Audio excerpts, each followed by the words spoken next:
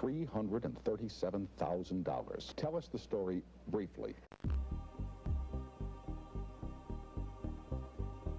In 1970, in Analog magazine, Harlan Ellison and Ben Bova published the short story Brillo. Ellison's one of the most famous writers in history, but Bova's no slouch. He soon became editor of Analog, where he was beloved and won the Hugo Award for Best Professional Editor 6 times. This isn't one of his. He accepted this one on behalf of George R.R. Martin, whose career he started. George couldn't make it. He was running a chess tournament at the time.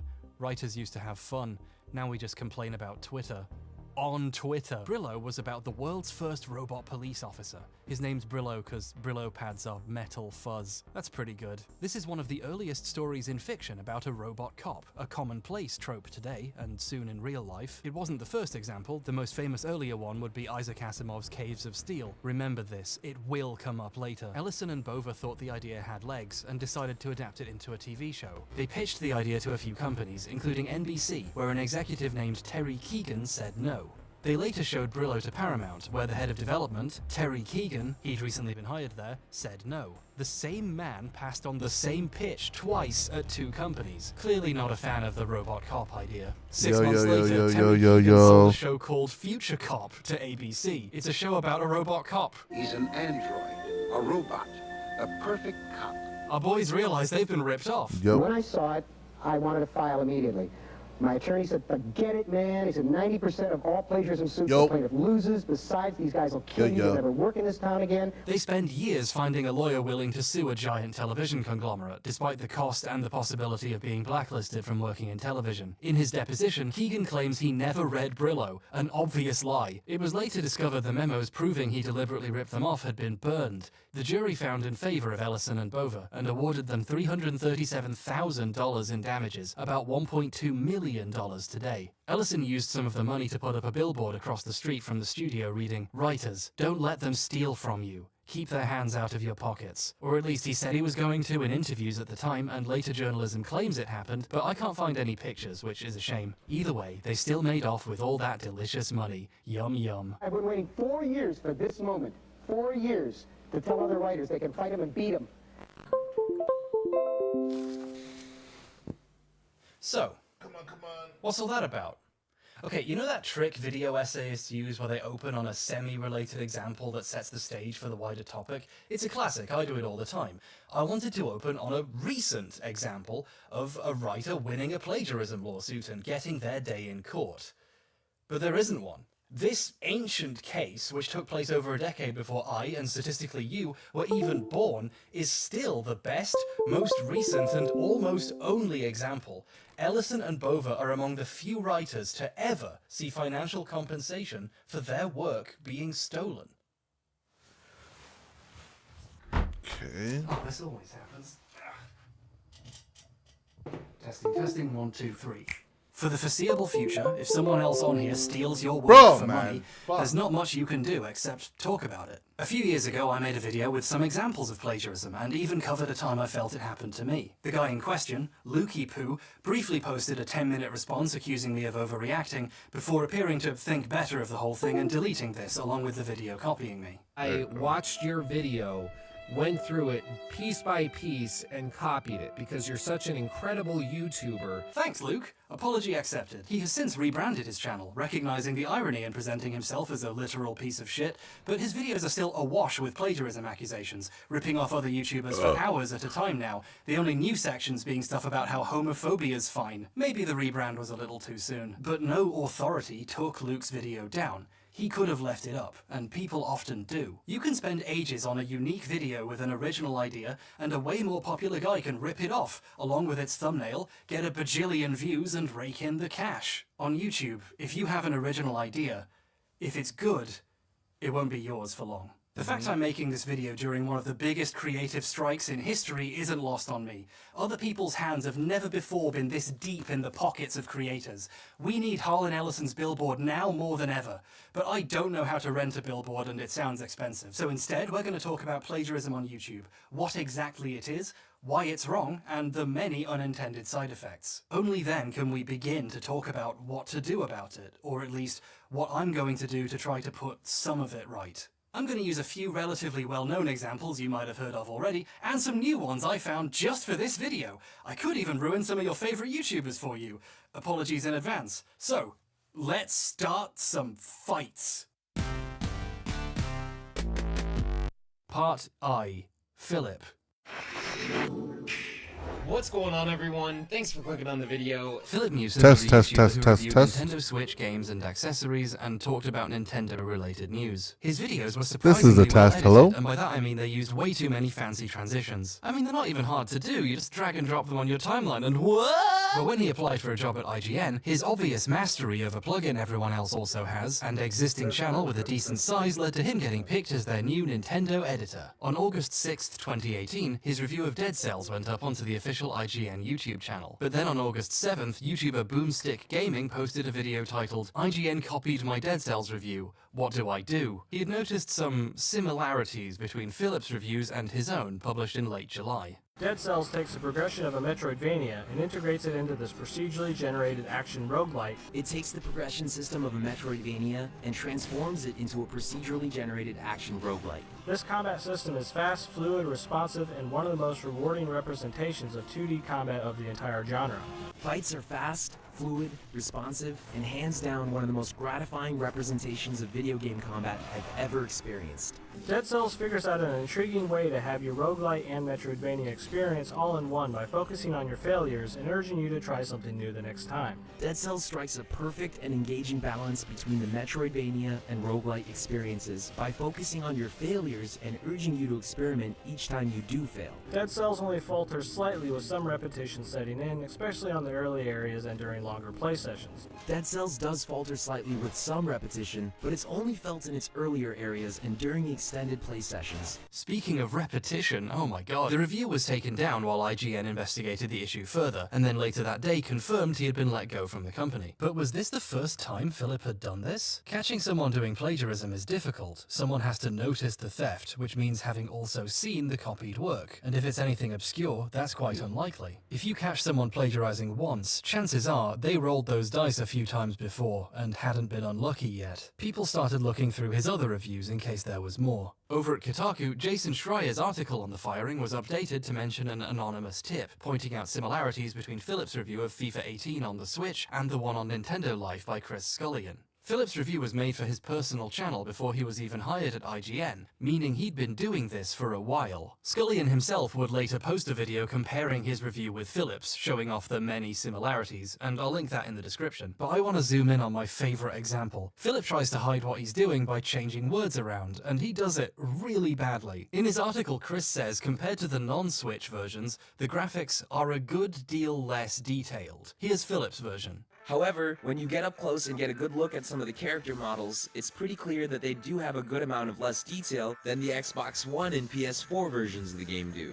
It's pretty clear that they do have a good amount of less detail. No one would ever write that sentence on purpose. You only create that by trying to change something you stole. There's a great example here of the deeper problems that plagiarism can cause. Philip's review contains false information. For example, here when he talks about the game's Women's League feature. FIFA 18 comes with the standard tournament and kickoff modes, as well as the Women's League, which was officially introduced in FIFA 16. There are no women's leagues in FIFA 18. There's women's football, but leagues are specific real-life organizations that do not exist in the game. Philip's plagiarism avoidance techniques caused him to reword a sentence so badly that he invented a feature that doesn't exist. While these discoveries were being made, Philip made the decision to record and post an infamous, quickly deleted video onto his channel entitled My Response. Not an apology, a response.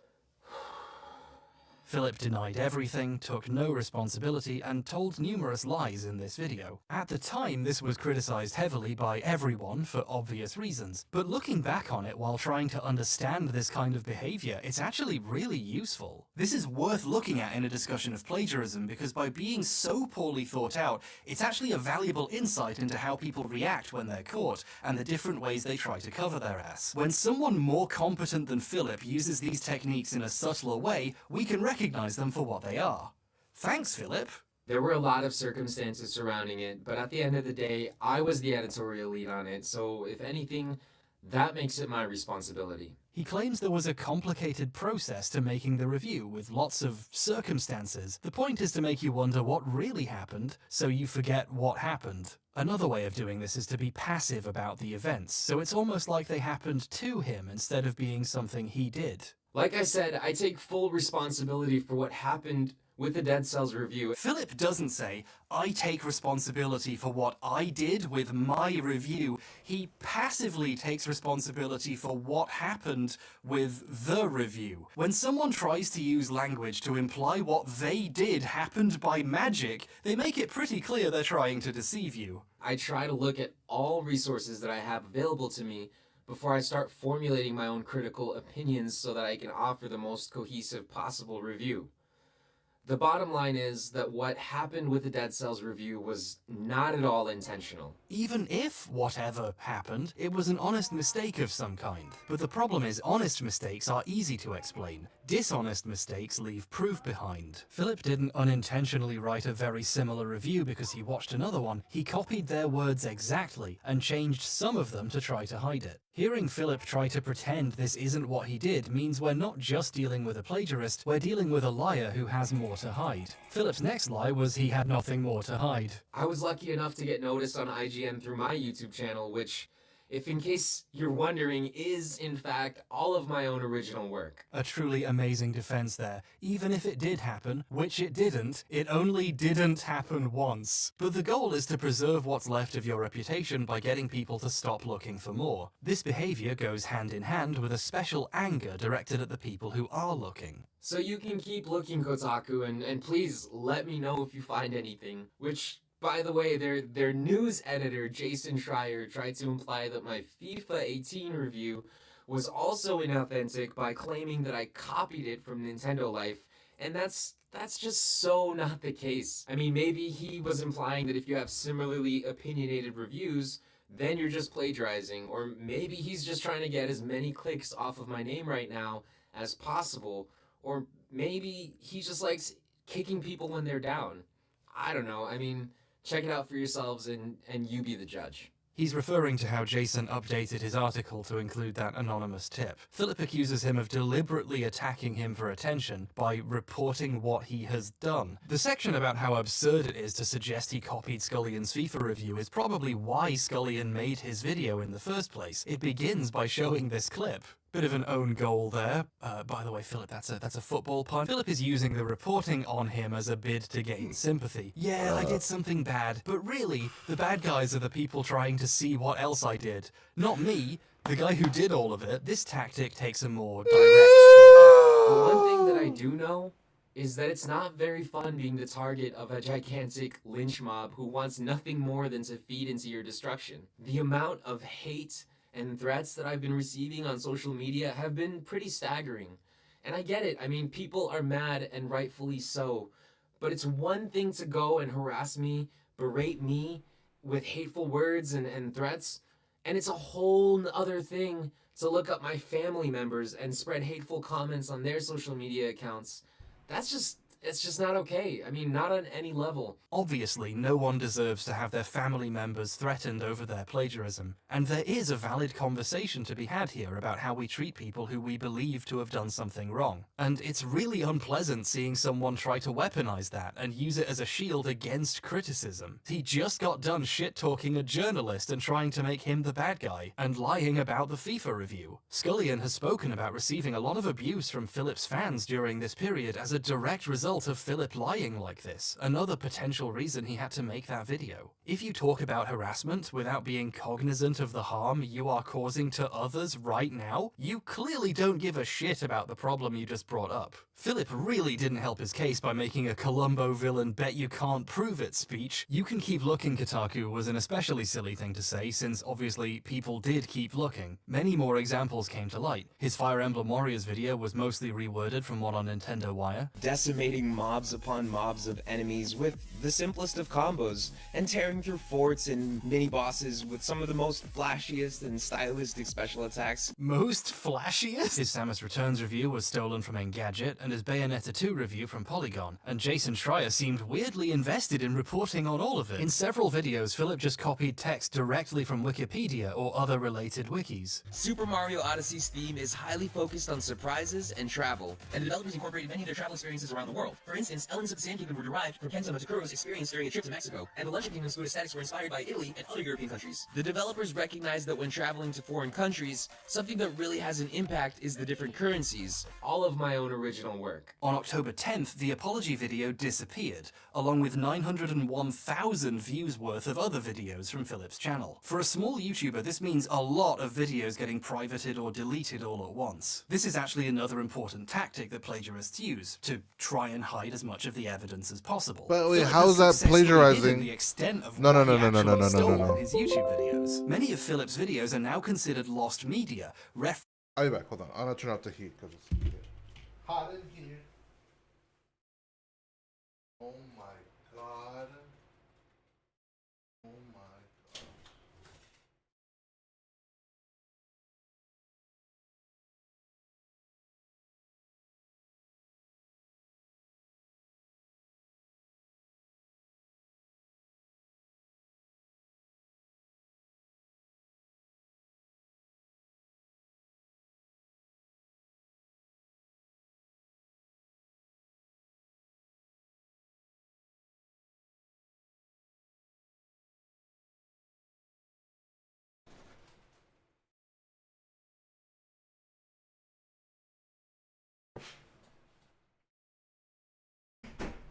Hello.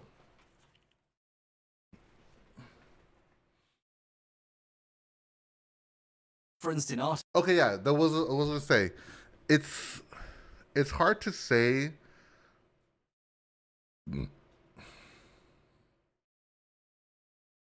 It's hard to say that that's plagiarizing.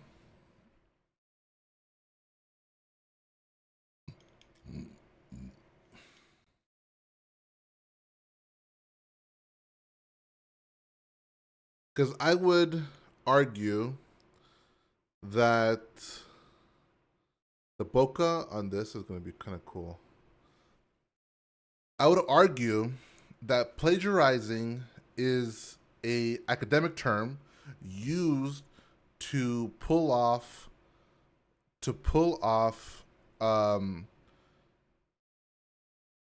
arguments and claims of others as your own without providing your own spin or information about it. When you're dealing with YouTube, when you're dealing with a lot of reviews and information of past things, it is considered those things to be those things are considered to be recollection of other information kind of displayed in a digestible format. Like the biggest example is going to be the news. It is not correct to say that the news is plagiarism towards real life when they are explaining how things happen in the news or happen in the world.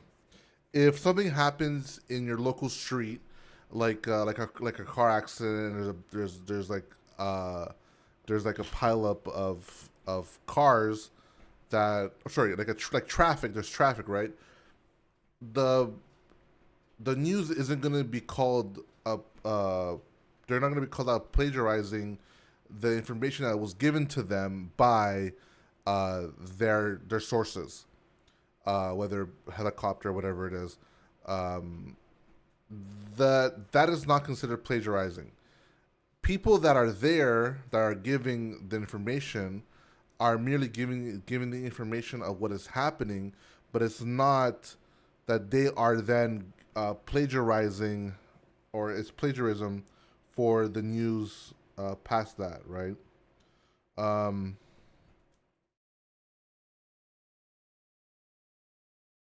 It's hard to say. It's hard to say, and it's a little not, I don't want to say snaky, but it's a little harsh to say that these people, or at least this person, is going, because they're going to Wikipedia and just reading straight off of Wikipedia what is being said on Wikipedia. Maybe paraphrasing it a little bit or editing it a little bit so that the words are more direct in their format. But this is not plagiarism. Really opinionated reviews, then you're just plagiarizing. Or maybe he's just trying to get as many clicks off of my name right now, so that Being so poorly thought out, it's actually a valuable insight into how people react when they're caught, and the different ways they try to cover their ass. When someone more competent than Philip uses these techniques in a subtler way, we can recognize them for what they are. Thanks, Philip. There were a lot of circumstances surrounding it, but at the end of the day, I was the editorial lead on it, so if anything, that makes it my responsibility. He claims there was a complicated process to making the review with lots of circumstances. The point is to make you wonder what really happened, so you forget what happened. Another way of doing this is to be passive about the events, so it's almost like they happened to him instead of being something he did. Like I said, I take full responsibility for what happened with the Dead Cells review. Philip doesn't say, I take responsibility for what I did with my review. He passively takes responsibility for what happened with the review. When someone tries to use language to imply what they did happened by magic, they make it pretty clear they're trying to deceive you. I try to look at all resources that I have available to me before I start formulating my own critical opinions so that I can offer the most cohesive possible review. The bottom line is that what happened with the Dead Cells review was not at all intentional. Even if whatever happened, it was an honest mistake of some kind. But the problem is, honest mistakes are easy to explain. Dishonest mistakes leave proof behind. Philip didn't unintentionally write a very similar review because he watched another one. He copied their words exactly and changed some of them to try to hide it. Hearing Philip try to pretend this isn't what he did means we're not just dealing with a plagiarist, we're dealing with a liar who has more to hide. Philip's next lie was he had nothing more to hide. I was lucky enough to get noticed on IGN through my YouTube channel, which, if in case you're wondering, is in fact all of my own original work. A truly amazing defense there. Even if it did happen, which it didn't, it only didn't happen once. But the goal is to preserve what's left of your reputation by getting people to stop looking Dead for Cells more. things This is bad. behavior goes hand in hand with a special anger directed. The Dead Cells things is bad because, again, it is if the information is out there in public, then the information needs to be sourced regardless of where you got it. But as in the news, you don't have to, right? It is important to say a person told us or whatever, but this reviewing of past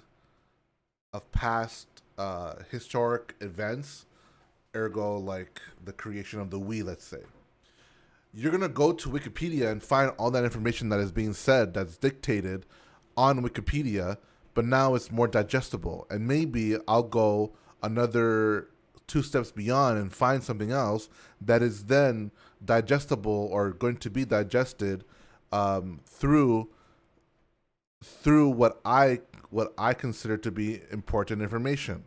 But all is that to say that I'm not going to go and try to source everything if it's not that, if it's like during the conversation, it can be that during the conversation, I'm not going to go and say, oh, the source is Wikipedia. The source is, again, as a journalist, it is important to do that. Sources say, or source says, da-da-da-da-da, da-da-da-da-da. But never does it have to be where I'm having a conversation that it says that, oh, did you know that the Wii was created in da-da-da-da, and that because of da-da-da-da, it was da-da-da-da? Oh, great, that's cool. Is that true? That's crazy. Let me find that out. And they can go and search it themselves. I don't believe, and I'll never think that it will be important for and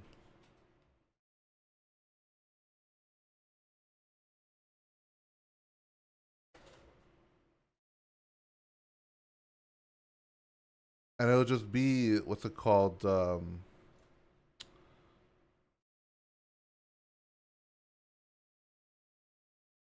do you call it? Yeah, so having to source your shit is not important. Having a documentation of where you got all your sources is. So if you ever get asked, oh, where did you find that out, blah, blah, blah, you can provide that. But it's not important for you to provide that information direct from its source. Maybe in the description it has to be shown, but even then, that is like so not important. To bog down your description with a bunch of links, who cares? Some platforms don't even allow that or don't even like that because it takes you off platform and it'll mess up a lot of your analytics, mess up a lot of your SEO, mess up a lot of the back end stuff of that. What is better is to have a documentation, Google Link, Google Doc, whatever it is, in order for you to actually have that ready and presentable. In your schoolwork, absolutely. But one of the things that he was mentioning here was him using Wikipedia and using Wikipedia's wording verbatim. Kotaku, and please let me know if you find anything. Which, by the way, their news editor Jason Schreier tried to imply that my FIFA 18 review was also inauthentic by claiming that I copied it from Nintendo Life, and that's just so not the case. I mean, maybe he was implying that if you have similarly opinionated reviews, then you're just plagiarizing, or maybe he's just trying to get as many clicks off of my name right now as possible, or maybe he just likes kicking people when they're down. I don't know. I mean, check it out for yourselves and you be the judge. He's referring to how Jason updated his article to include that anonymous tip. Philip accuses him of deliberately attacking him for attention by reporting what he has done. The section about how absurd it is to suggest he copied Scullion's FIFA review is probably why Scullion made his video in the first place. It begins by showing this clip. Bit of an own goal there. By the way, Philip, that's a football pun. Philip is using the reporting on him as a bid to gain sympathy. Yeah, I did something bad, but really, the bad guys are the people trying to see what else I did. Not me, the guy who did all of it. This tactic takes a more direct form. But one thing that I do know is that it's not very fun being the target of a gigantic lynch mob who wants nothing more than to feed into your destruction. The amount of hate and threats that I've been receiving on social media have been pretty staggering. And I get it. I mean, people are mad, and rightfully so. But it's one thing to go and harass me, berate me with hateful words and threats, and it's a whole other thing to look up my family members and spread hateful comments on their social media accounts. It's just not okay. I mean, not on any level. Obviously, no one deserves to have their family members threatened over their plagiarism, and there is a valid conversation to be had here about how we treat people who we believe to have done something wrong. And it's really unpleasant seeing someone try to weaponize that and use it as a shield against criticism. He just got done shit-talking a journalist and trying to make him the bad guy, and lying about the FIFA review. Scullion has spoken about receiving a lot of abuse from Philip's fans during this period as a direct result of Philip lying like this, another potential reason he had to make that video. If you talk about harassment without being cognizant of the harm you are causing to others right now, you clearly don't give a shit about the problem you just brought up. Philip really didn't help his case by making a Columbo villain bet you can't prove it speech. You can keep looking, Kotaku was an especially silly thing to say, since obviously people did keep looking. Many more examples came to light. His Fire Emblem Warriors video was mostly reworded from one on Nintendo Wire. Decimating eliminating mobs upon mobs of enemies with the simplest of combos,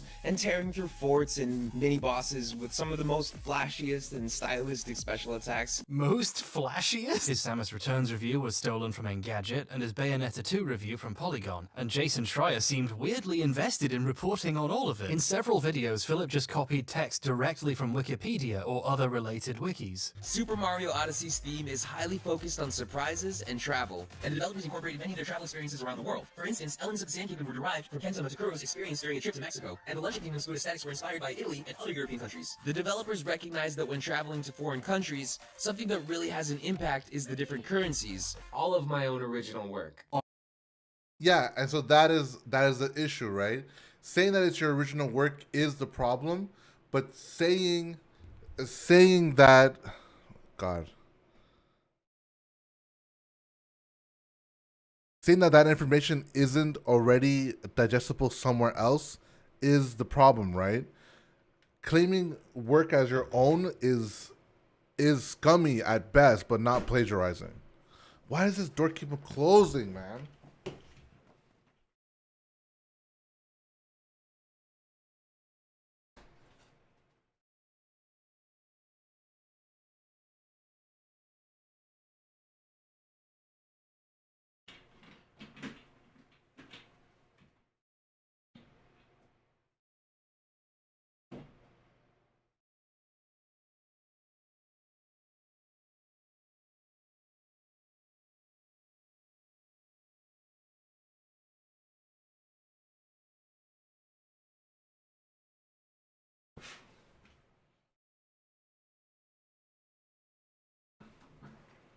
Claiming work as your own is the prime definition of what plagiarism is, okay?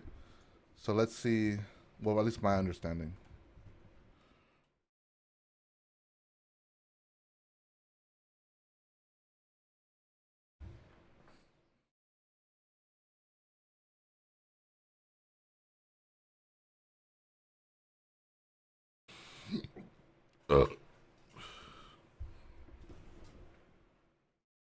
I guess the thing that could have been different in what this guy was doing was citing everything.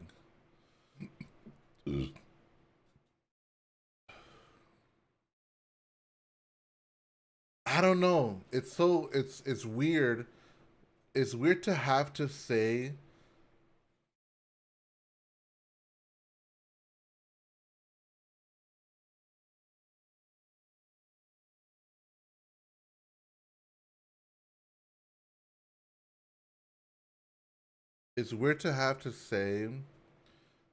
that this person needed to absolutely cite his work, given that it's from Wikipedia, right? If the entire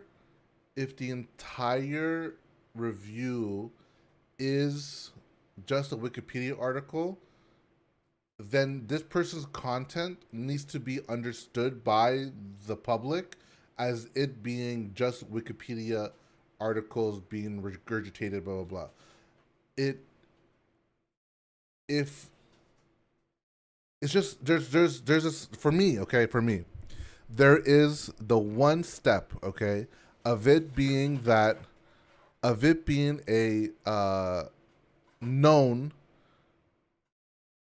professional written documented work, like an essay or opinion piece or blah blah blah blah blah blah blah blah blah. These things require the sources. These things require MLA format, blah blah blah, all that stuff. But this is a YouTube video. So far as to when you are doing MLA formats and MLA all this stuff, that you are not to use YouTube videos as sources because of this reason. Because the reason that we're seeing here that it's not a professional setting to be using these things. This type of documentation is not to be considered professional. Is not to be considered uses of your own findings or your own work. right? Because it's not because it's not his own work, and it's understood that it's a review that he has been cooking up or whatever. It is not his purview, because again, everyone is playing the same game. Just imagine, everyone is playing the same game. Everyone is doing the same thing, going through the same internet as everyone else. So this information is available to everyone, everywhere. When you're making a paper, you are providing your opinion, or the conclusion that you came to with all the information that was provided. So you start with your thesis. What is this information that I'm going to provide to you, and why, and how are these things related to it, right? A thesis is like, Toronto is the best city to live in because of the entertainment, the transportation, and the culture, let's say. Then that's the thesis. You have to be more specific and more nuanced than that, but it is important that is like that's the basis of the thesis. I then, as a writer trying to get the information out there, have to provide the information of how each of these things are important to my thesis, as it being the best city to live in, right? Again, you might go through a lot of the documentation and find that it isn't, but at least you've gone to the point where you're searching for the things that need to be searched for. Okay. As you're writing your paper out, every piece of information that you find has to be sourced and has to be inputted into your essay, as it being that this is not information that I gathered myself, but it is more that I found this information. So any kind of numbering, any kind of blah, blah, blah, all that stuff is important. When we're talking about video game reviews, okay? When we're talking about video game reviews, there are parts of the game where maybe only you have witnessed, but it is important that there is a section of the video, or is important that whatever is discussed in the video is of the game. You have to say what platform it's on, what character, who made it, blah, blah, blah. Like, all these things are important, but all these things are readily available to everyone who wants to go and see it. And that is more important because that is done that way, because people that want to fact check you and can actually go back and be like, oh yeah, well, you're wrong here. Ergo, this says it this way. I would even argue that doing the Wikipedia style of just copy and pasting what Wikipedia has said is more correct, because it is one-to-one what the internet is displaying right now, right? Where the plagiarism comes down to is claiming the ideas as your own. But if this person is known to not create his ideas as their own, then it doesn't matter. People should be in the market of making the content, okay? And this showing that this is showing how people can just make the content, and no matter what, they can get the followers behind it, right? The person that is claiming the plagiarism is coming from the standpoint of the person that is making the content is claiming it as their own. If the claim wasn't as their own, then this would have been perfectly fine. But that's where I find it to be a problem too. The video should be more on the space that no one should be ever using Wikipedia articles or any other articles as basis for for their video, for writing as a video, unless sourced otherwise using MLA. It's academic. It's academic, but it's more that it's not important. It's not hurting anyone's livelihood. It's not hurting anyone's academic profiling. All of it should just be that I am making YouTube videos. I'm making videos, and that is what is more crucial in this aspect. I don't think that this is so much of a problem.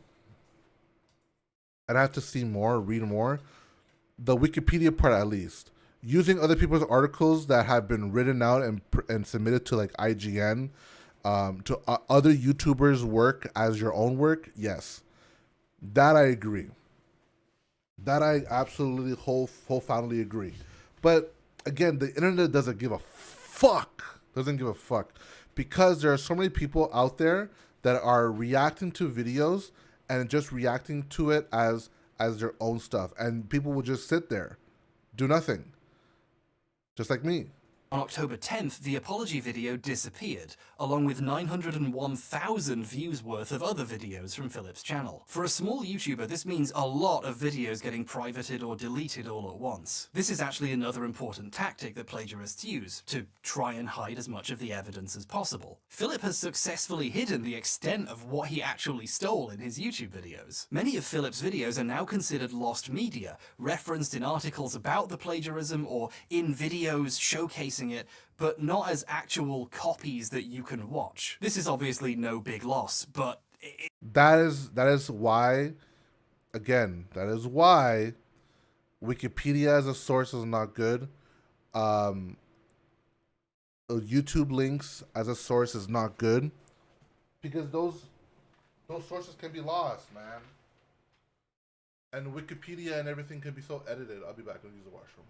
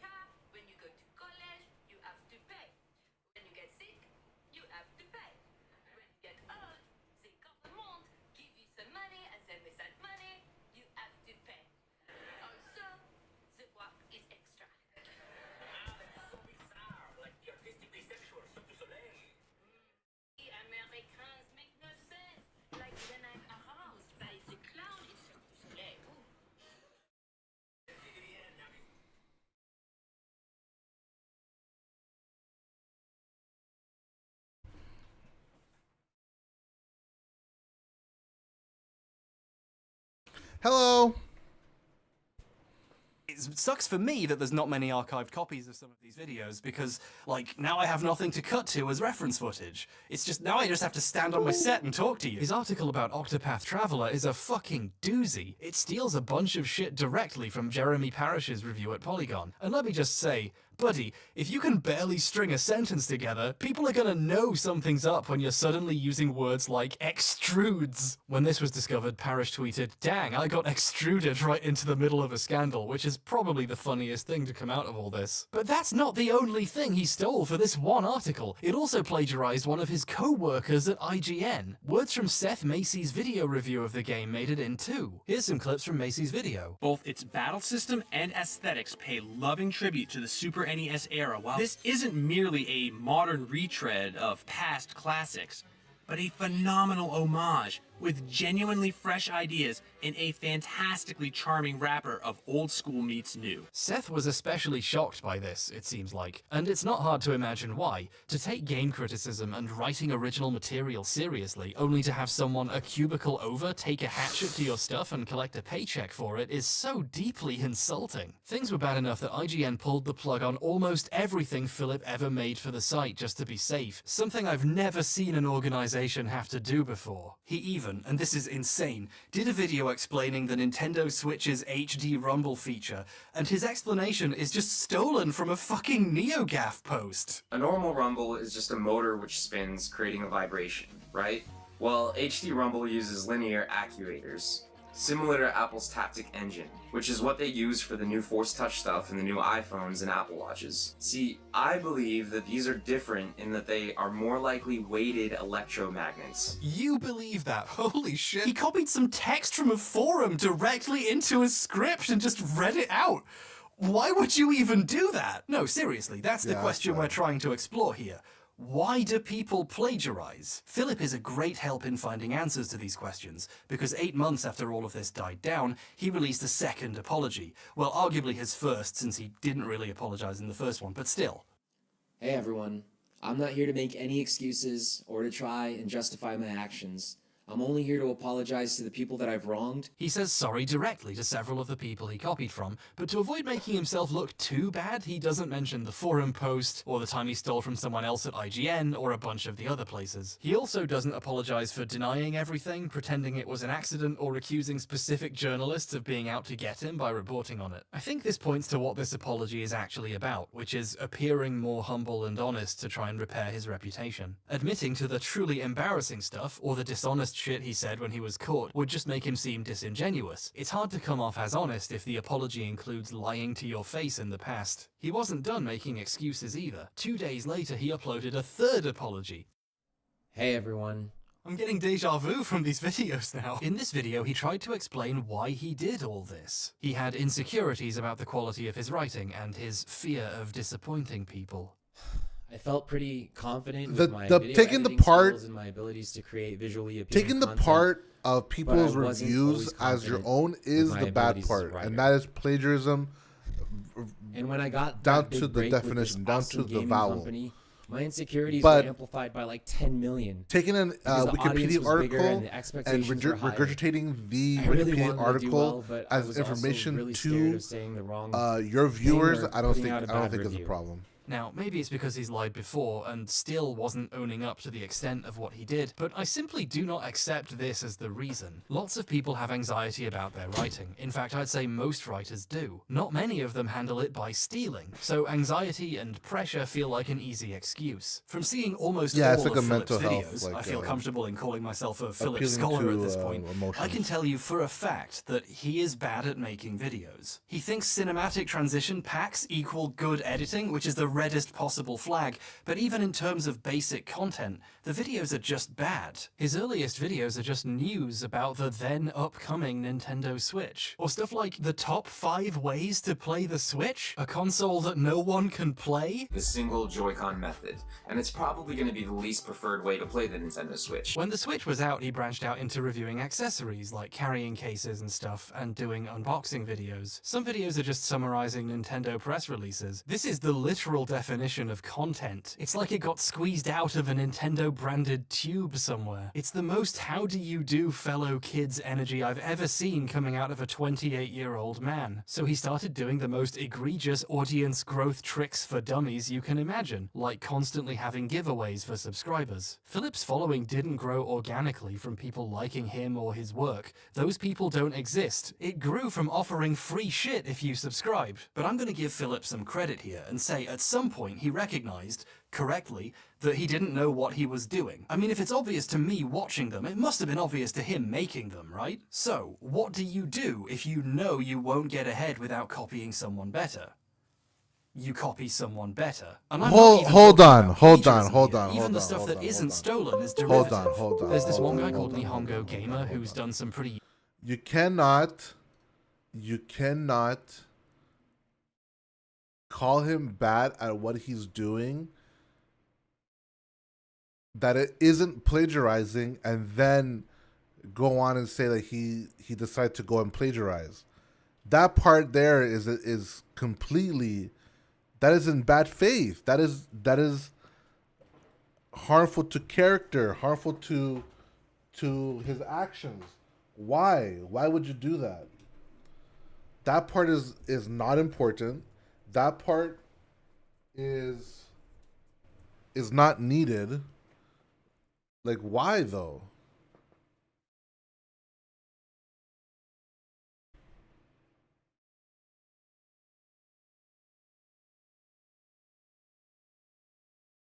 I think that was unjust. And I think that was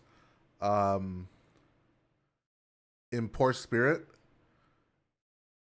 He's making content. He's doing things that like if I went and made content on my Steam Deck, or if I went and gave information on a press release of the new video card, that should be good content. That is content.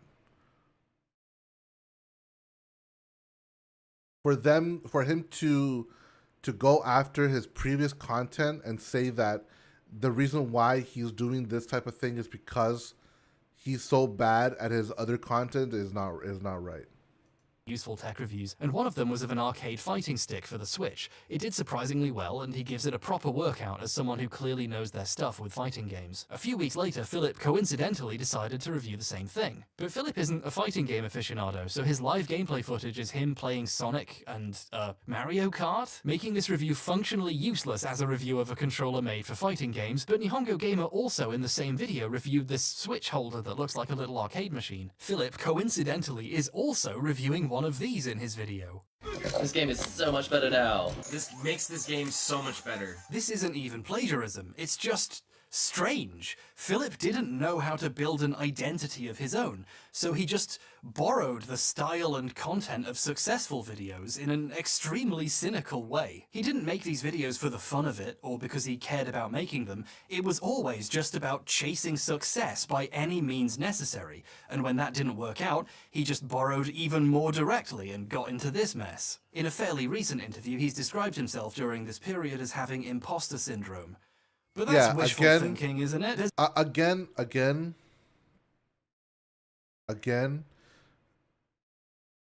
that point should have just been him copying the other person's video, but doing it so that it seems as though he is doing it because he didn't find success in the last part is unimportant.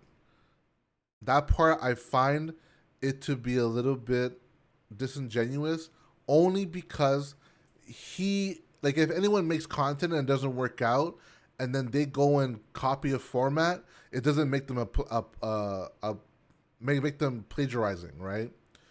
Like, this content right here is a talking head or an opinion piece or a video essay of multiple instances of this thing, and this itself could be the same issue.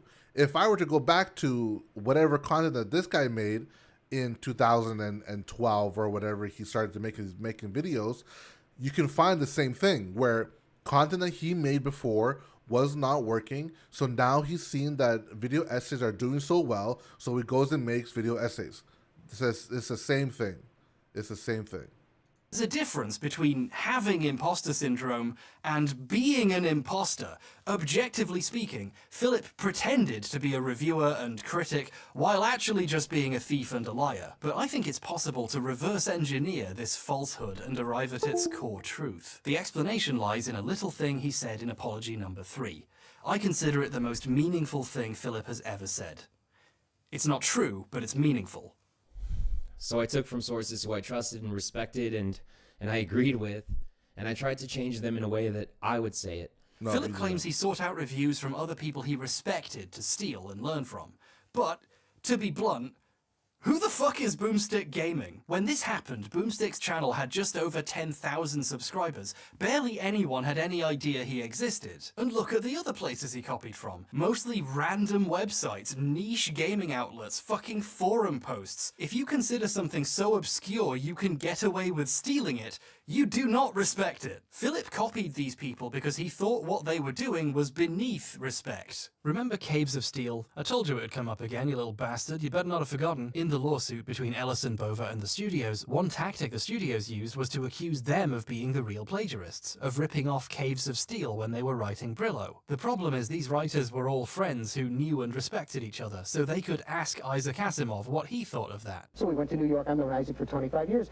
And Isaac, in his deposition, said, I've known Harlan for 25 years. He said, you don't steal from your friends. It all sounds so simple when Isaac Asimov says it. At the start, I briefly mentioned one of the many times someone's entire idea and thumbnail have been copied. The thief later flipped the thumbnail and changed the color of his shirt. Amazing. This guy's kinda notorious for stealing from people, and there was a really notable encounter where he made fun of a guy by joking about how many subscribers he had. This comes off as generic former Vine star narcissism, but it's difficult to ignore that he specifically steals from people he considers beneath him, having a lower number. If you're not as important, your ideas are up for grabs. In 2016, Melania Trump's speech at the Republican National Convention was found to have plagiarized one of Michelle Obama's speeches at the Democratic National Convention. The audience hadn't seen a speech given at the other convention, so none of them noticed, but the media did later. The question going unasked at the time, at least for me, was, why Michelle Obama? Her speech about hope and dignity and respect and dreams had nothing to do with being a Republican. They hate that shit. Why didn't the writer rip off a Nancy Reagan speech about killing the poor or locking up black people for using the drugs her husband gave them? Well, plagiarizing another Republican would annoy Republicans, whose opinion the writer actually cares about. If you respect someone, or want their respect, you generally don't risk a fight with them by jacking their shit. But if you don't like someone, stealing is almost like getting one over on them, isn't it? No one was ever fired or seemingly punished in any way for stealing a speech and pretending they wrote it, and that's because none of these people give a shit about Michelle Obama. They're probably glad it happened. If you broke into Obama's house and stole some of his silverware, most speakers at this convention would pay you a cash prize. Plagiarism is an insult, and don't people love to insult their enemies? Here's something petty I should have forgotten about but didn't. When Lukey Poo made his short-lived video response, while defending himself on the grounds he actually got the idea from someone on Twitch who saw my video, and they're definitely real, he still took the time to explain that he also didn't like I criticized right-wing YouTubers he was a fan of. I thought H-Bomber was a relatively decent video creator. I disagreed and didn't like some of the stuff he did, like when he went after Sargon of Akkad and some other YouTubers.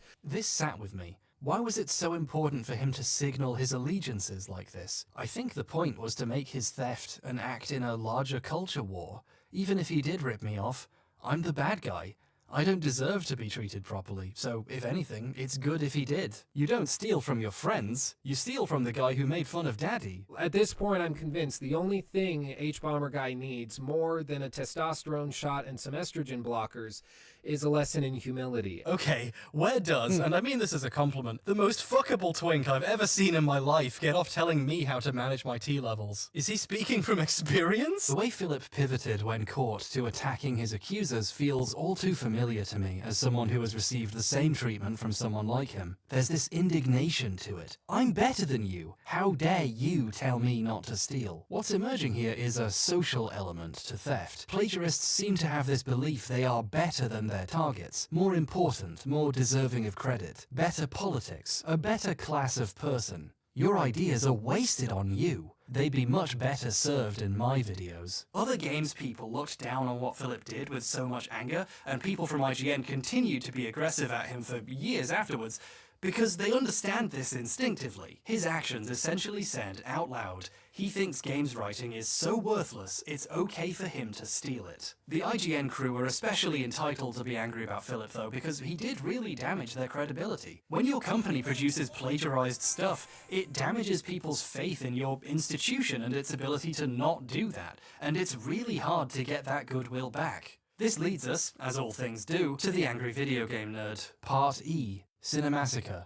The Angry Video Game Nerd is a popular series in which, I don't need to explain that, AVGN made James Roll for household name the world over, in cool households. Under the umbrella of his mostly one-man production company, Cinemassacre, James made other things too. One of these, and my favourite, was Monster Madness, where every October James would release a video every single day about an old horror or monster movie. I used to rewatch these whenever I was hungover in university. It always made me feel way better. There's an infectious positivity to hearing someone share something they genuinely enjoy. Good stuff. As the years went on and he got busy with other projects and having children, I mean his wife had the children, you get it, Monster Madness took a back seat. Some years he only made a few new ones. The guy was busy, or maybe he'd lost interest in a project he'd done for over a decade at that point, and that's fair enough. But then Screenwave got involved. For people with better things to do, Screenwave Media is a YouTube network / influencer agency thing who work with various YouTubers, helping them produce content by editing their videos for them, assisting with writing, and helping them find sponsors. They apparently work with a bunch of channels in various forms, but they work especially closely with Cinemassacre. The writing and editing of the AVGN videos became different and weird, like someone else was doing those parts. The channel started making new types of video, which were like James standing kind of awkwardly in the corner while Screenwave employees discussed a movie. There was a Cinemassacre podcast and James often just wasn't in it. The guy whose channel it was became an optional side character.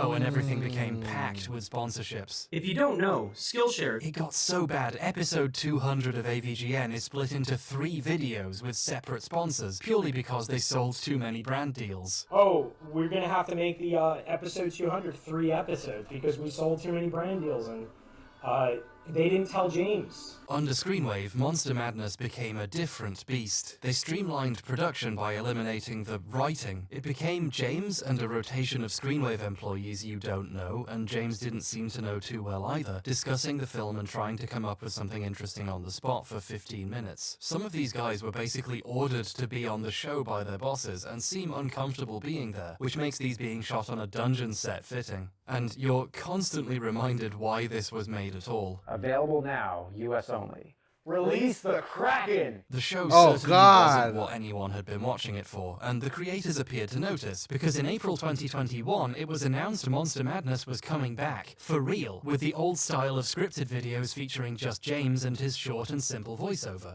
Like the old days, but, you know, with Screenwave's help, so not really. Newt Wallen, a Screenwave employee, was enthusiastically tweeting about how he had written 20 of the 31 videos himself, with others writing the rest. The whole point was it was a guy passionately sharing his actual opinions, but that guy wasn't writing them. But some people were still excited. It was a pandemic year, we were all indoors, not much else was going on. Be sure to check out Cinemassacre's Monster Madness around the world. 31 days, 31 countries. October rolled around, and so did the first new video for the film 28 days later. It was weird.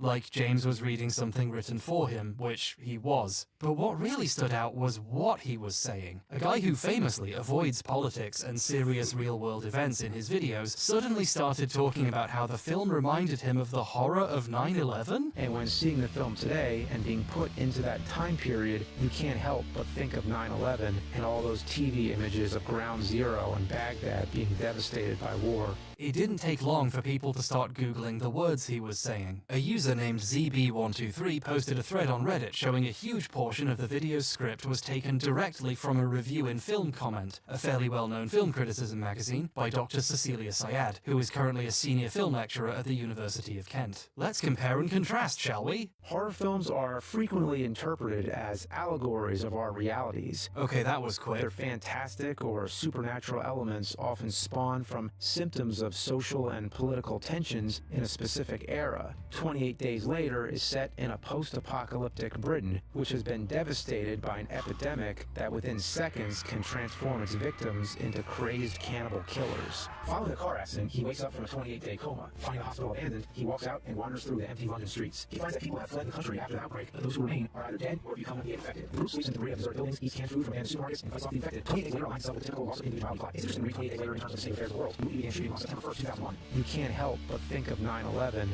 all the TV images around zero and Baghdad being devastated by war. 28 Days Later, political and social undercurrents every single world, even now, only people history will ever stop repeating itself. Much like our hero at the end of the day, dead, there's a possibility of renewal. Order is born from chaos, and then chaos is born from order. It was as if Professor Syad's review had been killed and brought back from the dead in a new, tainted form. That's not how the zombies in 28 Days Later work. Okay, it was like her review was the patient zero of 28 Days Later reviews, and it infected the... This is pretty straightforwardly plagiarism. The angry video game nerd had just stolen a film professor's review of a movie. In true AVGN fashion, shit hit the fucking ceiling.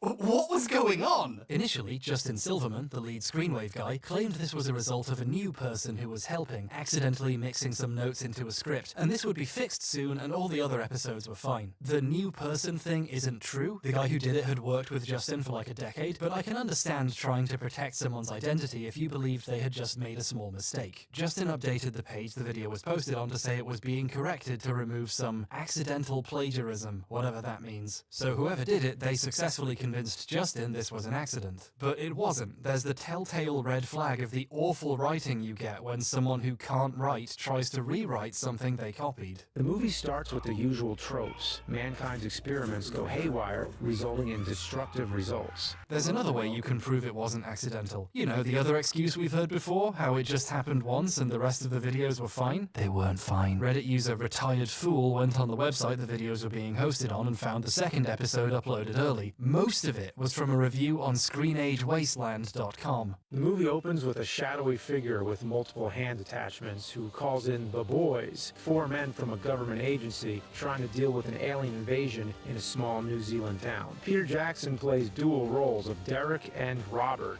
who interact through the use of creative camera work and editing. So Jackson handled acting, writing, directing, cinematography, editing, and special effects for the film. Derek is perhaps the best character in the film. He's bloodthirsty, clumsy, funny, and a little too full of himself. He spends a good portion of the film on his own, but Jackson manages it. He's got a good sense of physical comedy that comes in handy when Derek is dealing with a flap of his own skull that keeps allowing pieces of his brain to fall out. Bad Taste is a gloriously gory entry in the splat stick genre and a true cult classic.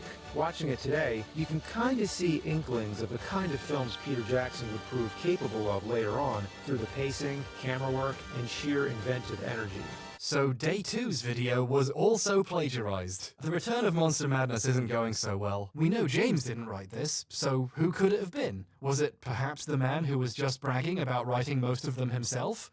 Yes, it was. The rest of the Screenwave guys looked at the scripts, and many more examples were discovered. Justin confirmed several more were plagiarized, and Kieran, a video editor who later quit, claimed in a livestream that all of them were. We went through all the scripts, plagiarized them all. They had multiple, like every single thing was plagiarized. They fucking plagiarized every single thing. This is a tremendous amount of blatant theft, if true, but soon it became clear almost everything Newt did and said was copied. While I was looking for other stuff Newt made, I saw he was one of the speakers at the Roast of the Angry Video Game Nerd in 2013, and he was proud enough of this he uploaded his bits separately to a channel he was involved with. And just watching it without doing any serious checking, several of the jokes from this jumped out at me immediately. Justin, I heard Justin was nervous before the show. He couldn't figure out what he was going to wear, either honey glazed or pineapple slices. This joke is taken from a Gilbert Gottfried roast. She couldn't decide between the honey glaze or pineapple slices. Brent Vanderbrook is so deep in the closet, he's having adventures in Narnia. This is a well-known joke from a 2007 Jimmy Carr stand-up special. Come on, you're so far in the closet you're having adventures in Narnia.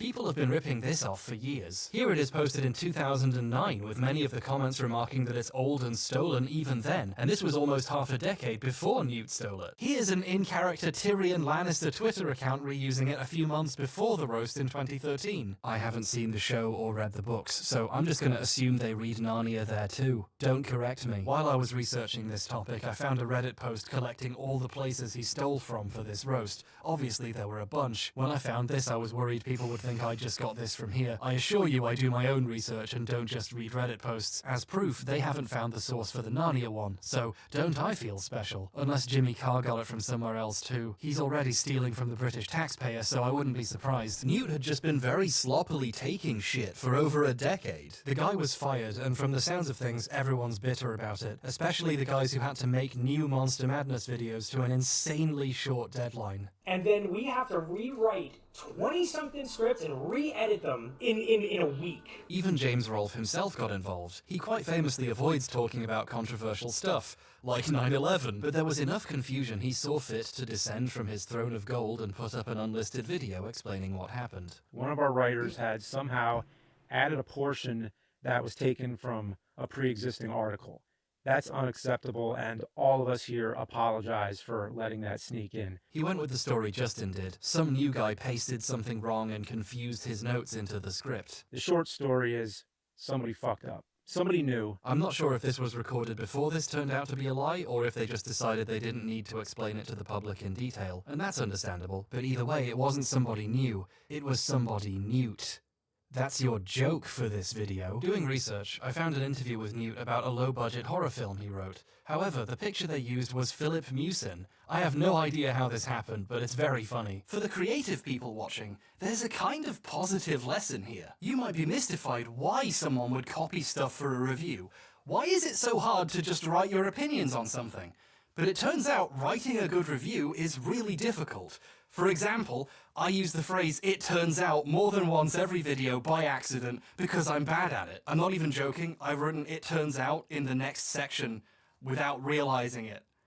That's how fucking bad I am. Being able to write a good review is a unique and difficult skill. Creative people often have trouble recognizing their skills as skills because eventually they feel like second nature, and they don't feel real and practical like building a house or doming.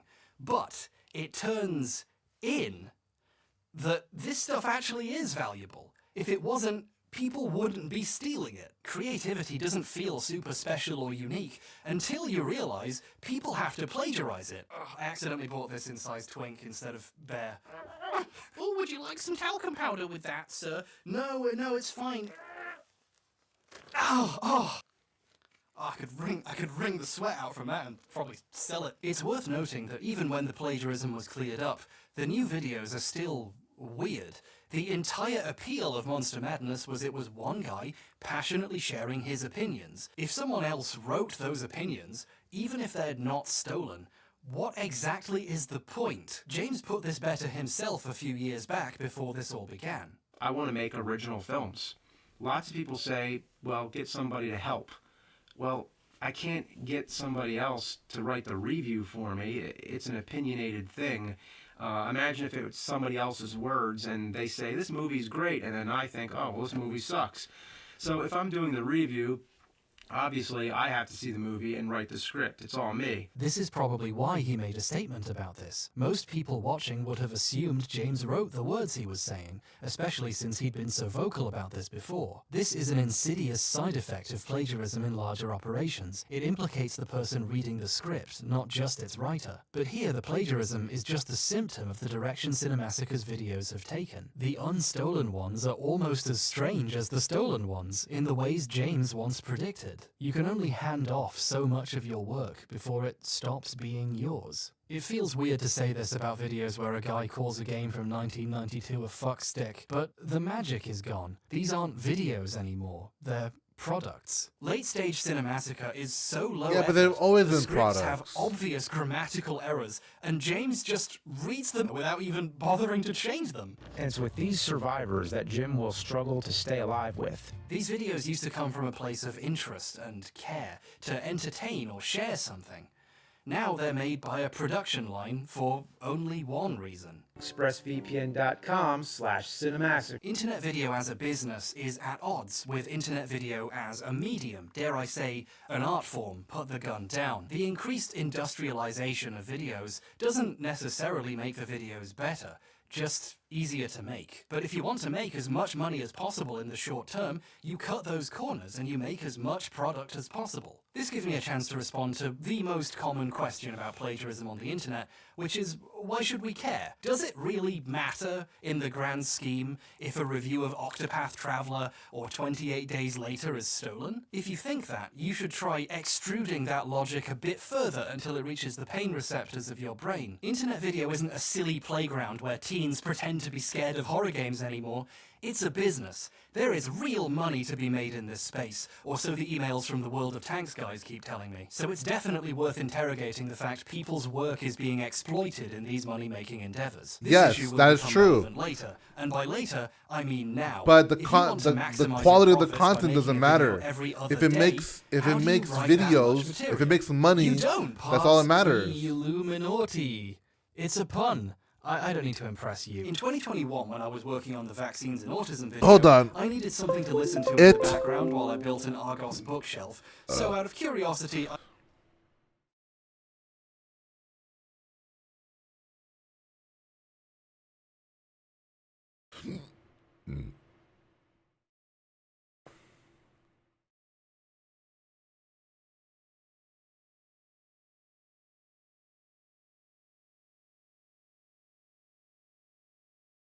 YouTube videos as an art form is a highly subjective thing, right? Having YouTube videos, like, you can be a creator that is making videos and having it so that you can create the videos however you want it to be, for it to be created. Doesn't matter, doesn't need to be groundbreaking or high in quality for it to make money. And I think that is something that people fall victim to, is that they spend a lot of time going through their content and saying, hey, I don't know how this is going to be good for people to actually watch, but I'm gonna make it. And that's the part that's really cool. You making the content, no matter what is said of your content, that is the important part, because what will happen is that people will see your stuff, people will judge you, right? Ergo, this guy will judge you for your stuff, and so then it will cause you to change it up and to understand that the content you're creating is the content you're creating is nothing more than just you creating content, putting things out there, making it so that people can actually watch your stuff, blah blah blah blah blah blah blah.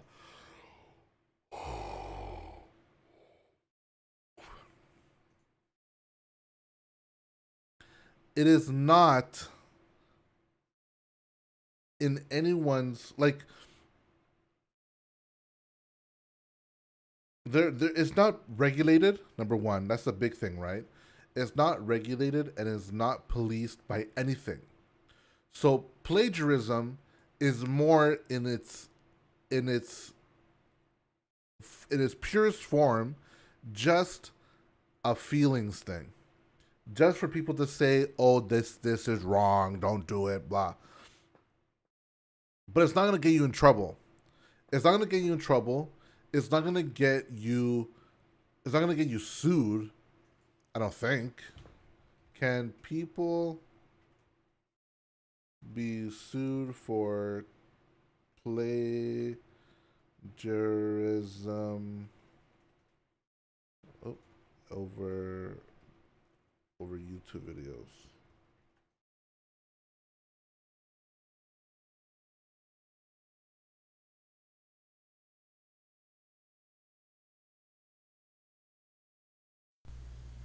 Hey everybody, me again.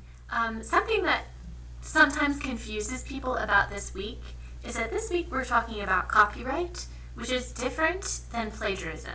And some people think they're the same thing. So I'm going to quickly walk you through copyright, which we'll talk about this week, and differentiate it from plagiarism, which we're going to talk about later in this course. Okay, sharing it, distributing it. And that could mean pirating movies, downloading music illegally, downloading TV shows illegally, getting illegal copies of textbooks. If you perform a play or a dance that someone else wrote or choreographed in a public performance, that's violating their copyright, or even reusing a copyrighted image from the web. Okay, so I'm not sure if you guys don't see this. Plagiarism: when you take someone's word or idea and present them as your own, grab a few lines off of articles, blah blah blah blah blah. Okay, as long as you give credit to the creator, it's a total okay to quote someone else as to or use their words or use their ideas, but you have to cite them properly, or it is plagiarism. But plagiarism, again, is more of an academic term. It is not a lawful term. It is not lawful. Can someone... I searched that, right?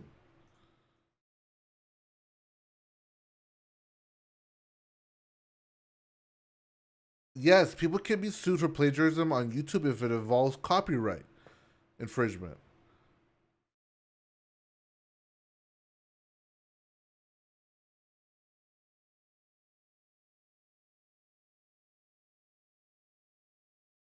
As long as the plagiarism is copyright infringement.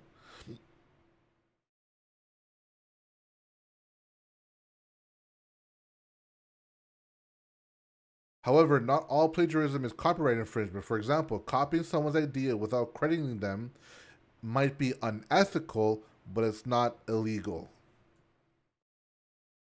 So, not that I'm all for plagiarism, but people that are doing it are just towing a fine line. They're not dumb. They know what they're doing. They had all the intentions from the beginning, right, of doing it, but it is not grounds for someone to get it is not grounds for someone to get sued over or to be jailed for doing that. I put on other videos on the topic. One of them was by a channel called Illuminati, whose real name is Blair Zon. I hadn't heard of her before. She seems to do videos covering multi-level marketing schemes, pyramid schemes, and failed businesses, stuff like that. And she seems to make a lot of them really quickly. I wonder how. The video was... fine? My phone was several meters away and I couldn't be bothered to reach out and get it and change the playlist, so we just kept going through her anti-vax videos. And at one point, I did a double take. There was a joint inventor on these products, a man named Hugh Freudenberg, a former immunologist who has been long controversial. In 1989, he was caught up in a bizarre lawsuit with the Food and Drug Administration, which told him he had to stop injecting his autistic patients with blood products. I remember pausing, budget B&Q hammer in hand, and thinking, haven't I heard this exact sentence before? In 1989, he was caught up in a bizarre lawsuit involving the Food and Drug Administration, which told him he had to stop injecting his autistic child patients with blood products. An interesting thing about the MMR scandal is literally all of its big discoveries can be attributed to the work of one man, Brian Deere, whose years of diligent journalism are basically why we know what we do about Andrew Wakefield. His 2004 documentary, MMR, What They Didn't Tell You, effectively berserk eclipsed Wakefield's career as a legitimate doctor. It's great, and Brian uploaded it to his own YouTube channel for free in 2014, so anyone can go watch it. This version has the timecode burned in at the bottom, which is kind of cute, but if you wanted to make your own video about the subject and use that as source footage, that's kind of annoying to look at. So I spent like 2 full days of my life trying to find a version without the timecode, and I finally found what I think is a copy of the original broadcast from 2004. Harrowing stories of child abuse do not pair well with teasers for the TV premiere of Moulin Rouge.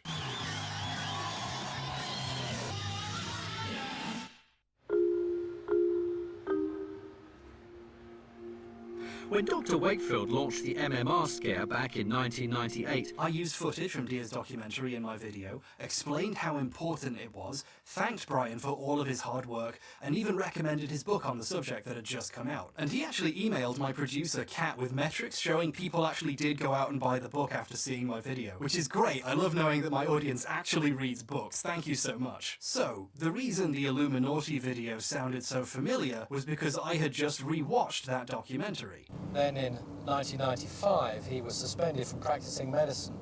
Then in 1995, he was suspended from practicing medicine and made to pay a $10,000 fine for his misuse and misprescribing of controlled drugs. And made to pay a $10,000 fine for his misuse of prescribing controlled drugs. Professor Freudenberg has long been controversial. Hugh Freudenberg, a former immunologist who has been long controversial. Been long controversial? So, this is weird. She wasn't quoting Deer, she was saying his words out loud as if she wrote them. So what's happening here? Well, after the bookcase seemed to stand up on its own, despite all the pieces mysteriously left over, I watched the video properly and noticed she does acknowledge Brian Deer and the documentary pretty openly. In 2004, Brian Deer came out with a documentary entitled MMR, What They Didn't Tell You. Blair watched a documentary and then downloaded it and used it to make her own. In the first 20 minutes, she plays a chunk of the documentary, or just quotes it, 25 times. More than once a minute, you're hearing something Brian Deer said from his mouth or hers. So this video is lazy? I'm personally insulted that she just used the version of the documentary from Deer's YouTube channel with the timecode burned in. That gets to me a little bit after the effort I put in, but that doesn't make it plagiarism. It's just not very good. And hey, it's not like this is her one source. She quotes a lot of other places too. Or does? Here's some of the times she quotes someone else in the video. Wow, look at all this research she must have done. One thing though, what's the source for these quotes? Okay, we need to talk about how to cite a source for a second. If you watch any non-Illuminati video essay, you'll see these pretentious little commies put some text in the corner telling you where their quote comes from. This is so you know what they're quoting, so you can check it or go find it and learn more if you want, and to give proper credit to the people whose ideas or knowledge they're borrowing. Yeah, if you're using someone else's words in a video you intend to make money off, it's very important to give proper credit and attribution.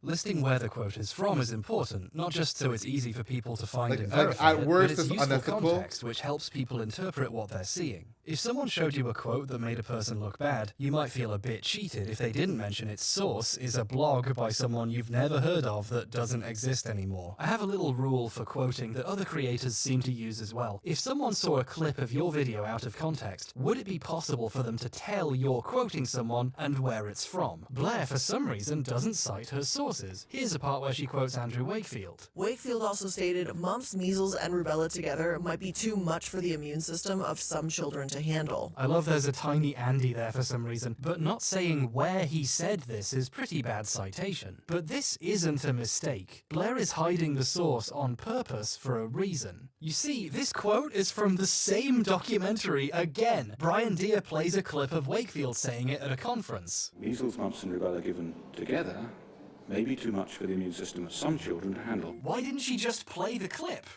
She had it downloaded. Well, because she's already played so many clips from this documentary, it looks ridiculous. So she started quoting it, and just not telling you she's quoting the one thing she watched. I wonder where all the other quotes come from. And more still, nurses were leaving, saying they don't like what's being done. Nurses were leaving and saying they didn't like what was being done to these children. It needed 3 people to hold these kids down in some cases, just to have blood taken. I feel very sorry for the children who I feel were being abused. This study had in fact begun with a contract from a group of solicitors that were trying to sue MMR manufacturers. Chadwick said he had hoped the ordeal, when it hit the news, would die its own death. It includes injecting mice with measles virus. He injected mice with measles, extracting their white blood cells, and injected the stuff into pregnant goats. This is amazing. She just quotes people from this one documentary and pretends she did any work. Eventually, she stops bothering to even make it look like a quote and just starts saying Brian Deer's words out loud. And that's how the stuff at the beginning happened. She got so lazy she stopped bothering to pretend she wasn't copying the documentary. In 1989, he was caught up in a bizarre lawsuit involving the Food and Drug Administration, which told him he had to stop injecting his autistic child patients with blood products. Then in 1995, he was suspended from practicing medicine and made to pay a $10,000 fine for his misuse of prescribing controlled drugs. MMR, what they didn't tell you, has been chewed up and spat back into your mouth like you're a little baby bird. My favorite part is when some of what she's saying appears in quotes for some reason, attributed to lawsuit with FDA. Like, no, Brian Deer said that. He established a scientific system that would satisfy Wakefield and Pounder for testing. And Pounder? Wait a second, who's Pounder? This Pounder guy never comes up again in the video. She brings him up here by mistake because she's paraphrasing another section of the documentary. He established a scientifically valid system that would satisfy Dr. Wakefield and his head of department, Professor Roy Pounder. Roy Pounder is an important character in the story. Blair has cut him out completely to save time, but she accidentally kept this one reference. This makes the copying kind of blatant. She's referencing a guy who exists in the documentary and not her video. Obviously, stealing someone else's words is plagiarism, but on a more zoomed out level, so is copying an entire documentary and trying to hide it. Like, obviously there's something wrong here. Here's a hint. If you're trying to trick people into thinking you're not quoting the thing you're quoting, you're probably doing plagiarism. But here's where it gets interesting.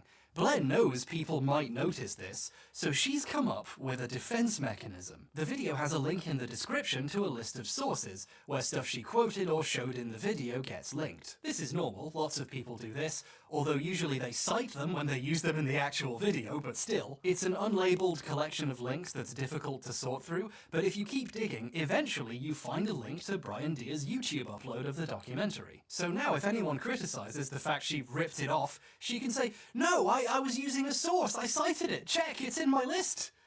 Somewhere, and she uses this flimsy excuse to basically steal anything she wants. Blair frequently plagiarizes people, never mentions they exist in the video or cites them anywhere, but she puts a link in a list no one will read. So that makes it okay, right? The video we've been talking about so far is the second in a series of 3 about... No. Fuck you, that's your problem. That's your problem. If I am citing things, and you do not go and find those sources, that's on your fucking head. Because in the paper, again, if we're going through the standard of an academic, okay, and this is the standard that you chose in this whole thing. If I am creating a citation and I am creating a reference page, a reference documentation of all of the things that I am citing, and you don't go and check those references, that's on you. That is on you. And that is why the importance of the citation is to show what page it's on, what I just quoted or what I just got my idea from is from this video at this time, or this thing at this time, okay? Or this book at this page, this edition, this publication, this blah, blah, blah, all that stuff, is because you have to go and find what I quoted, and to find if what my quote is to the standard that standard that I quoted it in. If I go and talk about how dogs are better than cats, and I go and quote something that says that dogs are 31% favored as the household pet, but then the documentation that I cited that shows that it's actually 40% that cats are the favored, that are favored to be pets, then the citation that I used is not in good faith. is not being cited properly. So if we want to go that route, and start citing everything for every word that it is, for every kind of sentence, then we can do that. But the problem is that people are not going to go and find those citations, and that is on you for not going to find that citation. Where I do agree with you is that if I can't control F, or if I can't find the information properly referenced and properly cited in the reference, then sure. But if you can't go through each link and find the thing, then that's on you for not going to go and find the thing. What he just said, right, was about so far is the second in a series of 3 about Andrew. Cites them anywhere, but she puts a link in a list no one will read. So that makes it okay, right? That part. The video we've been told link in a list no mentions they exist in the video or cites them anywhere, but she puts a link in a list no one will read. So that makes it okay anywhere, but she puts a plagiarizes people, never mentions they exist in the video or cites them anywhere, but she puts a link in a list never mentions they exist. That's the part that I don't like. She wants. Blair frequently plagiarizes people, never mentions they exist in the video or cites them anywhere, but she puts a link in a list no one will read. So that makes it okay, right? The video. That's the part that I don't think is correct. What it should be said here is puts a list that is not properly cited, that is not properly labeled as what the link could be, because each one of those links could be just a music video link. No one will know. Each one of those links could be something for a different video that they're making. But if it's not cited and it's not properly organized, that's bad. But it is important for people to understand how to actually go through links and to find and to mass look at different things, to find like headings and stuff like that, so that you can just copy and paste all that on like some list that it will generate all the information for it. And then it just gets populated and the information is shown. But that's besides the point. We've been talking about so far is the second in a series of 3 about Andrew Wakefield. Here's part of the first one where she talks about his early career. He became a fellow of the Royal College of Surgeons in 1985 and a year later was awarded a Wellcome Trust Traveling Fellowship to study small intestine transplantation in Toronto, Canada. Let me ask you real quick. Is she quoting a source right now? I mean, no, it's just stock footage, so clearly she wrote this part, right? No, she's just reading an article from the Telegraph. He became a fellow of the Royal College of Surgeons in 1985 and a year later was awarded a Wellcome Trust Traveling Fellowship to study small intestine transplantation in Toronto, Canada. Dr. Wakefield returned to the UK in the late 1980s where he began to devote more time to research. Oh no, there's more. Joining the Royal Free Hospital in London, he worked on the liver transplant program and in 1996 began researching bowel disorders, autism, and the MMR vaccine. The average person watching this is being led to believe Blair wrote the words she is saying here. This is called plagiarism. The audience has no way of knowing she's actually reading them the fucking newspaper. But the article she plagiarized is in the list of sources. So we already know what the excuse will be. It wasn't plagiarism, she was just quoting a source. Without telling you. I'm imagining an alternate universe where Philip at worst just had a little paste bin link at the bottom. At worst, goes to all the stuff they it's stole. unethical. Like as if that would at make it best, okay. This is just it's just content but with being a created. Excuse in her back pocket to create plausible deniability. The intent behind this is pretty clear. Illuminati videos are like 90% quotes by volume. The part where she plagiarizes the Telegraph is in a 5-minute sequence mostly consisting of quotes from other places. More research groups with more sophisticated techniques failed to confirm Wakefield's findings. Wakefield was actually born into a family of doctors in 1957. His mother was data led us to postulate that there may be a role for measles infection and Crohn's disease, even if at present this role remains unclear. Play research studies, however, and studios in eradication. Seriously, huge chunks of the video are just reading entire screenfuls of text from the BBC, various papers, Slate, The Telegraph, and Brian Deere. Yeah, she actually quotes Brian Deere in this one. Wow! But this makes the videos boring. She's just reading pages of quotes at you. So to break up the screens of text and make it feel more original, sometimes she doesn't tell you she's reading someone else's words. She's doing plagiarism out of embarrassment to make the videos less boring. When I think a video is being lazy, I do a little test. I check what sources the video used, thankfully Blair provided a list, and I compare it with the sources you would get if you went to the Wikipedia page for the topic. All of the quotes in that 5-minute sequence I mentioned, including the Telegraph article she plagiarized, are just linked on Wakefield's Wikipedia page. Oh, I know how this video was researched. This is a really common trick with lazy creators. Go on Wikipedia and quote all of their sources, and then it looks like you did a bunch of research and work. And to make it even better, she pretends she had to look for this stuff. Other studies have suggested there may be a link to Crohn's and measles, just not Wakefield. I was able to find a different study from the National Library of Medicine that's more recent. I was able to find? I mean, I guess I'm glad you were.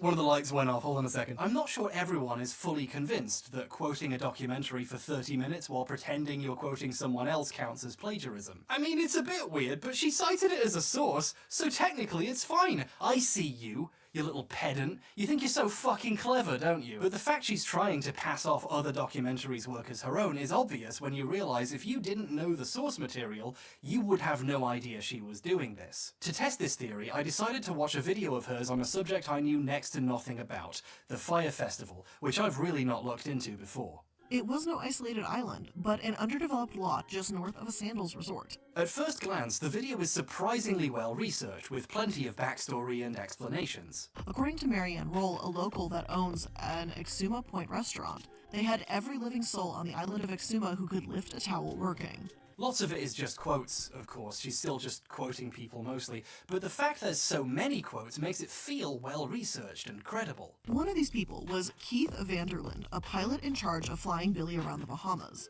According to Keith, Billy's team really wanted to do And, once or twice, Blair brings up one of the documentaries about the Fire Festival and mentions something that happens in them. Later, in a documentary around the event, Billy himself claims that they had rented 250 houses. She makes it very clear what her source for that section is. This all seems very above board. And at the end, Blair says those 2 documentaries were some of the sources she used for her video. I used both the Hulu and Netflix documentaries as sources for this episode, as well as various articles. I think it's fair to say an average person would think they were watching an original work with lots of research and sources, which tastefully brings up 2 documentaries when necessary.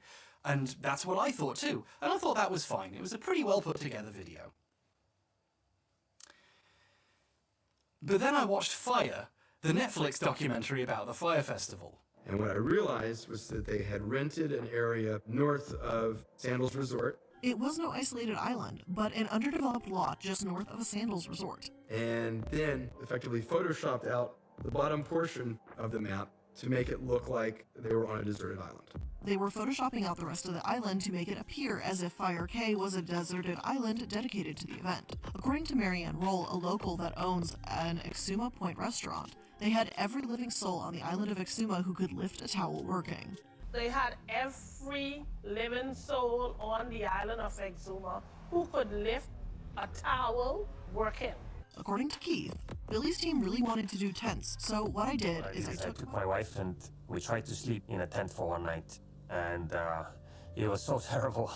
Her Fire Festival video is mostly her reading words from the Fire Festival documentary on Netflix, set to footage she got from the Fire Festival documentary on Netflix, with supplemental footage taken from the Fire which Festival again documentary I find that's to on be Hulu. perfectly But fine. don't worry, her first source in her list is the Netflix documentary, so that makes it okay, right? And then further down in the list is the Hulu one. Although fucking hilariously, she doesn't link it on Hulu, she links it on 123films.cc, the piracy website she watched it on. Oh, now this my is journalism. God. Yeehaw! Calvin claims he then went to the Bahamas for That himself is to see what was bad. going on and discovered that the luxury festival tents were nothing more than leftover emergency relief tents from Hurricane Matthew. That is bad. Apparently this part is from Calvin Wells. No, it's from the same documentary she got everything else from. One of the things that really struck out to me was that they were erecting these dome tents that were pitched as luxury villas that I realized were leftover hurricane tents from Hurricane Matthew. The footage playing while she is saying this is the same footage the documentary is showing as Calvin says it. She's just replaced the documentary's voiceover with herself quoting the documentary. It's ridiculous. Quoting documentaries you pirated for 30 minutes while pretending you're just quoting specific individuals is plagiarism. To give an example of how to do these quotes correctly, here's a New Republic article that quotes one of the things Blair did. As one caterer puts it in Netflix's you're flyer, saying it's it clear and to the point. like it's The an article isn't trying academic. to These look guys like are it not found this quote. academics. Blair could have said, and it's not in in the an Netflix academic documentary, profession. This person says this, You're but she'd not have to say that 50 fucking times, and it would make you're it not obvious she's just releasing remembering opinion Netflix pieces so or she deliberately obscures the actual source of her quotes. it's not a doctorate. It's not. It's just a YouTube video. Research and reading articles and interviews with these people,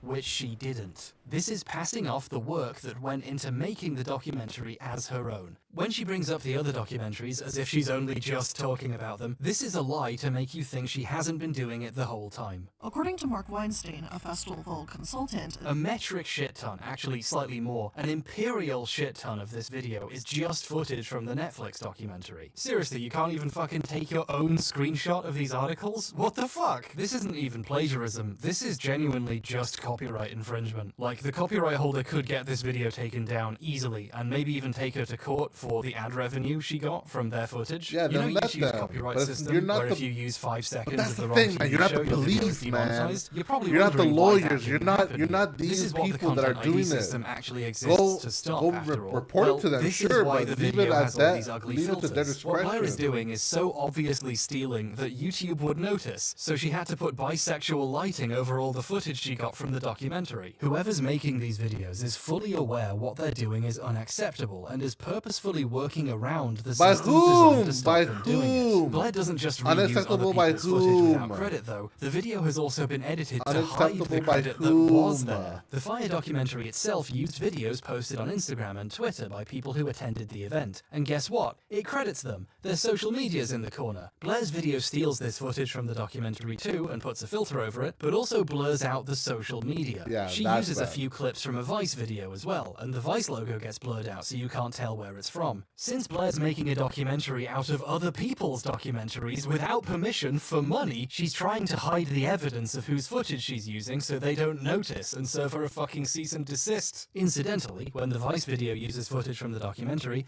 it tells you, because this is how this shit is supposed to work. At one point she uses a clip of a news piece about the festival, which used footage from the documentary, and you'll notice they also correctly credit the footage too. Blair's sources are full of examples of how to credit the source, but if she'd done the same thing, the word Netflix would just be in the corner for 30 minutes. The video's opening features this fan art, depicting her bro-fisting with a person I believe she recently sent a cease and desist to. Put this on r/aged like milk. This piece of fan art is better attributed than the documentary she stole this video from. The 25 minutes of clips and quotes from Netflix don't get this treatment. She just says, "Oh, I use these documentaries as research" at the end. And I guess she's not lying. She definitely did. I wish there was room in the video to show you just how much she quotes the documentary without telling you, while reusing greased up footage from it, but it's most of the video. There's just too much to show. I also wanted to go more into the ways making sloppy, poorly researched videos means the videos are full of obvious mistakes, but this video's looking kinda long, so I shouldn't. However, before I realized I shouldn't, I'd already made all of it. So,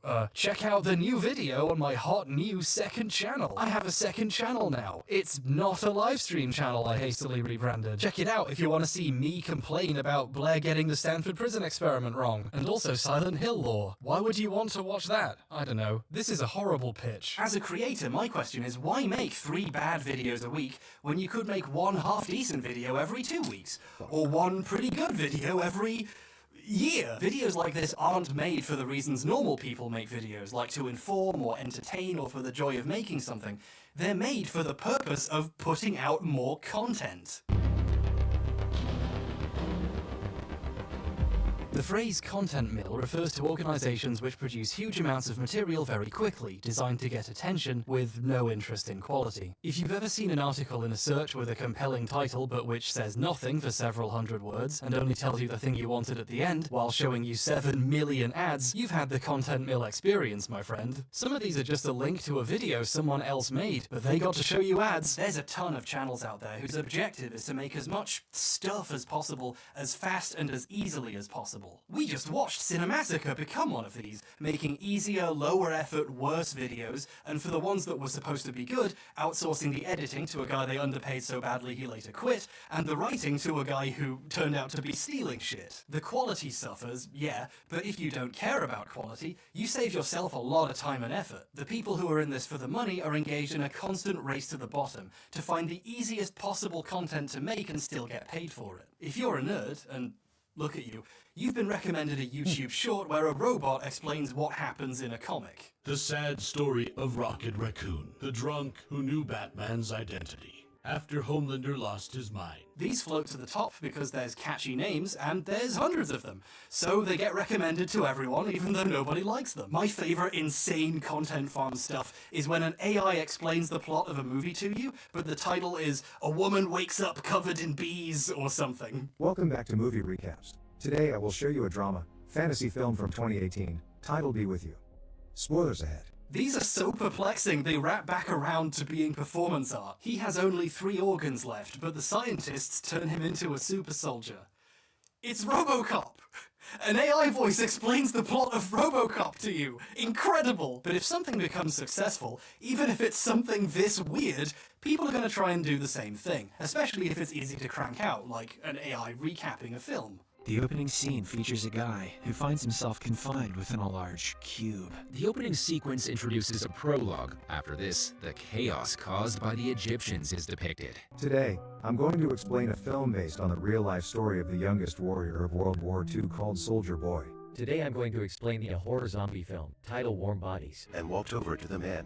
When the man saw it, he was still cursing at his wife. The Dog King has gathered hundreds of stray dogs. He is leading his entire army to attack the city. Hi, Jake Recaps here. Today I am going to explain a movie called Allerlero. So you can see how content mill shit dovetails very nicely with ripping people off, if not outright plagiarism. And right in the middle of this ecosystem are reaction videos, where people just upload themselves reacting to other people's videos. The money almost makes itself. Reaction videos are a key piece of the Illuminati puzzle here, because that was Blair's previous content mill. A few years back, reacting to Reddit posts was a popular format, and it was easy to make, so hacks jumped on it. She used to make videos reacting to popular Reddit posts, and she'd try to add to the jokes, and, you know, not manage it. After all, if I can't trust the President of the United States, who can I trust?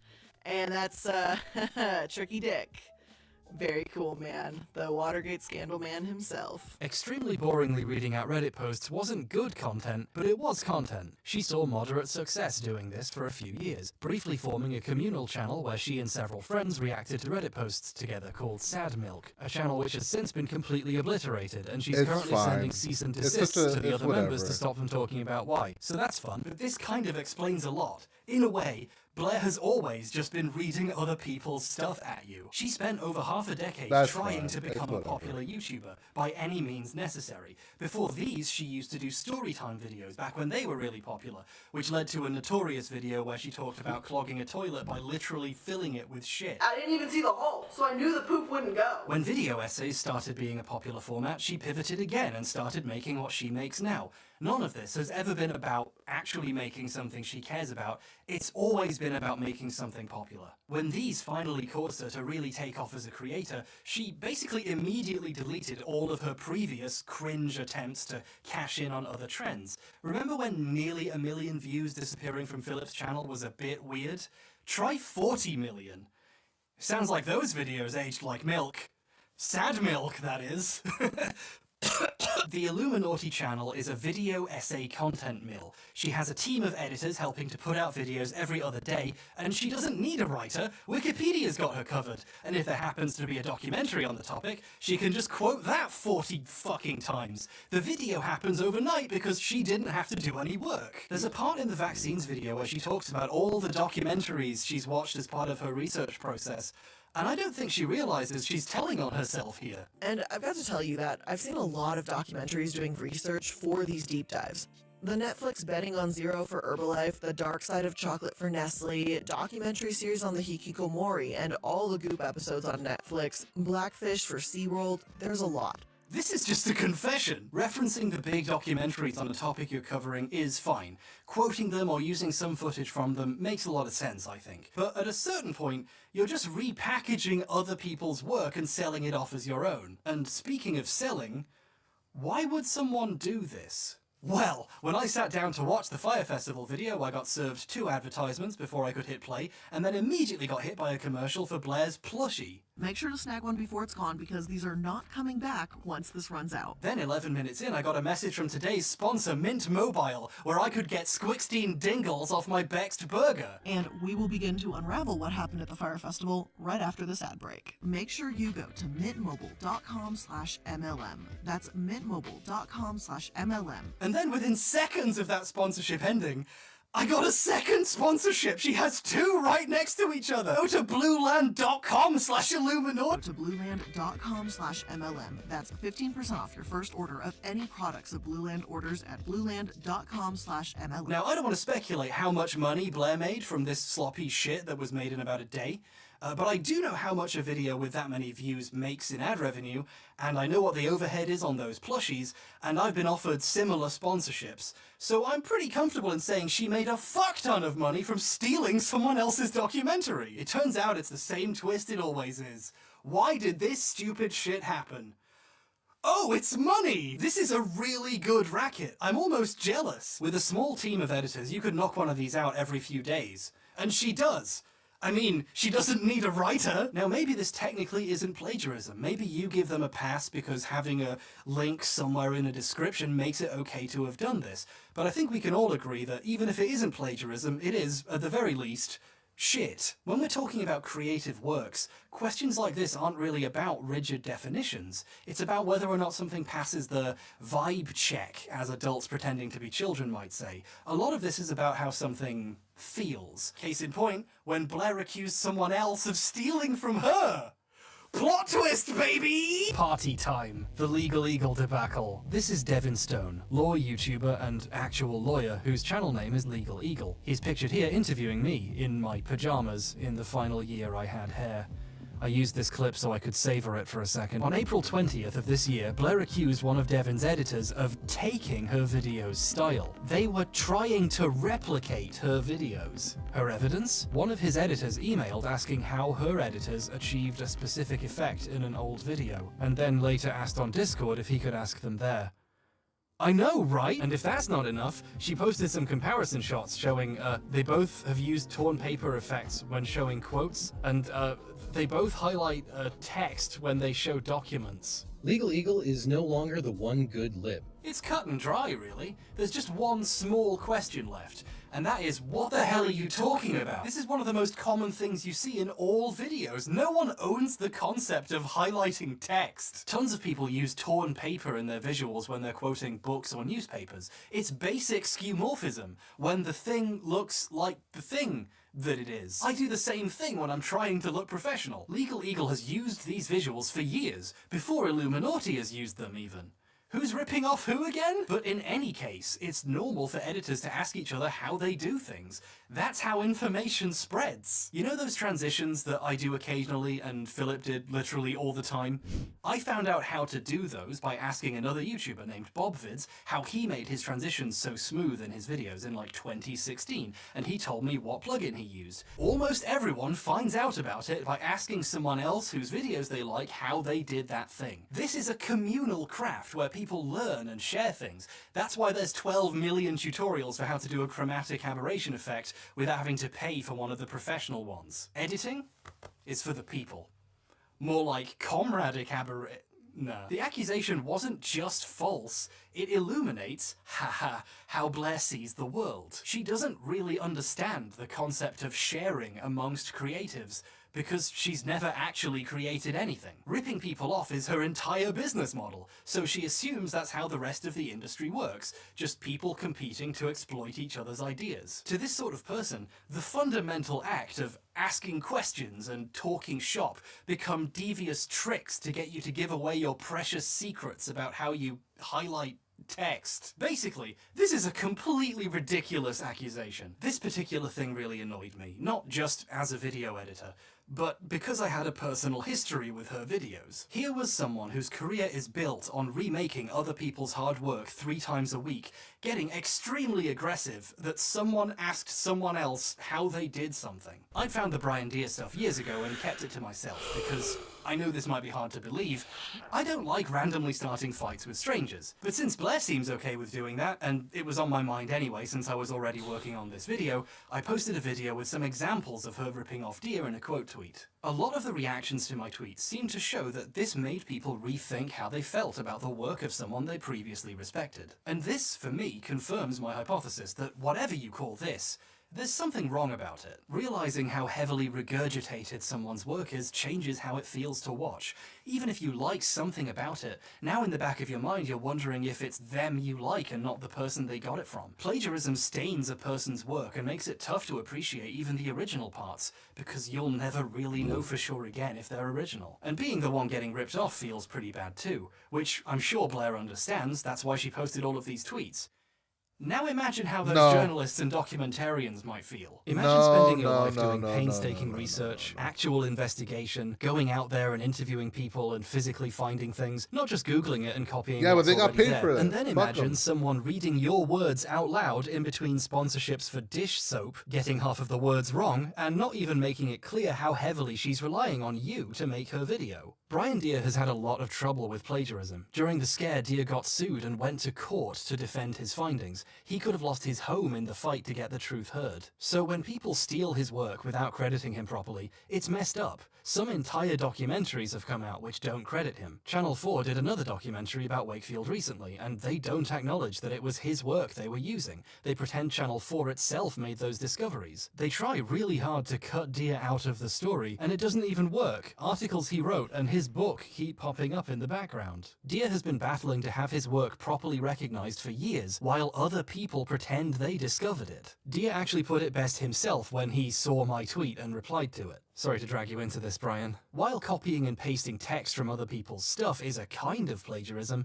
it's not the only kind, and focusing on that as the only way would be a mistake that falls short of understanding the problem. Even when Blair isn't just reading other people's words, she's still gutting other people's work and selling it, and I hope I've explored that properly. I wish the story ended there so we could move on already. I had other examples I wanted to get to, I swear. But on the 28th of April, Blair released a video entitled Illuminati Exposed, which contains an apology to Legal Eagle, a response to Hubba Boma Guy's plagiarism claims, and I guess a response to the 5 other things she's currently being accused of.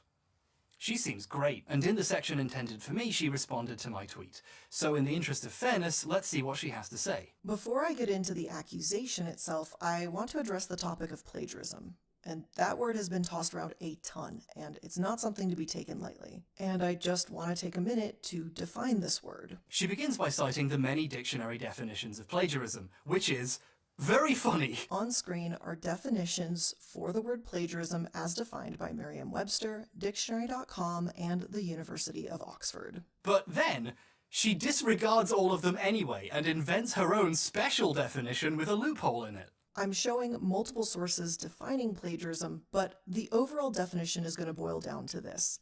Plagiarism is to take someone else's idea as their own or to not credit the source. The actual definition, the thing that is wrong, passing off other people's work or ideas as your own, has had this new thing grafted onto it to do with crediting of sources. The other definitions do bring up not crediting people as part of it, but Blair has made it central to her definition. Remember what I said about plausible deniability?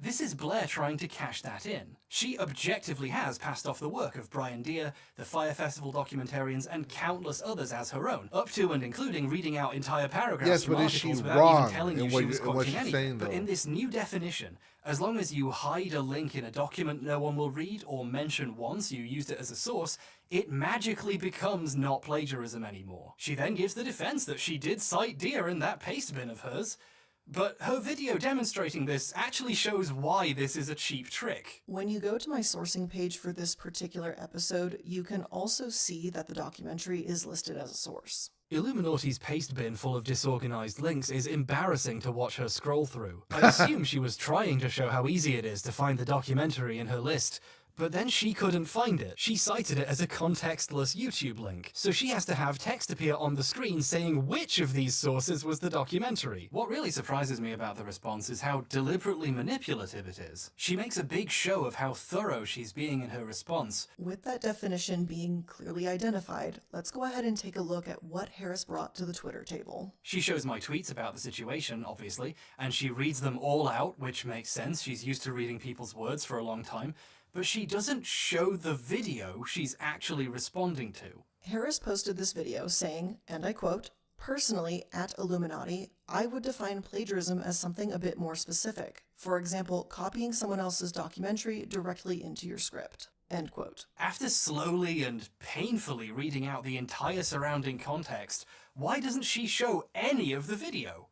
Well, because it would make her look really fucking bad. If she showed the video directly comparing her with Deere, she wouldn't be able to defend herself at all. It's obvious what she did was wrong. Instead, she shows this one screenshot, which just happens to be the part where she's technically quoting something on the screen. And then she gives the defense that, look, you can see I was quoting it. However, in his own video, he shows where I'm audibly quoting a direct line from the documentary, and even visually you can see it on the screen with the quotation marks. A direct line from the documentary? The video says it's from a lawsuit with the FDA. I have to admit, this is some pretty clever sleight of hand. She's showing specifically the one section where she technically is quoting something. At the time of recording, it was really obvious to me that it was a citation of the documentary. You know she's pretending to quote a lawsuit while actually reading someone else's words, but the audience watching doesn't. Her official response on YouTube has way more views than the Twitter video she's responding to here. More people have seen a manipulatively framed single image from the video than the video itself. I got some replies from people who had clearly just seen her video and not seen mine, trying to defend her on the basis that she did put it in quotes, she just didn't cite the source correctly, and you can find it in the description. Some poor Illuminati fans out there think I'm mad at her for quoting some words slightly wrong, because they assume, in good faith, that the YouTuber they like wouldn't tell them an obvious lie. Sadly, Illuminati isn't a unique story. She's just the most prominent tip of the iceberg of content mill video essay garbage. If you want to see these extremely poor practices in action, you need only watch the videos about Illuminati. You know, drama YouTube.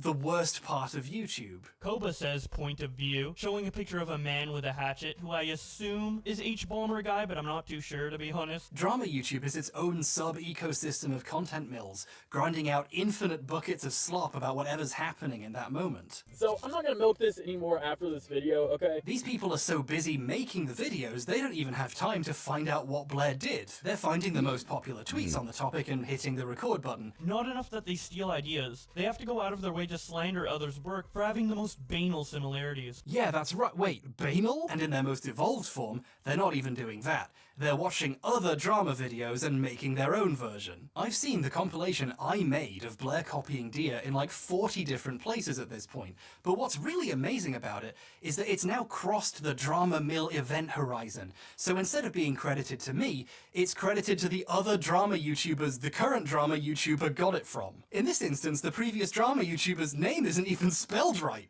That's the level of research we're dealing with here. I don't really care about getting credit for a video I made in 5 seconds. The point I was trying to make was that Deere is the guy who deserves the credit, but there's still an irony to it. I was trying to make a point about the importance of crediting people correctly, and now my Twitter video has human centipeded its way out of the anals of drama YouTubers into the mouths of second-order drama YouTubers who don't even know where it's from, but are ready to reheat and serve it. This is the lowest effort shit you could imagine. They can't even spell plagiarist right. Information itself deteriorates in the process of producing industrial quantities of content. The mask has fallen and the gears of the mill spin naked before us as they wheel and crunch, all meaning to dust and Raid Shadow Legends sponsorships. Go to audible.com/repent Harlequin to enter a coma and escape this madness.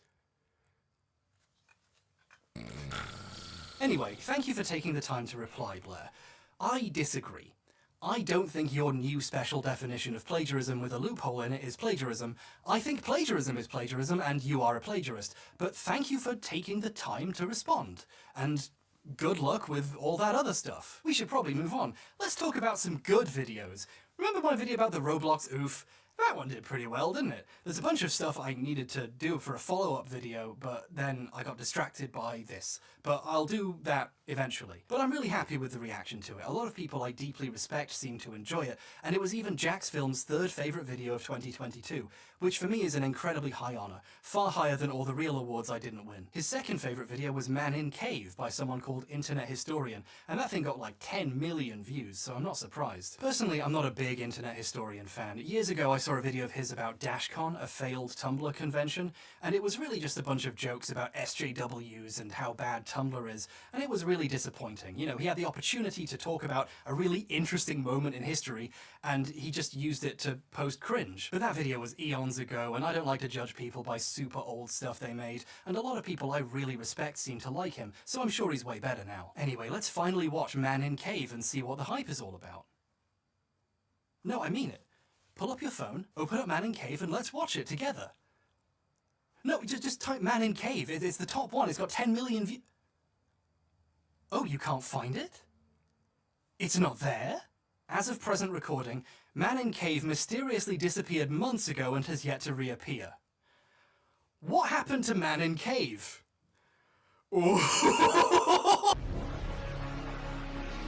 Man in Cave is about Floyd Collins, a cave explorer who in 1925 got trapped in a cave. Nice one, Floyd. The video is an hour and 10 minutes long and pretty detailed, covering the events hour by hour as they happen. What a unique way of telling the story. The video implies a deep level of research and understanding, and that animation's pretty cool too. But why are you, the video why was are you so uploaded on September judgmental on 29th, the way that it's 2022 and was extremely successful, That's garnering so, like 10 million views in the few months since it went online. It That's was so deemed petty. so entertaining it became the thing every Twitch streamer put on while they went and did something else to keep their audience busy. Ooh, that's a good chunk of change right there. But then in March of this year, the video disappeared. Any links to the video took you to a blank page saying it was unavailable because of a copyright claim. Usually with really popular videos though, YouTube resolves this quickly to avoid negative attention, but this was down for a while, and then it stayed down. What's going on here?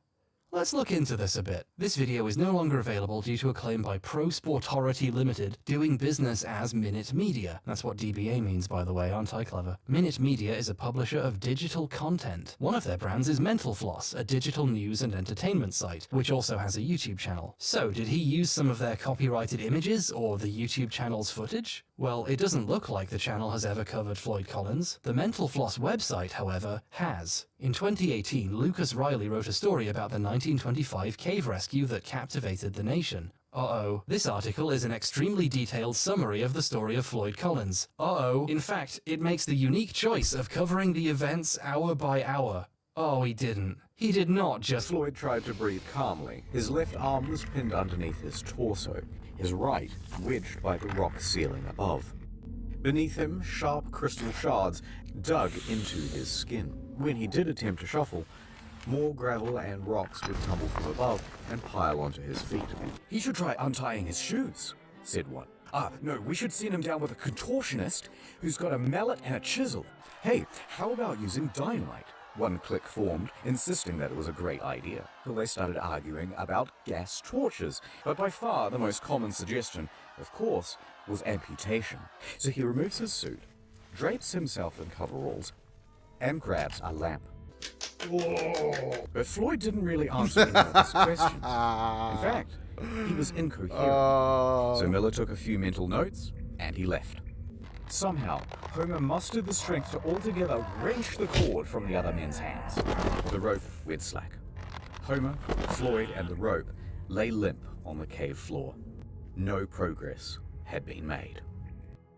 For the first time in YouTube history, a copyright claim is real. Internet historians stole Lucas Riley's article, used it as a script for a 70-minute video, gave him no credit, and uploaded it for money. But let's consider an alternative explanation, just to be fair. This was a real historical event. They're both telling the same true story, so of course they're going to be similar. That's a good point, you're very smart. But there's a difference between using the same sources or recounting the same history and telling the exact same story in the same way using the same words. And if going hour by hour didn't make it obvious, the fact it copies the rest of the structure makes it blatant. The opening, which covers Floyd entering the cave, even uses the same image used at that point in the article. Soon after, when Floyd first becomes trapped, the article flashes back to Floyd's childhood. The video copies this narrative framing and does the same thing, flashing back after he's trapped, and even tells the same anecdotes about his past. Floyd has been exploring the caves of Kentucky since he was merely 6 years old. And as he grew up, he gained a reputation for being a very daring caver. He would dive into some hole on one side of town and emerge miles away on someone else's property. This one's interesting because the words are quite a bit different. Instead, it's copying the article visually by having him literally pop his head out like a gopher. You know how in the previous segments I've been showing all the really obvious examples to get the point across? Man in Cave is over an hour long. If I showed the funniest examples, we'd be here all day. Drole knew more about cave rescues than most. In fact, just that summer prior, he had helped untangle Floyd from a different snag. Everybody was shaken by the experience. Burton fainted as he crawled towards the exit. Most of the other men had to be carried away. World of Tanks is not only the best game I have ever played. Okay, that one was a joke. Sorry, I couldn't resist. There are some differences between the two, though. Internet Historian's video has mistakes. He gets the weight of the rock pinning Collins' leg down wrong. He says it's 33 pounds, while the article lists 27. Every credible source I can find has it listed as around 27 pounds, give or take. And the Wikipedia page lists 26. The rock weighs about 26.5 pounds. How do I know this? We still have it. We've weighed it. It's 26.5 pounds. How did he make this mistake when all his sources, including the one he was plagiarizing, say otherwise? It's almost like when he was loosely rewriting the script to seem more original, he accidentally changed some of the facts of the story. Or maybe it was on purpose. It's slightly harder to say it was plagiarized now. I mean, how could he be ripping anyone off if he got the facts wrong? Man in Cave is also a little confused about the fucking cave? In 1917, Collins discovered a beautiful cave full of stalagmites on his family's land, which he named Crystal Cave. They tried to turn it into a tourist attraction, but this didn't pan out. He then tried looking for a new cave on his neighbor's property, and this is the cave he got trapped in while clearing out, which was later named Sand Cave once he became trapped. This is covered in the article, as well as being common knowledge about this story. Internet Historian treats them like the same one cave and calls it Sand Cave. So now the story has insane shit, like Floyd advertising Sand Cave to tourists, which literally never happened because he died in it before it could open for business. That's what the story is about! This isn't nitpicking. Okay, it is. But this is the cave in Man in Cave. It would be nice if he got the cave right. This is the place most people my age are going to learn about Floyd Collins, and it's a shame they're learning history that's not true. Here's a funny thing I noticed, because I'm one of those weird cave people. We prefer the term amateur speleologist, but he keeps using this picture to represent the grotto Floyd is trying to reach. On the other side is this. Until he found this hollow. This isn't a picture of that hollow. There are no pictures. No one's even seen it apart from Floyd. And because I'm insane, I recognize this picture. It's from the website of Crystal Onyx Cave in Kentucky, which is about 12 miles away from the mammoth cave system the video is talking about. This cave is often confused with other nearby caves because the names are similar and they're so close by. So it's an understandable mistake to use this image instead of one from the right cave system. But I do find it really funny a picture being used to represent part of Mammoth is from a site whose title reads, "We're not Mammoth." Like, they tried to warn you, buddy. And I saw people congratulate this video for the effort that went into it. I assume they're talking about the animation, which is pretty decent. Internet Historian's team did a good job with this, especially considering its length, a compliment I've received myself many times. That's one reason why this is all so disappointing. This could have been good and not been stolen. We can do both. Riley is a really talented writer and researcher. He was the articles editor for Mental Floss back when it had a physical magazine, with folks who worked on it calling him its beating heart. Riley is a very well-regarded, award-winning writer with a skill for telling gripping stories, and I can tell Internet Historian agrees with me, so it's a shame he gave him no credit for his work, even as it contributed to what must have been a huge amount of income for him. Doubtless more than Riley ever made for writing it in the first place. Internet Historian sometimes cites his sources when they come up. He'll have text saying where it's from, and that's a good practice. But this makes his choice to never cite or mention Riley obvious. He's trying to hide it. Sometimes the way he tries to look like he's done research and wrote this video himself is very funny. There's a bit where he's reading the article out loud, as usual, then pauses and acts like he's about to read something else and just keeps reading the fucking article. Near the final squeeze, large cracks had formed. The ceiling was beginning to droop. Alright, so the following is a recounting of events from one of Carmichael's men, Casey Jones. Casey and another worker spent about an hour in the cave, but he heard Collins moaning ahead, so he pushed himself on. He managed to make it through the squeeze and he arrived at the 10-foot pit. Seeing Floyd trapped, he tried to ignore the pebbles that were tumbling behind him. Internet Historian wants you to think he's telling you a story he made after doing a lot of research. He doesn't want to read you a good story he found. He wants to pretend he wrote it. But this, the obvious fact it's plagiarism, and it's wrong, that's the easy stuff. What's interesting is what happened next. I've been standing on my feet for ages. I'm gonna have to sit down. That's better. This is my living room where I keep all the books I pretend to have read, and also my board games. Yes, I'm one of those people. I even have a board game about caving. This is quite hard to find nowadays, so I had to get it from Germany. They love board games there because they're not afraid to look one another in the eye. I can't wait to spiel this cave game. For my money, that's the best joke I've ever written. Hold on, we're doing a video about plagiarism. Let's get this set up properly. Aha! But then, this is a whole style of video now, and by style, I mean one person did it first and then a bunch of boring people ripped her off. Stealing from lots of places is inspiration, but stealing from one place is plagiarism, unless you call it the bread tube style, and then it's fine. I don't even know what a bread tube is. I just woke up one day and was told that I was in it and that people hated me for being in it.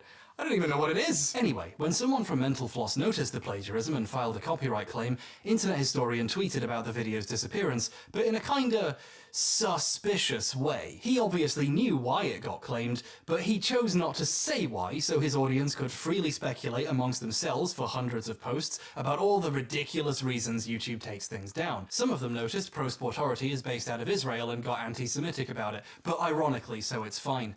What an interesting audience he's built. All this needless speculation has helped to create a smokescreen. People assume the video was taken down for a bullshit reason and there is no clear explanation, when there is one and he didn't give it to them on purpose. Internet Historian has taken videos down before. A lot of them, in fact. Like dozens. None of these seem to be because of plagiarism. He says he just doesn't think they're very good anymore. I think he got a bit of what we in the business call troll's remorse. Like, oh, maybe this video was inappropriate and normal people would judge me for it. And he got rid of that video that's just a bunch of Tucker Carlson clips and reading a hentai in an extremely racist Japanese man impression. That's not advertiser friendly, and we want those World of Tanks bucks, don't we? But since his fans are, you know, normal cool people, they saved all those old videos, and there are several channels dedicated purely to re-uploading all his old inconvenient stuff. And some of them tried to re-upload Man in Cave, and instantly got hit with a copyright claim as well, because the video is in YouTube's system now. Here's a screenshot that was posted of one of these claims. The infringing video blatantly and unlawfully plagiarized verbatim text from our article, and the placement, pacing, and presentation of content is almost identical to the article. Speaking from experience, normally claims aren't anywhere near this detailed. The article's owners are not messing around. This is how we found out about the plagiarism. Kat was browsing her drama Reddits, as she does a lot, and she saw a post with this smoking gun in it. It's amazing how easy it is for a story like this to not get spread to a wider audience, even when it's for a video this popular. The furthest the story has got so far is a thread proving it, just sitting in a random subreddit with like 90 upvotes. If Kat hadn't seen this, I wouldn't be talking about it, and you wouldn't know it happened either. So, thanks, Kat. You're so cool. I love you. Most YouTubers in this situation would fight a copyright claim publicly, arguing their case where everyone could see it, which would force YouTube to take notice and do something about it. People at YouTube on Twitter all the time and get responses and see things fixed. I once tweeted randomly about an old test video I deleted getting copyright claimed somehow. I didn't even at YouTube about it, and they still found it and asked me for more information. They're pretty diligent about responding to people messaging them on social media with problems. Internet Historian can't start a public case about this because he is in the wrong. He stole an article for money, and bringing attention to it would just broadcast to his audience he did 70 minutes of plagiarism. Right now, not many people know about this, although some of his viewers have noticed how strange it is he's avoiding talking about it. Why isn't he telling his audience who to get mad at and go after? Why isn't he giving his completely normal fans marching orders? Because he ripped someone off and he doesn't want you to find out, that's why. In May, 2 months after the video disappeared, a new version was uploaded, claiming to be a re-upload of the previous one. But then, 2 days later, it went private. On the Internet Historian Reddit post about the re-upload, the big guy himself wrote about there being some complications. Again, being vague about what's going on. This new version would remain private for about 2 months. It's not clear why. In July, while I was making this video, it finally came back up, but only unlisted. You can watch it, but it doesn't show up in a search or your recommendations. You can't watch this video now unless you know it exists and go looking for it and get the link from somewhere else. This new version has quite a few changes. It opens with this new clip explaining what happened, but in the vaguest way possible. Sorry for the re-upload, fellas. The original got copy struck. Again, we have a comment about it being copy struck, but no explanation why. He's still hiding what happened, in a pretty sneaky way this time. You see, this graphic of the copy strike has been edited. The notice on the video actually looks like this. It shows who made the copyright claim, but obviously he doesn't want people looking up the company behind it, because then people will find out why the video is unavailable. So now he's editing screenshots to try to hide what he did. The re-upload uses mostly the same animation and tells the same story, but lots of the voiceover has been rewritten to try to sound less like the article. Here's a section I showed you earlier. His left arm was pinned underneath his torso. As a verb. His right wedged by the rock ceiling above. Now here's the HD remaster. His right arm is wedged against the roof of the cave, and his left is stuck in place underneath his torso. He flipped the order he talked about the arms and reworded how he talked about them. He hasn't really solved the overall plagiarism, he just changed the words more than last time. Beneath him, sharp crystal shards dug into his skin. He can feel the sharp crystals on the ground poking into his back. Floyd tried to breathe calmly. Floyd took slow, steady breaths, so he removes his suit, drapes himself in coveralls, and grabs a lamp. Miller thinks for a moment, then says, "Yeah, all right." He grabs a lantern.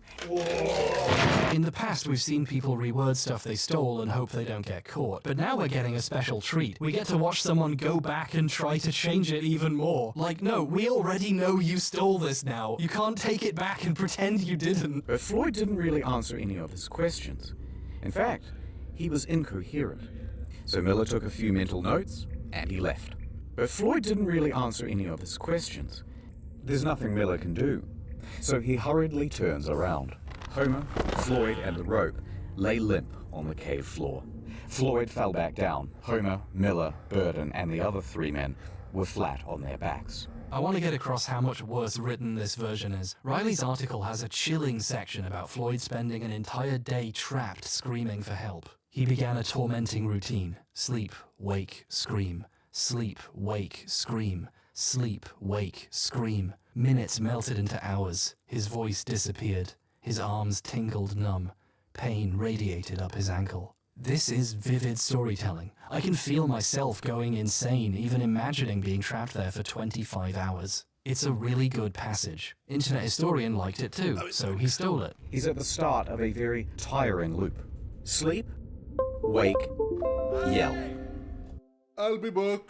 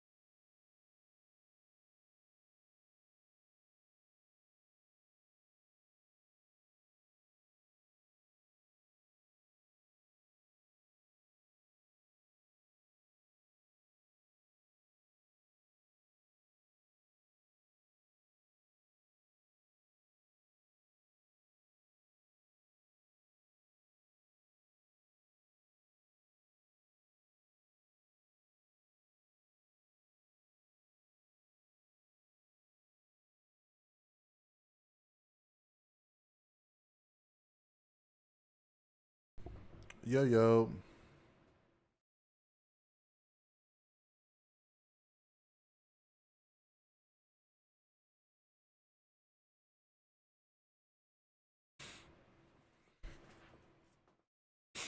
Okay, let's go back to this. Sleep, wake, yell. Hours passed. His voice gave in. Arms tingled numb. Pain radiating up his ankle. Here he remained in the dark for the next 23 hours. Now, in the remake, he has to tell the same story, but with completely new words, so we get this. So there's Floyd in the dark, yelling out for help. Yelling into the pitch black. After a while, his voice would give out, and he would have to sleep to recuperate. He would then wake sometime later, remember where he is, and begin yelling again for help. Here he remained in the dark for the next 23 hours. It's just not as effective. The feeling of being stuck in that cycle for dozens of hours is gone. It's quite difficult to take a story you got from an article and tell it again without using any of the words you liked. Floyd has been exploring the caves of Kentucky since he was barely 6 years old. Oh, I guess I can't mention Kentucky now. That makes it obvious. Better re-record. Floyd started his caving career at the tender age of 6. Some of the changes give away how uncreative he was, just how much he relied on Riley's work even with the most basic shit. He used his words about someone's hands being bruised and purple. Parts were harder to navigate than before, especially now with their bruised and purple hands. So in the new version, this had to be changed. Parts were harder to navigate than before, doubly so with their bruised and rock-shredded hands. Why would you not just write a new description of some hands in the first place? This is so lazy. What is wrong with this guy? And despite all these changes, the factual errors about the cave and the rock are still the same. It's like this version was made to annoy me. It's especially hard to make major changes when you already made the animations. It's almost impossible to remove Lucas's influence without doing so much work it's not even worth it. For example, the gopher section has been completely removed since it was directly copying an anecdote from the article. He's replaced it with a new segment, which is just C-tier reference humor. He would go off on his own, disappearing into the caves for many hours at a time. Have you seen that movie, The Descent? It was a lot like that. Holy crap, Lois, this is just like that movie. Some of Riley's article was too short and simple to meaningfully change, so those parts have just been taken out. And all they could do was leave for now and reassess. Everybody was shaken by the experience. Burden fainted as he crawled towards the exit. Most of the other men had to be carried away, and all they could do was leave for now and rest. Since it can't use any of the clever words it stole anymore, the whole thing's been dumbed down. Now, Floyd was trapped in a supine position.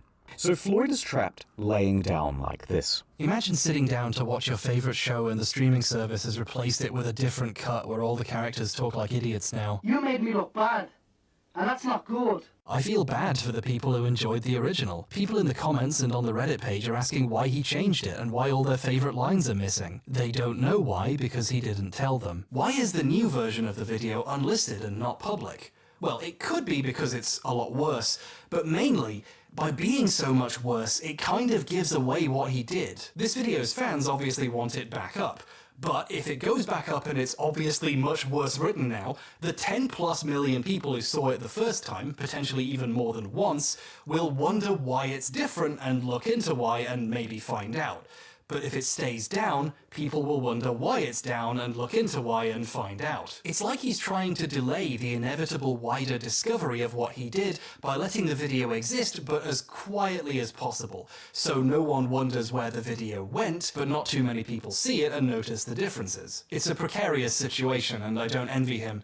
But he does deserve it. Right now, he looks like a plagiarist and a liar, and a coward who's willing to ruin his own video and let it gather dust unlisted in the corner to try and hide what he did. To be fair, the new version now actually cites Riley's article. Whenever a section was too difficult to change, but too significant to remove, he keeps it in and cites the article at the bottom. In the original, there were several places where he quoted the same sources Riley quoted, and in this version, just to be safe, he also cites the article to make it clear that's where he got it. The description of this version also also acknowledges the talented Mr. Riley and links to his work. This would have been cool if he'd done all this the first time and not tried to hide it, but this is like if Philip re-uploaded a very slightly changed version of the plagiarized videos and just put "thanks to Boomstick Gaming" in the description. It's too late to hide what he's done, though that hasn't stopped him from trying. Oh, late-breaking update. A couple weeks ago, the Man in Cave re-upload became public again. I wondered how he would stop people noticing its weird changes. Then, days later, he uploaded this year's new video, so people's attention is onto the next thing now. The only people who really noticed the video coming back are the, hardcore fans. This was a real clever boy move. If I wanted to sneak my weirdly changed re-upload back out without too many people noticing, this is how I'd do it, and all I'd have to do next was hope no one ever makes the video I'm making right now.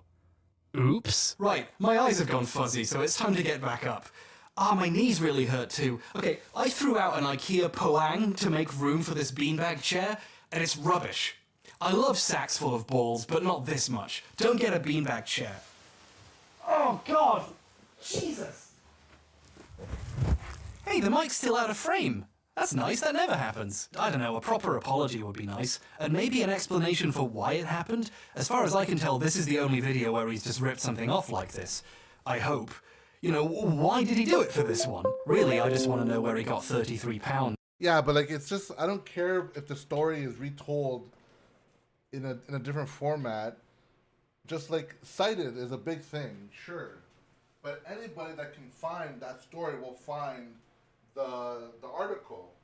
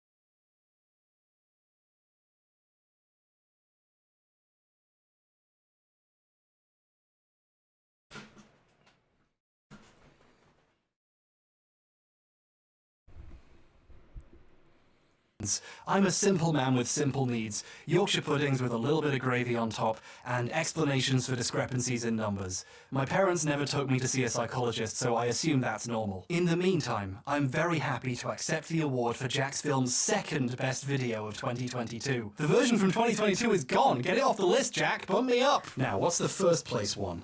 And how do I destroy it? Oh, it's the steamed hams one where an animator did like 1 million different styles. That one's really good. And it even tells you which styles it's doing and when in the description. This cartoon cites its sources better than half the stuff I covered in this video. Well, I guess I'll settle for second place. This time. So, there we have it. A bunch of examples of plagiarism, why it happens, why it's wrong, and all the ways it can result in destructive results. With these 4 examples, I think I'm ready to reach some kind of conclusion. Just don't touch the screen or move the mouse. There's no way you haven't seen the runtime. You've probably guessed what's coming. Where's the part where he turns out to be on a green screen and the video's about someone else? Congratulations, you figured it out. You know all my tricks. The student becomes the master. Master of shit? It was real the whole time! Ah! Last time I wanted to research one thing and tripped and learned too much. This time I had the breakdown and worked backwards. We understand why this shit is wrong now and the damage it can do. The piles of money people make from stealing other people's words and ideas and work. But there's one group more important than historians or journalists or anyone else with a real job, and that's gay people. You know what's worse than stealing from established journalists who in the end are doing okay? Stealing from small queer writers or creators from marginalized groups who weren't even paid for their work in the first place. Stealing from the writings of dead people who passed away doing the activism you pretend to do. Stealing from the very people who fund your videos.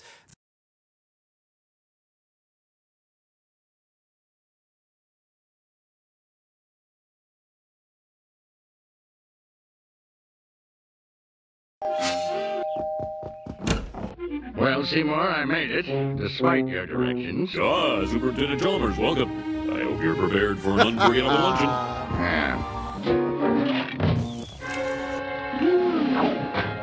Oh, you gods! My roast is ruined! But what if I were to purchase fast food and disguise it as my own cooking? Ho, ho, ho, ho, ho. Delightfully devilish, Seymour.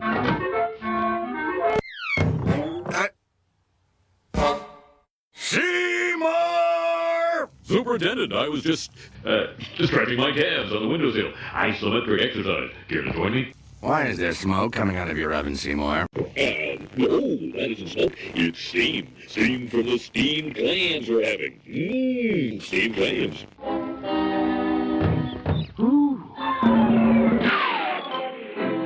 Superintendent, I hope you're ready for mouth-watering hamburgers. I thought we were having steamed clams. No, I said steamed hams. That's what I call hamburgers.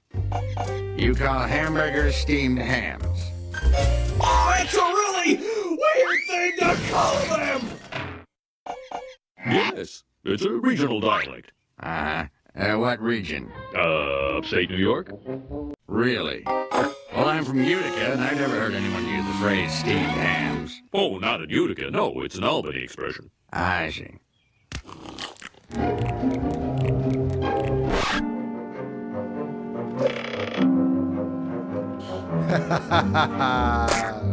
You know, these hamburgers are quite similar to the ones they have at Krusty Burger. Oh, no.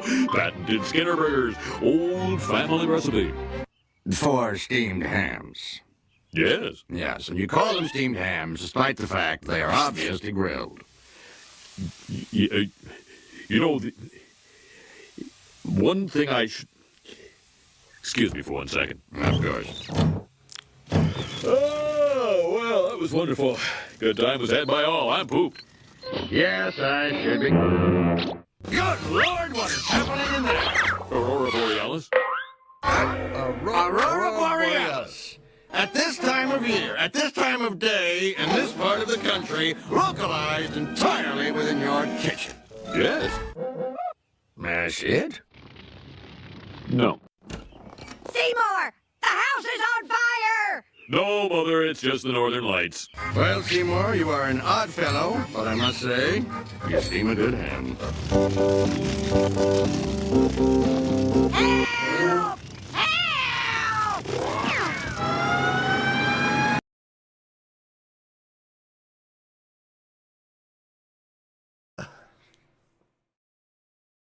Obviously, getting this late night gig, which is so different.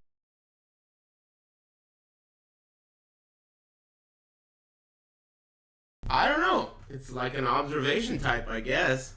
We'll see. There's no options except for English or whatever this is. Don't be bound by the hair, eyebrows, and beard, as they are not always the same as the image on the wanted list. We get 3 tries to identify the suspect. And we have a wanted list. Okay. It said wanted list. But when I push this button, oh look, there's an arrow, left and right arrow. Have I seen any of these guys? They all look alike. That's what I was thinking. You're telling me that's her? Are you sure you're not just a bigot, dude? Afro guy holding the fence? But that's not him. That's not him. You are that is not him. You're probably a cop. I bet you that guy's a cop right there. Fucking, employee of the month. Oh shit, wait a minute. Wait a minute. Thank you. You're right, that's him. That's him. You motherfucker. I got you. How do I fucking accuse his ass? Got him, you're right.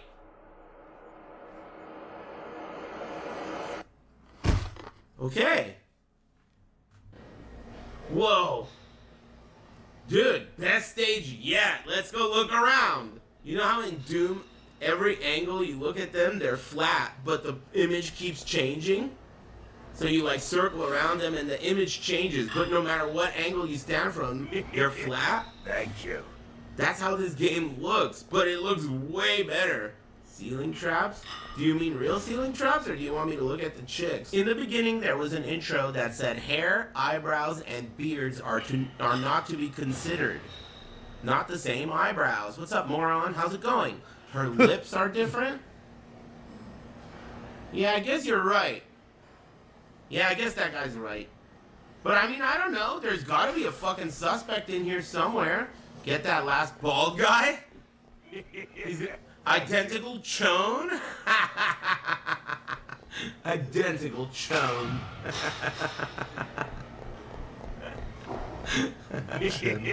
Thank you. Hey, would you fucking moron focus up? Eyebrows are not to be considered. It's her? I'll push circle. What the hell? That's wrong.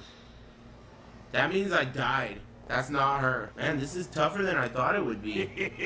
I only have one more try? This is hard as fuck. We're in the second stage. At least it's not timed. Someone in this room is on my wanted list. And we're all too scared to look like bigots, so we don't want to fucking make the wrong choice. This foot lady does not look like the lady on my list. 100% it's her? Who? This? You're saying this is 100% this Asian lady? That guy is a bigot. I know. 100%? Yeah, barely like 15% or so. 100% for sure? 100% bigot? Alright, I'm pushing circle. Would someone ban all these dumb fucking bigots, dude? It's not her, stupid morons. It's not her. I've just accused everyone in this room, dude. Everyone in here thinks I'm a bigot. Look at this guy looking at me. It was an accident, man. Fuck. Wait a minute. Is that him? Fuck, I pushed circle. I didn't even want to... Man, this is like the ultimate difficult game. Makes us all look like bigots. Mostly you. Check the big lady? I mean, what do you mean, check her? You mean waste one of my tries on her? What do you mean, big lady? She's fat. She's not even that fat. She's just enjoying some Cali Crisps. Leave her alone. Alright, I'm gonna try her. It is her! You were right! Try the big lady on the bottom right. Someone shoot that fucking guy.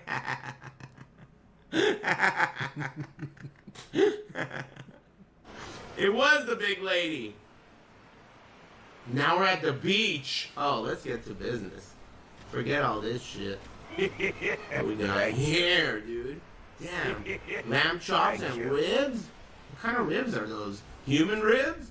Seems like the wanted people are doing what's odd or opposite to others. What's doing odd? What? So what are they? Well, the first guy was crouching and being Chinese. What's different about that? The second guy was a girl and she was fat at a gym eating potato chips. Okay, that's weird. But what about the first guy? He was just doing the regular Asian squat that they do outside of the Lollicup Boba places before they bum cigarettes off of me.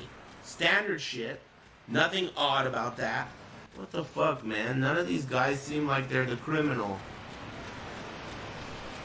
I'm about to, like, concede and just pick the wrong guy. I wonder if that's what cops do. Like, if they're on a case and they can't find the perp and they're just getting sick of that shit. You know, like, whatever, man. Close enough. A dress shirt on the beach is suspicious.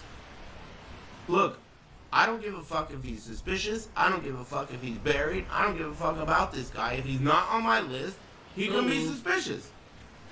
Being suspicious is not a crime, bitch. Try the person on the sand? Do you mean this guy? I don't want to do this with trial and error. You know, like, You mean just accuse everyone on the whole fucking island until I get it right? I know it's not him. There's no one on the list that looks like him.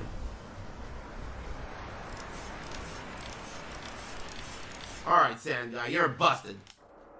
What? It was the Sand Guy! I tried him and you were right! He grew hair! Fucking poser, dude. It was the Sand Guy. Whoa, what the fuck? Alright, pay close attention. We got this guy with a big nose, okay? We got this guy with the big hair and he's old, okay? That's the key, old guy and black. We got this guy. He's miscellaneous and young, okay? And we got the Asian lady. We got this lady, older. And that's it, right? Oh, this guy. There's more people over here. Wait a minute. This is our guy, isn't it? That's our guy. That's him, isn't it? Look at his brow. Look at his brow. Like, specifically his left... Look, his left eyebrow on the inside of his left eyebrow. Look at that. His left eyebrow on the inside. There's... obviously, that's gotta be him. That's him. Look at his neck. Close your mouth. Put a hot dog in there. That's our perp. That's our perp. We got him. You're under arrest, pendejo. Nice. Nice. Was that a first try? Great. Snowstorm. Dude, this is fucking... Thank you. This is crazy. I can't see shit. And there's no map. And there's no suspects except for that one guy, but I lost him. Obviously, I've never been lost in the snow, but I could imagine in a real world scenario, if you're in this scenario, whoa, dead body. Hey, turn around. Oh. That's her. That's her, right? Look at those big DSLs. That's our guy. Man, I was gonna say that I want to go walk around and find everyone, but dude, in this stage, I'll never find her again. I'm gonna accuse her. Yeah, that was her. That stage was fucking annoying. You can't fucking see anything or navigate. That one was easy. Okay. New stage. Show us the list? Okay. Remember it carefully. We got Big Nose. We got Miscellaneous Guy. We got Miscellaneous Lady. And we got this guy. That's it. I don't think he's on the list. He wasn't the Miscellaneous Guy. Who, him? Or him? This was not the Miscellaneous Guy, dude. No way. Was it? That's not him, dude. TV Guy is the Miscellaneous Guy? Come on. Come on, dude. Close. It is. This is not him. It is, huh? Is it? I don't know. It is? It is him? I think it's him. Yeah, it looks like him. It may not be. It's the Chun. His eyebrows are different. Man, everyone is so fucking stupid. How many times have I said that eyebrows, hair, and beards are to be fucking stricken from the record? Give it a try? Okay, before I give it a try, just in case it is him, I want to go and see everyone else so we don't miss. Is this door gonna fucking open? There we go. Is there anyone else to see? That might be it. Isn't this the exit sign from Silent Hill? I think it is. It's an exit sign. But Okay, why I is say it like it's that? this It guy. shouldn't be like that. You're right. It was the Miscellaneous Guy. You I can't almost make missed that one. alterations to the ANSI exit signs. You're right. Man, this is like a profiling game. And it also self-snitches on the chat for being bigots. Not me, though. Whoa.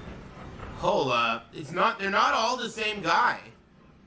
right? Look, they're not all the same. Wait a minute. Wait a minute. Is that him? Is that him? Same guy, lol. This is tough. Wait. What about this guy? Oh, shit. I think we found our man, dude. That's him. That's him, right? Yeah, look at those DSLs. Got Nice. you, bitch.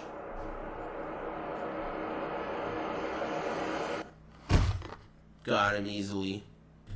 We spent so much time looking at our list now that as soon as we see our man, he's dead. What the fuck? Can you show the list? Alright, bitch. Pay close attention, shithead. There aren't that many left. All we got left is this black lady and this guy. This miscellaneous lady. That's it. Oh my god, scared. Okay. Whoa, what's this shit? Solid Snake? It's you! It's you, isn't it? It's her, isn't it? Or am I a bigot? I think it's her. Thank you. I still think it's her, maybe.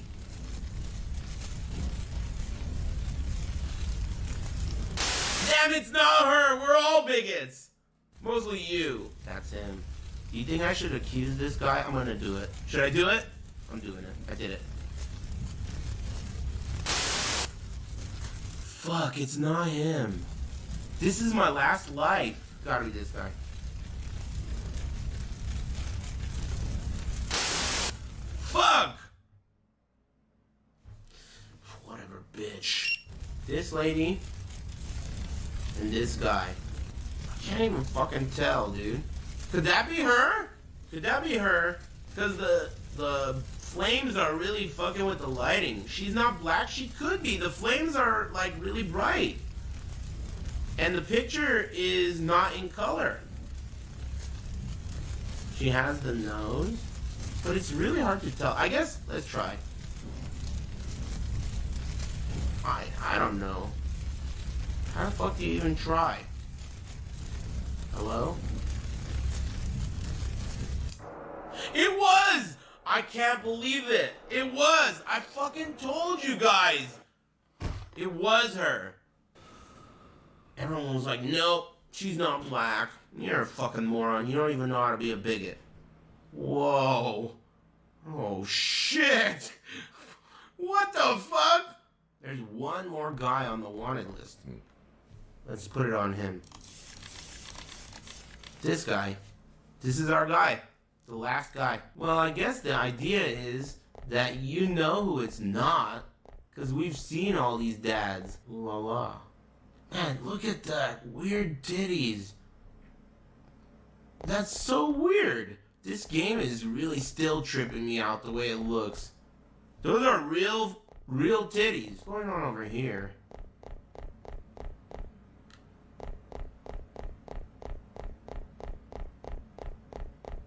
Oh my god. Are these all the criminals? They are. These are all the criminals that And I've then you're the arrested last so far. one.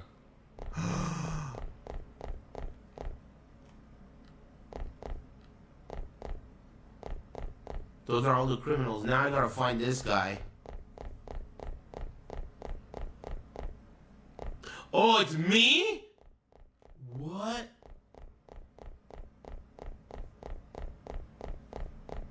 Damn, man, I wish I looked cooler than that.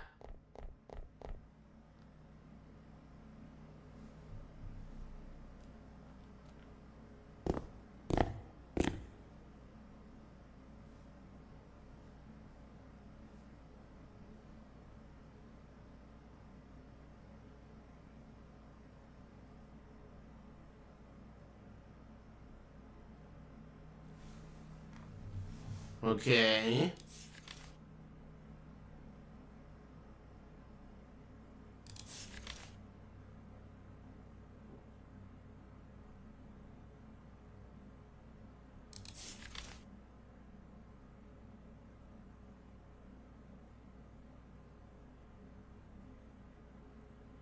As a detective,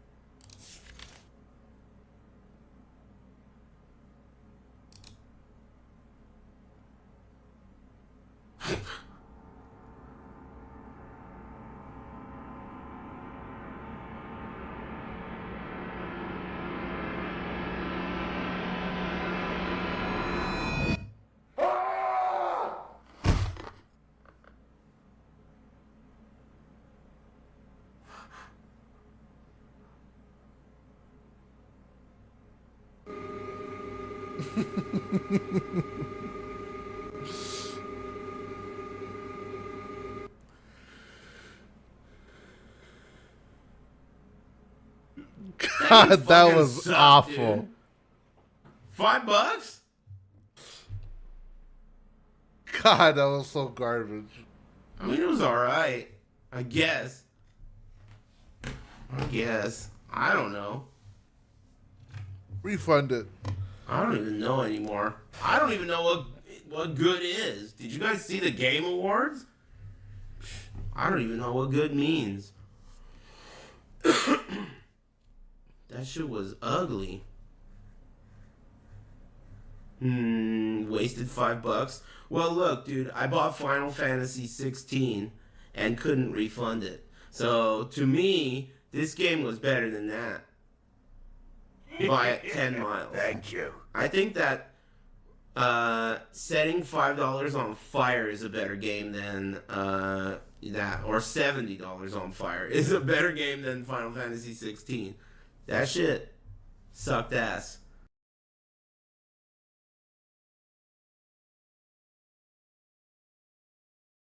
The people you claim to be defending. This video is about James Somerton.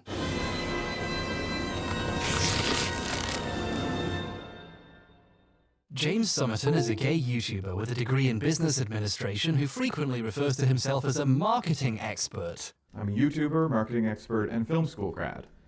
I'm also gay. Cool. In 2014, he briefly made videos about geek stuff, reviewing Marvel movies and so on. Several years later, when video essays became a popular format, he started making those, with a focus on queer characters in media and LGBT film history, and occasionally anime, such as this really successful video about the fascism of Attack on Titan, which has mysteriously disappeared. Where did it go? I wonder what happened there. Somerton is doing great by the standards of queer YouTube, in terms of views, ad revenue, sponsorships, Patreon income, and donations on his live streams. The man is doing extremely well financially in a field where people generally struggle to do this full time. In many ways, James Somerton is a success story our entire community should be proud of. Not to rain on this pride parade, but whenever I saw a video by James in my recommendations, I would have to stop watching because it quickly became clear to me he didn't know what he was talking about. The first video of his I ever saw was about Disney's relationship with the queer community, and in it he claims Disney set up an event called Gay Night, and claimed to give the profits to charity,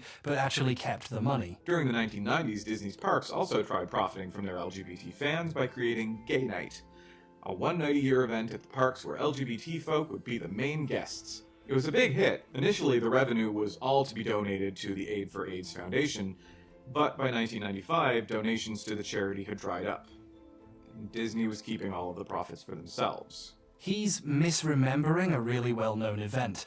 Gay Night was not set up by Disney, they didn't sanction it. A travel agency rented the park out for the night, and they kept the money they were supposed to have donated. This is a bit sloppy, but then he claims the more progressive CEO Bob Iger expanded Gay Nights into full Gay Day events. Under his stewardship, Disney switched from the once-a-year Gay Night at Disney parks to the full Gay Days event, rebranding the occasion into a more family-friendly affair. Now, obviously, Iger couldn't rebrand something Disney wasn't doing and had no control over. Gay Days is actually a completely separate event, which is also unofficial and unsanctioned by Disney. Also, it started before Gay Night, and 15 years before Iger became CEO. It's kind of impressive how wrong this was. He's giving fucking Disney credit for the actions of independent queer people. It really downplays the work that people put into organizing stuff like Gay Days. It's super disappointing, honestly. The first official Disney Pride Night happened this year, 3 years after he made this video. That's how far off the mark he was on this. Whenever I saw another Somerton video in the wild, I give it another shot and quickly have to give up again. In his Yuri on Ice video, he claimed the show never went into explicitly gay territory because it aired early in the evening on Japanese television, and there's a law on the books preventing showing homosexuality that early. Japan has certain laws. such as what time of night a queer-centric show can actually be aired on TV. This show was slated for an earlier time slot in the night because it's first and foremost a sports anime. In order for the quiet part to be as loud as the creator wanted, it would have to have had a much later time slot than the network wanted. This is a common myth made up by Western fans of the show to explain why it wasn't gayer. They wanted to, but it was illegal. How convenient. But that law doesn't work that way, and even if it did, Yuri on Ice aired at 2:30 AM in the morning, the gay witching hour. They could do whatever they wanted. But now I see people continuing to spread this lie, linking Summerton's video as proof it's true. James is helping to reinforce misinformation by not checking whatever he hears on Twitter before he spreads it, which is a bit concerning. Basically, I can't really watch James's videos because I care a lot about the stuff he talks about, and I can tell he's not really checked what he's saying, and that really gets to me. Normally in this situation, I would just not watch his videos and live my life, but over the last couple of years, Summerton has been repeatedly accused of plagiarism. In response, Summerton has claimed he never ripped off anyone, and the times he did weren't even that bad anyway. If I had been plagiarizing videos, I wouldn't have a channel. I would be called out all the time by people saying he stole my shit, but I don't plagiarize. The one time that there actually was plagiarism, it was by mistake, and I fixed it immediately, and it is no longer in my video. And the other two accusations, one was silly. That's an interesting way of saying you didn't do it. When 3 or 4 separate videos have 3 or 4 separate plagiarism controversies attached. There's not 3 or 4. Summerton is telling the truth here. There are not 3 or 4 accusations. Whenever these allegations are brought up, however, a fan of his will normally pop up to accuse them of harassing a gay man and claim this is all part of a deliberate homophobic campaign against a queer creator. And as an open bisexual who knows what the internet is like, I'm vigilant to the possibility the phobes are making a fuss about nothing again to take down a fellow gay boy. It does happen, so keeping this possibility in mind, I looked at what he'd been accused of for myself, weighed up all the evidence as objectively as I could, and it quickly became clear he did do it. He's a massive plagiarist. In fact, there's a bunch of stuff no one else has found yet. He's just convinced his audience to attack people when they notice. And the worst part is, they do it in the name of defending a gay creator, when many of the people he has financially benefited from stealing from are queer themselves. I've never seen anyone try to put together a full explanation of what exactly happened here, because his fans will threaten you into silence for trying, which means there is no solid body of evidence to point to, so James can freely lie about what happened without anyone to contradict him. I'd like to take the opportunity to go through what happened here, so people can see what happened without it being filtered through James and make up their own minds. So, let's clear all this up once and for all, shall we? In July 2020, Summerton uploaded Evil Queens, a queer look at Disney history, a 1 hour and 8-minute video about Disney's relationship with the queer community. This original upload of the video has since been deleted, for reasons which will become clear. As the video reached its audience, some viewers began noticing similarities between the video and the book Tinkerbells and Evil Queens by Sean P. Griffin. James opens with a present-day example of Disney being bad about gay content on their platforms, and then says we need to explore Disney's history of doing this. The next 45 minutes are almost word for word taken from Griffin's book. Fantasy is often described as a method of escape from the trials and tribulations of everyday reality. Living in a society that has outlawed homosexual desire, categorized it as a medical Shmi is constantly at Hook's side, and although Hook is the maniacal master of the relationship, Shmi is obviously his prospects brighten though when he overhears of a young man cub who is wandering alone in the jungle.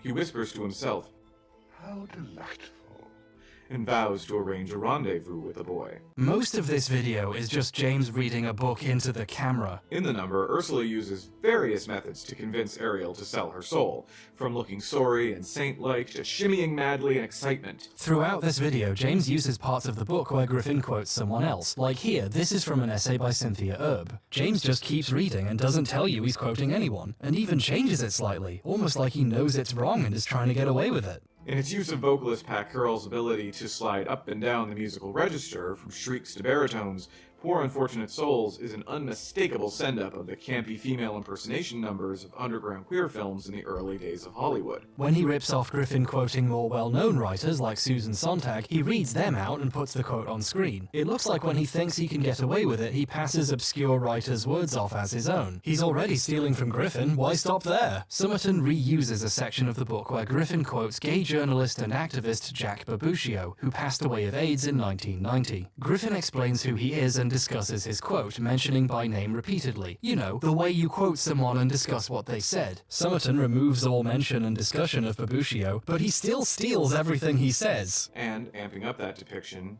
to an 11. Camp, by focusing on the outward appearance of a role, implies that roles, and in particular gender roles, are superficial. A matter of style. He then skips a few paragraphs, since the book discusses what Babuccio meant by this, and that would give away James didn't write it. I didn't even think it was possible, but somehow James managed to steal 2 queer authors' words at once. He copied a book word for word, and even removed mention of the people being quoted so it sounded like he was saying their words too. That's not something you do by mistake, that's something you do when you want to take the credit, which he does. In future videos, James talks about Evil Queens as if it was all his ideas. But other movies require a bit more digging. In Evil Queens, I talked about the queerness of the 90s Renaissance Disney movies, especially Aladdin and The Lion King. When I first mentioned this to people, they thought I was crazy. Then I explained it to them, and they came around to seeing it my way. And everyone clapped. James claims this video is his work and a weird, bold new approach to media, when it's word for word from a 20-year-old book. It's ridiculous. He appears to have found and replaced words like gay and homosexual to queer or LGBT. Another narrative strand in Disney's films that would have a great appeal to the queer community is the tale of the outside. Labeled it as a sin against God and allowed and often encouraged violent acts against LGBT people, queer culture has unsurprisingly embraced. Queer culture, particularly gay male culture, has long held a fascination with fantasy. The close association of gay men to the world of fantasy has attributed to some of the most common insults for gay men in Western culture. Cymantics never mentioned the book or its author anywhere. There was nothing in the credits, the description, no citations, no mention of his name.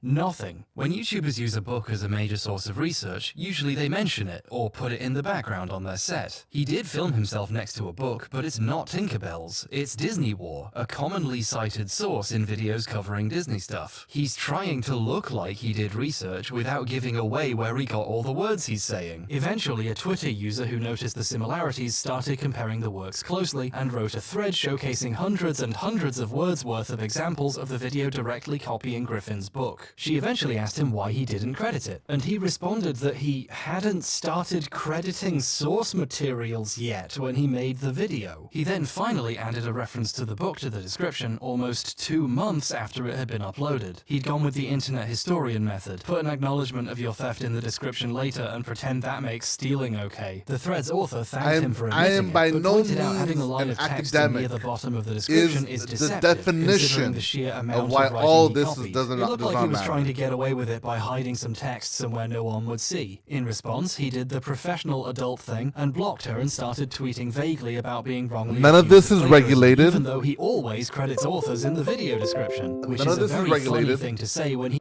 None of this is illegal. You can argue, and again, it's up to the authors and blah, blah, blah, in order for them to come and say, hey, yeah, this is not right. But other than that, it is a who cares type of mentality.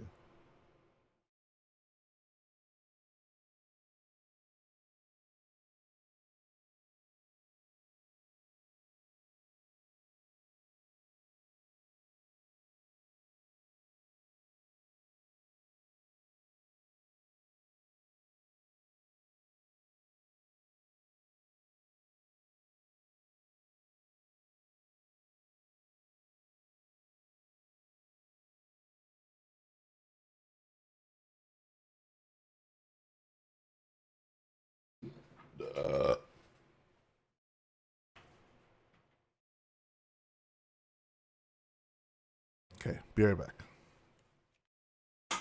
I need some agua And I need some snacks.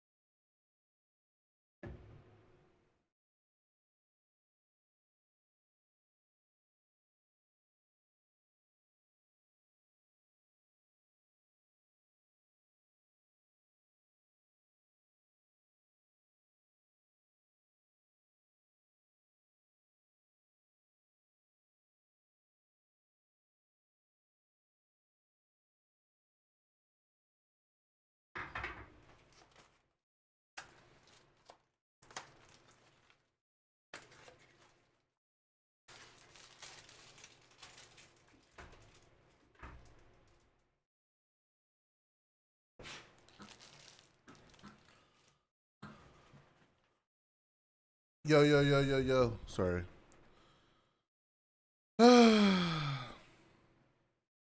I'm technically working right now. That's why I'm not playing anything. He didn't do that until the person he's currently complaining about pointed out he didn't. In just over a day, James went from saying, "Whoops, I'll put his name in the description, learning as I go, smiley face," to "I always credit authors in video descriptions, fuck off with your accusations." He also made a YouTube community post with the same text as the tweets. However, this turned out to be a Streisandian bargain, because people started asking what he was being criticized for. Here's where it gets really interesting. James responded to one of them with a new example. Something like this had already happened before. James had made a video called Unrequited: The History of Queerbaiting, and this video had also been accused of stealing from a documentary called The Celluloid Closet. So this wasn't even the first time he'd been caught doing something like this. The author of the thread noticed this comment and looked at the description of the Unrequited video, and there was a note hidden towards the bottom thanking The Celluloid Closet in a familiarly vague way. Somerton had been caught stealing doing something before, and he tried to get away with it the same way, by hiding something in the description. The comments section was full of people saying thanking the documentary in the description wasn't good enough since he copied a shit ton of it. She then tweeted she was considering comparing the celluloid closet and unrequited side by side, like she'd done with Evil Queens. What do we want to play Looks anyway? like James saw this tweet and realized someone was about to prove he'd done plagiarism in multiple videos, because suddenly he set both Unrequited and Evil Queens to private so no one could watch them, and made a post announcing this. The thread's author mentioned this happened and included these screenshots of the announcement. Let's put this on a timeline. This tweet came almost exactly 12 hours after saying she was thinking of checking the other video. In her screenshot, the announcement was only 11 hours old. James hid Unrequited within an hour of someone saying they were thinking of checking it for plagiarism.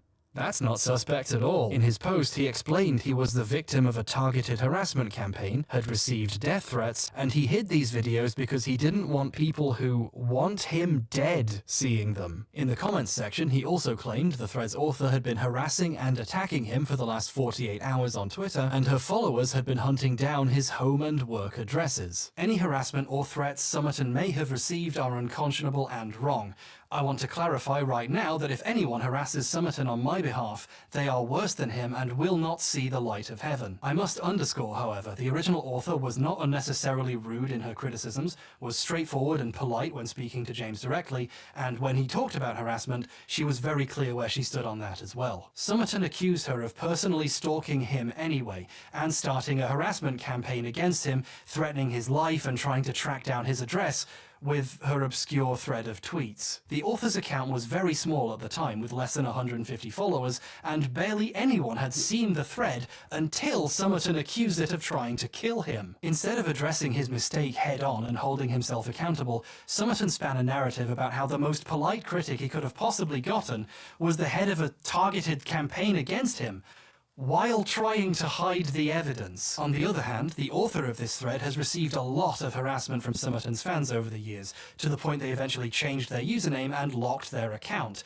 You literally can't see these tweets anymore. When I managed to contact her with questions, she asked me to reference her as little as possible because she's afraid of it starting again. Somerton's fans believed they were defending him from someone threatening his life, remember? So they were pretty fucking vicious about it. And that is what he was telling them. When he made a video addressing the plagiarism, he titled it, "About Those Death Threats." Somebody watched my Evil Queens video, my video about Disney, and realized that there are quotes in the video that are directly taken from the book Tinkerbells and Evil Queens. They went ahead and started accusing me of plagiarism. Somebody read their thread and decided to message me some death threats, as you do on the internet. I think she has something like 154 Twitter followers, something like that, and some of the people of that 154 decided, hey, let's threaten to kill him. But yeah, that's the situation. That's why someone doxed me and threatened to kill me. He claimed he simply forgot to credit the book, which made up the vast majority of his script. I'm kind of flighty when a video is done and I'm putting the credits together, so I don't always remember to put everything in the credits. That's kind of been a problem with me in the past. That has happened before. He then compared his video to serious documentaries and how they're often based on books. You know, like a lot of documentaries, they're based on books that come out. And so, yes, going forward, I just want you to know my videos may well be based off of books.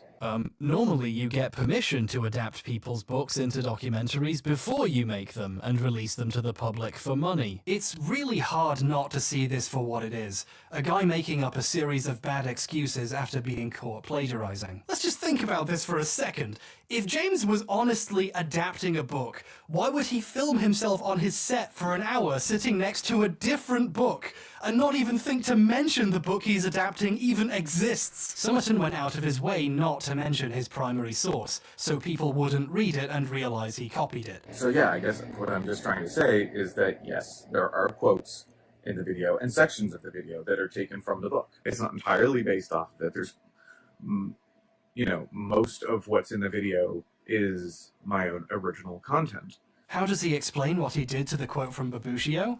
He doesn't even try. And if you don't want to support me anymore because not everything is entirely my original thoughts, then that's fine.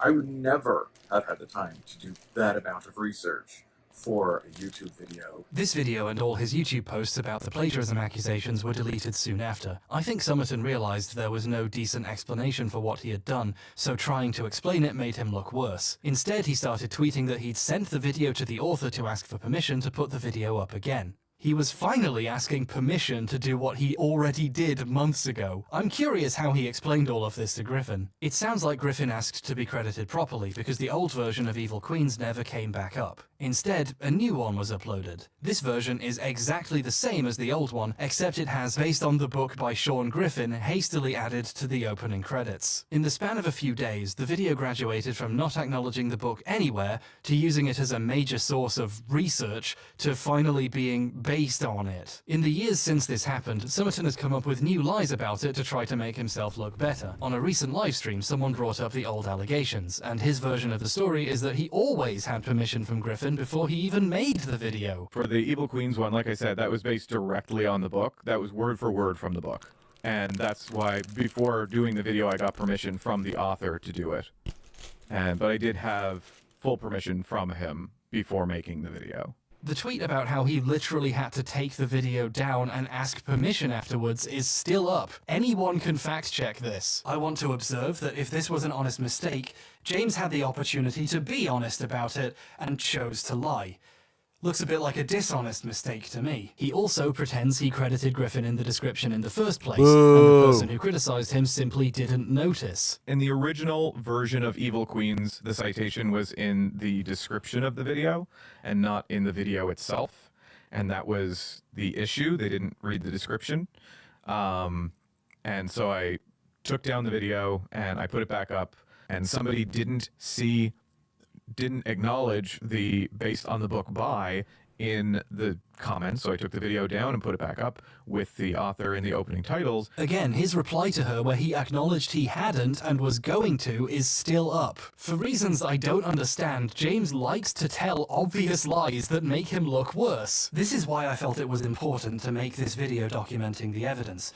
Currently, the only version of events people are likely to hear is his. Even if it's easily disproven, who's disproving it? The person who noticed the plagiarism in the first place was threatened into non-existence by his fans, leaving his lies as the last story standing. There's also another reason why I'm not buying the "it was based on a book" excuse. And then there was a video I made about Disney that was based directly on a book that I got the permission from the author to make the video. Let's take that at face value. Okay, so this video is based on this book. Based on it, word for word. That was word for word from the book. This is a lie, of course. He changed quotes, so it sounds like he's saying them. I don't understand. James likes to tell obvious lies that make him look worse. This is why I felt it was important to make this video documenting the evidence. Currently, the only version of events people are likely to hear is his. Even if it's easily disproven, who's disproving it? The person who noticed the plagiarism in the first place was threatened into non-existence by his fans, leaving his lies as the last story standing. There's also another reason why I'm not buying the "it was based on a book" excuse. And then there was a video I made about Disney that was based directly on a book that I got the permission from the author to make the video. Let's take that at face value.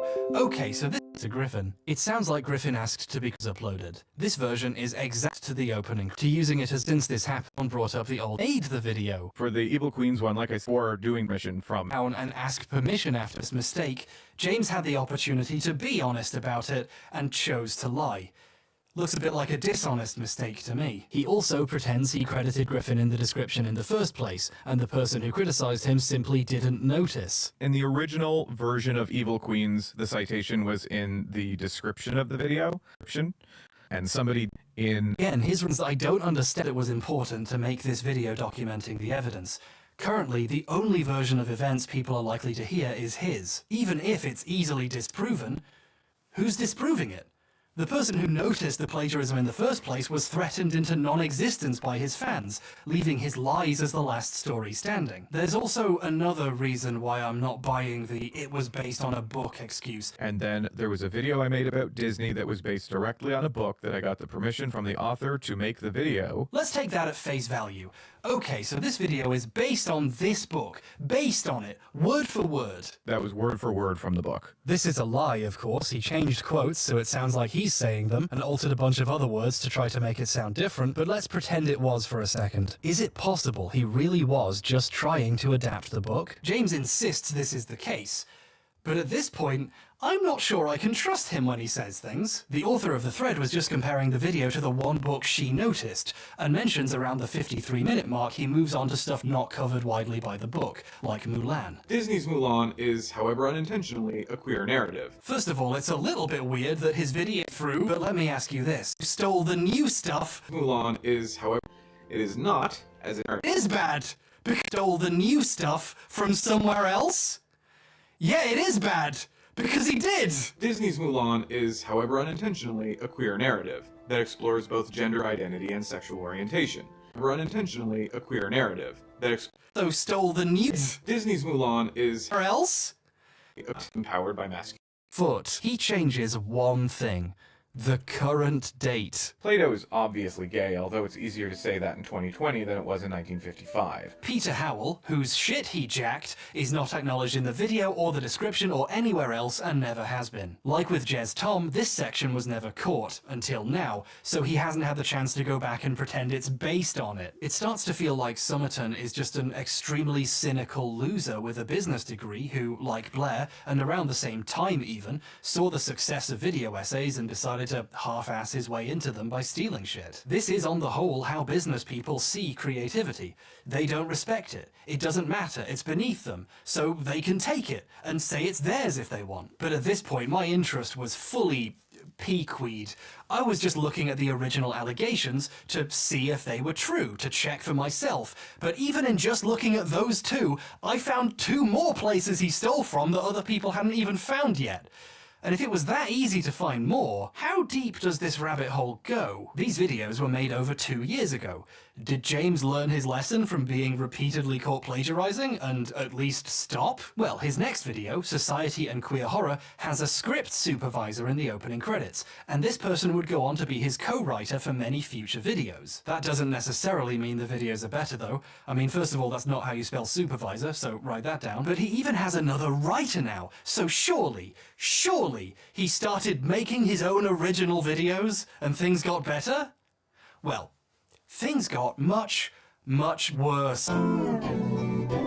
Society and Queer Horror, or as the video calls itself, Deep Cuts, Society and Queer Horror, steals so many words from so many writers it genuinely makes me think I've traveled to an alternate dimension where plagiarism is fine! 4 girls end up in the same school and find each other essentially by cruising the hallways. Given Carrie's simultaneous status as horror film victim and monster, alongside the narrative concerning her burgeoning sexuality and attraction to boys, or when Ripley asserts authority in the team after Dallas is caught by the alien, Ash, the male robot, feels threatened and attempts to dominate Ripley, regaining his masculinity. It's fun, messy, mean, sad, campy, and self-aware. That's the key variable that makes Hellraiser so special. I can't show you how messed up this is without ruining this video's runtime even more than I already have. So let's use visuals. Here's a transcript of all the words James says in this hour and 25-minute long video. And here's all the parts that are plagiarized. Each author's name is in a different color for convenience. This video steals roughly 10,000 words from 18 different places. And this is just the stuff I found. There could be more. A truly staggering portion of this video is James staring into his prompter, reading words he got by Googling movie name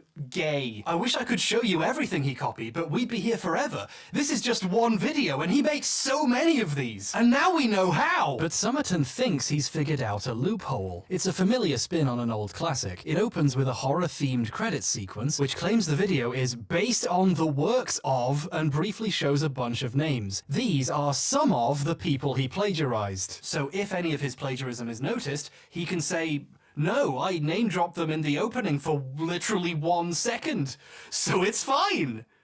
This is the stupidest thing I've ever... Anyone watching this video would assume this is Summerton showing his sources, or people whose work he read while writing the video, not people whose writing is the video, based on the works of Colin Arison. What does this mean? There's no way of knowing what Colin's contribution to the video was. Does this mean he inspired a section? That he gets quoted? That James read him and used some of those ideas? This mention means 21 minutes into the video, the next 5 full minutes are word for word copied from an essay he wrote. Benshoff recognizes Hellraiser for some of its visual characteristics, but comes to the conclusion that too often the representation of Barker's monster queers seems similar to those produced by right-wing ideologues. I don't think I need to tell you, this is just plagiarism with an even stranger excuse than normal. Summerton never tells you when he's just reading other people's words, because then people would know he didn't write anything. He's hidden their name at the beginning and in the end credits at the very bottom, after a long list of patrons, so he can make a video out of other people's words without ever saying when he's actually doing it. 4 minutes is just Andrew Park's article about the film The Craft, with slight changes to try to hide it, and his usual LGBT to queer word swapping. The film follows the story of 4 teenage girls who each grow up feeling different in one way or another. Special, and above the fray of their peers, or rejected by them entirely, as so many queer teens have experienced. The most memorable character, by all accounts, is Nancy, and she's already out as a witch, openly practicing the craft. She wears goth lipstick and black, laced-up Stevie Nicks boots. She has a sexual history and a noose hanging in her locker. Bonnie is a girl with self-image issues due to scars that cover her arms and back. Swapping back and arms to arms and back doesn't work. We can still tell. Chris, your typical teenage movie football jock, persists in making bullying comments about the 3 spiritual deviants, who he calls the bitches of Eastwick. Because he's just so clever. Wow, what a great addition, Jimmy. You really spiced up that anecdote, made it your own, put your fucking spin on it. Oh well, this is a bit skeevy, but at least Park's name is in the credits, so people can at least see his name and check him out. No, he's not in the credits. Half the people James plagiarized in this video didn't make it in, he forgot. This whole "it wasn't plagiarism, I said it was based on them at the start" excuse really doesn't work when you forget to put half their fucking names in. My personal theory is James came up with this phony excuse during the Evil Queen's fiasco when he was already making this video, so when he made this list, he'd already forgotten half the people he plagiarized. The segment about aliens is completely taken from Bart Bishop's essay queering James Cameron's Aliens. Aliens is curiously progressive in its sexual politics overall, especially for a movie released during the Reagan years. Take, for instance, the exchange between Hudson and Frost. This isn't just queer behavior being portrayed in a positive manner, but one of the many ways that the movie obfuscates gender and supports a pansexual ethos. My favorite part is when he reuses an extremely long quote from author David Grevin, along with Bishop's exact commentary on it, with a very slight change. David Grevin, in Demeter and Persephone in Space, observes, Bishop, the cyborg, reached... Grevin further suggests that the aliens, and especially the alien queen, represent a cisgendered heteronormative status quo that resents the changing times.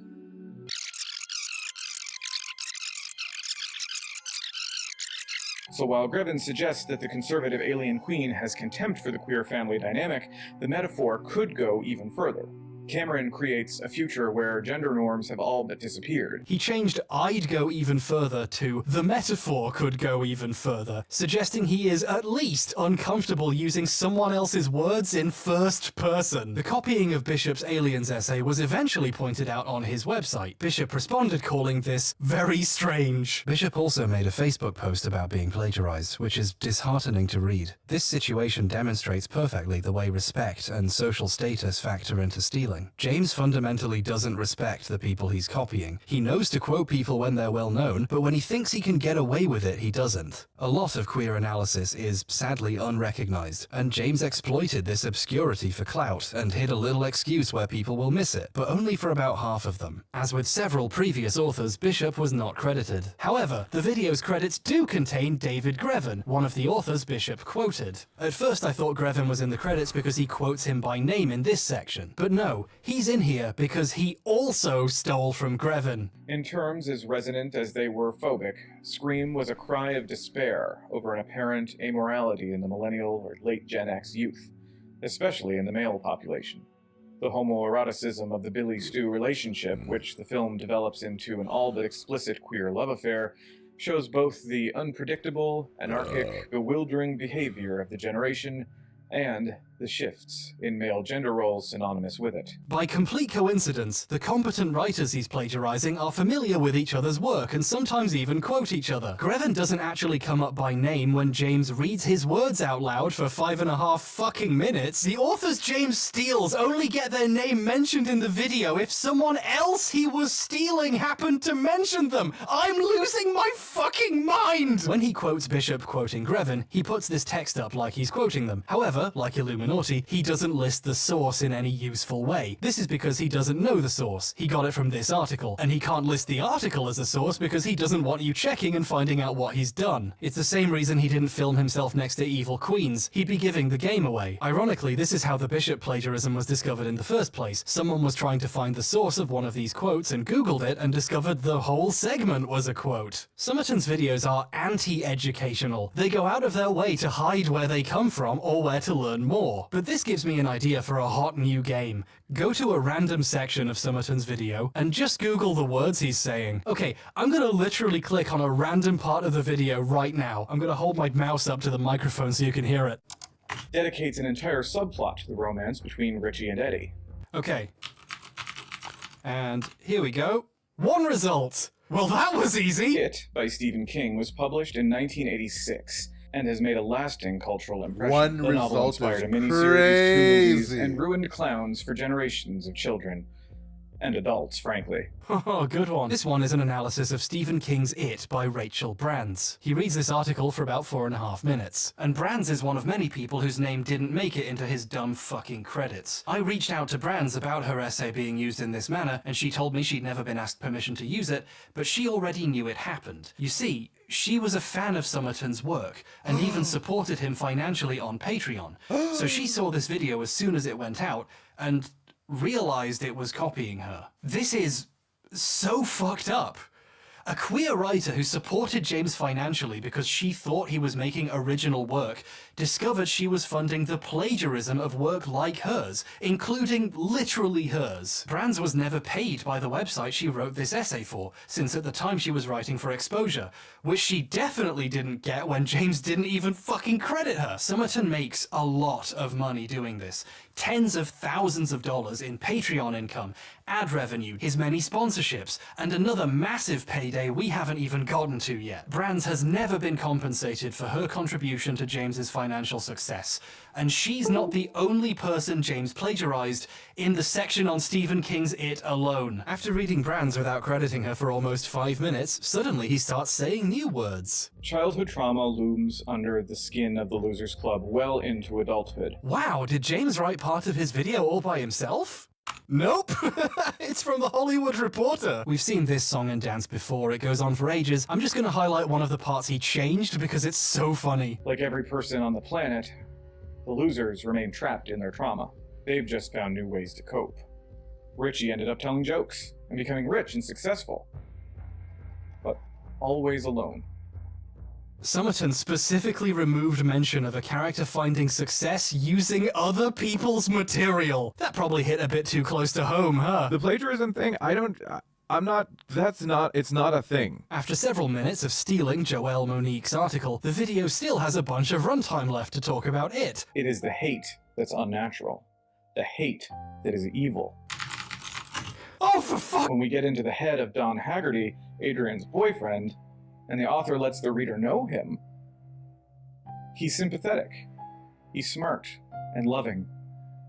He also sees the town for what it is, sees its evil clearly and wants to leave it. The entire 12-minute long It section is copied from 3 different articles, back to back to back, and only one of the 3 authors is even in these shitty credits. Somerton didn't thank Brands or Monique for the articles about Stephen King's It he stole for money. He did, however, take the opportunity to thank Stephen King! I love it when small indie writers finally get the acknowledgement they deserve. It boggles my tiny mind just how much every tiny thing is stolen in this video. He really briefly, like for 30 seconds, discusses the appeal of witchcraft to queer people, and he steals an article for that too! Witchcraft, on the other hand, offered a spiritual space where queer people could step into their personal power and explore otherness without shame, guilt, or fear. Furthermore, the idea of a coven creates a space for community. Based on the works of whoever wrote this sentence, of the 18 authors I found him stealing from, only 9 of them make it into the opening or closing based on credits. So at least half the people he copied didn't even get a bullshit credit. And that's just what I found. I'm pretty sure I missed some. Maybe he reworded some parts better than others, so it's harder to check. But after seeing how much shit he stole for this video, I have no doubt the blank spaces are just someone else I missed. After this video came out, I think he decided he'd gotten away with it,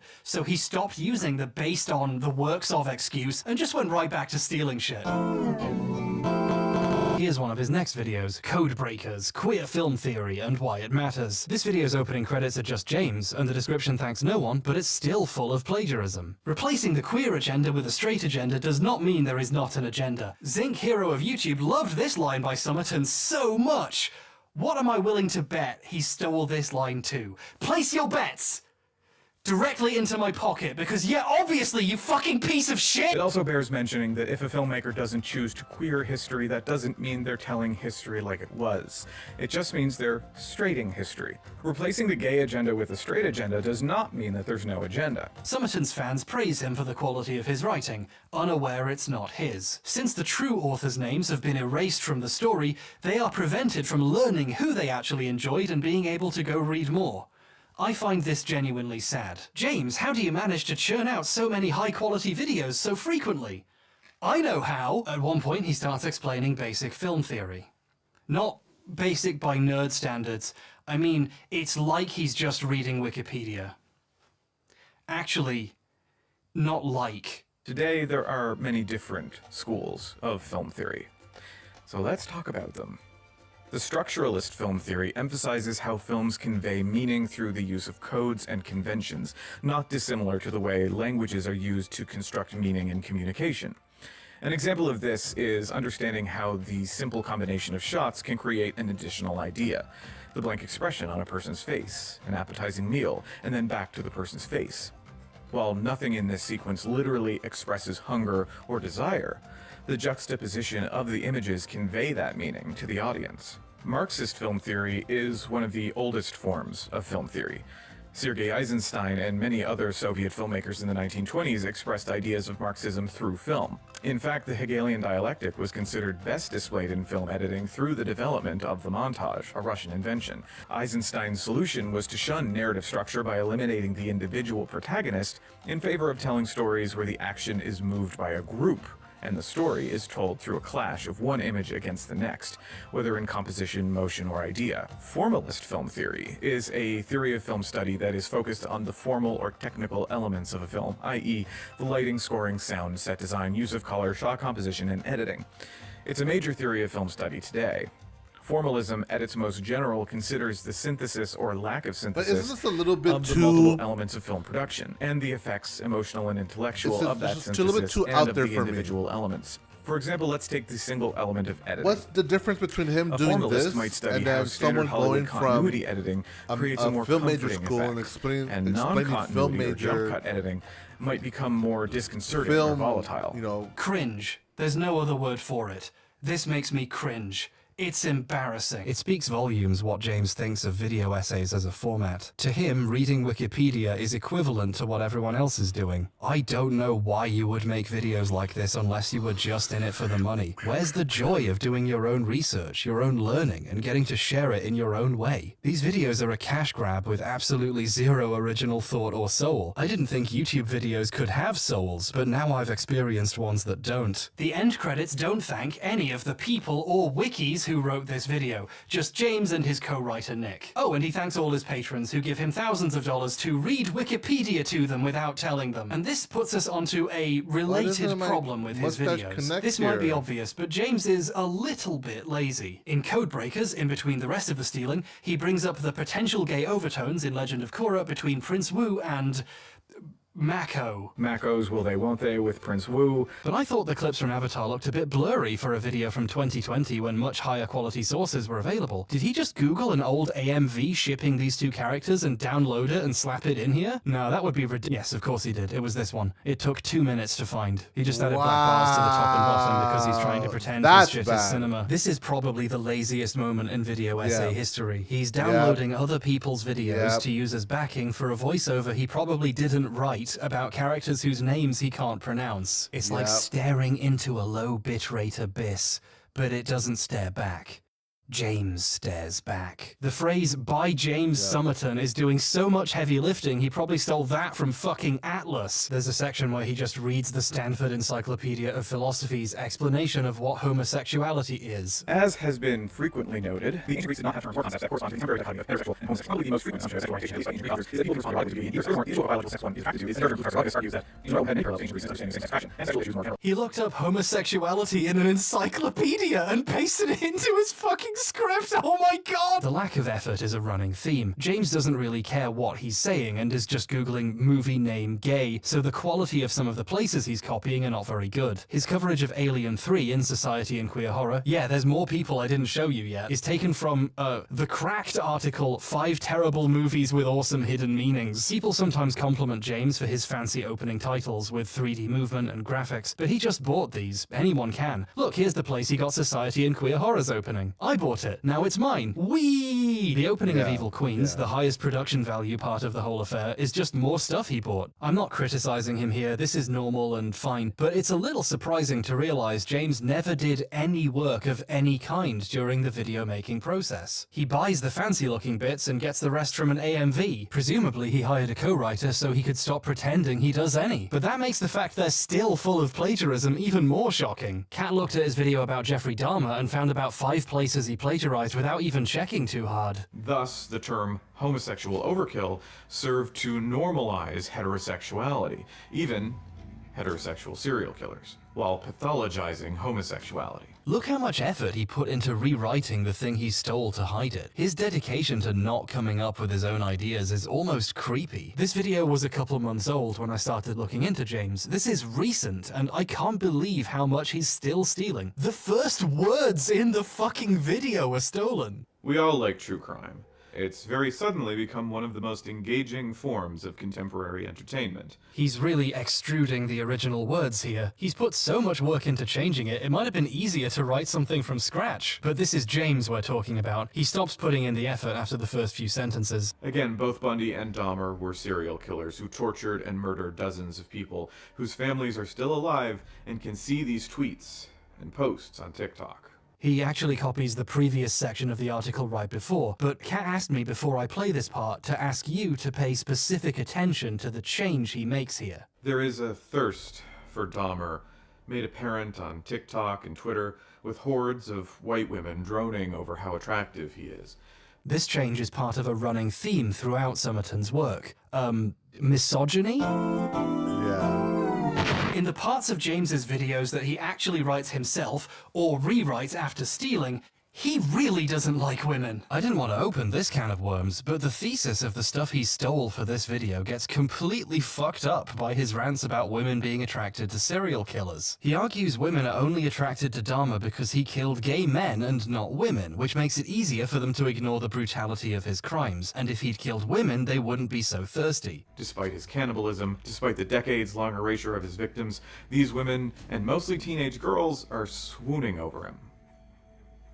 And why not? To our knowledge, Dahmer never killed any teenage girls, or any women at all, so there's a level of disconnection. Women are attracted to the wrong serial killer, how terrible. But he couldn't stop himself from also complaining about women being into Ted Bundy, who did murder women. He goes off script from the article he's stealing for that section to complain about it even more. Navigating the ethics of true crime content is tricky. Critics have begun to question the need for entertainment mediums which fetishize or even sexualize serial killers. In the last 3 years alone, we've seen multiple films about Ted Bundy, with 2 of them coming from Netflix, one of them starring Zac Efron. A whole new generation of girls fell head over heels for the infamous killer, which was a grim remake in itself of the real-life Ted Bundy trial. He had fangirls defending him in the press and even begging to marry him. Netflix's social media team actually begged viewers to stop stanning Bundy. He added a whole new bit fantasizing about millennial girls' attraction to a serial killer when, like, no, they were attracted to Zac Efron, the famously attractive celebrity actor. This was a stupid tangent to begin with, but now his own video contains examples of women fancying a serial killer who killed women. So his rant about women loving Dahmer because he didn't kill women makes no sense. Really, he just wanted an excuse to complain women see their gay friends as disposable. Because unfortunately, to this day, many women still see gay men as nothing more than a fancy accessory. Especially teenage girls who lust for the perfect gay best friend. A boy whose sex life is secret, so you never have to hear about it. But he's always there to tell you if your boyfriend's being a jerk. Gay men and boys as a purse or a fancy iPhone case. Something to show off, but ultimately something disposable. What teenage girl did this to you in high school, James? And why are you inserting fanfiction about her into an article you stole instead of going to therapy? This is the only new stuff he wrote. The rest is stolen. This is all he has to say. What the fuck is wrong with this guy? These insecurities affect how he talks about gay women. The videos are continuously punctuated with tangents about how lesbians have it easier than gay men. In one video, he claims gay women historically saw less legal persecution, and his example is made up. And if you're wondering why this section is so man-centric, this is because the vast majority of legal persecution of early queers was focused on men. In the legal case of Radcliffe Hall, she, in her book The Well of Loneliness, depicted World War I ambulance drivers as being primarily lesbians.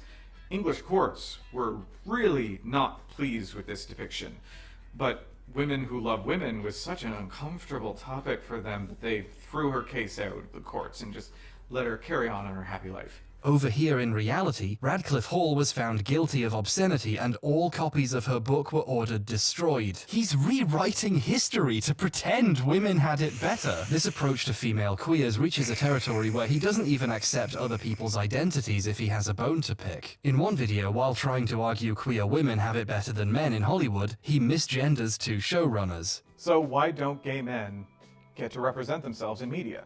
At least media that's widely accepted by the mainstream. Queer women get to represent themselves, at least sometimes.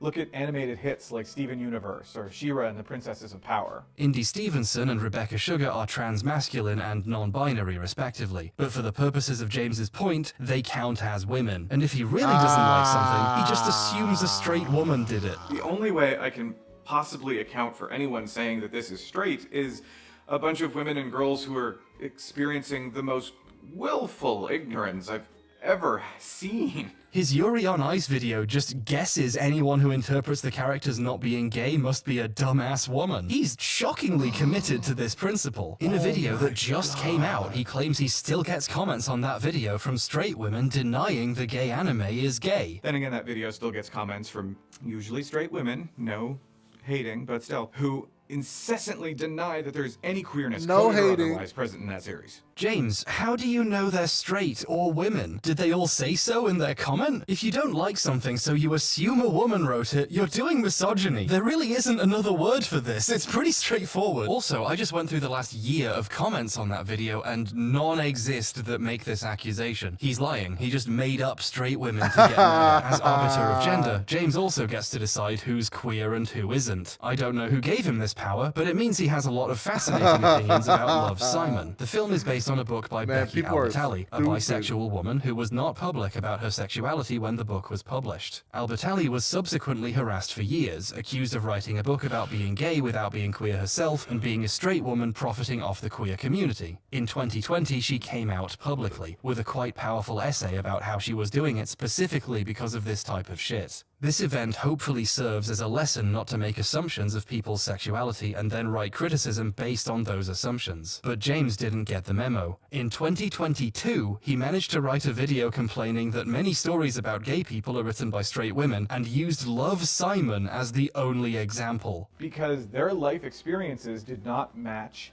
the experiences about gayness set by straight women with a kawaii idea of two gay people.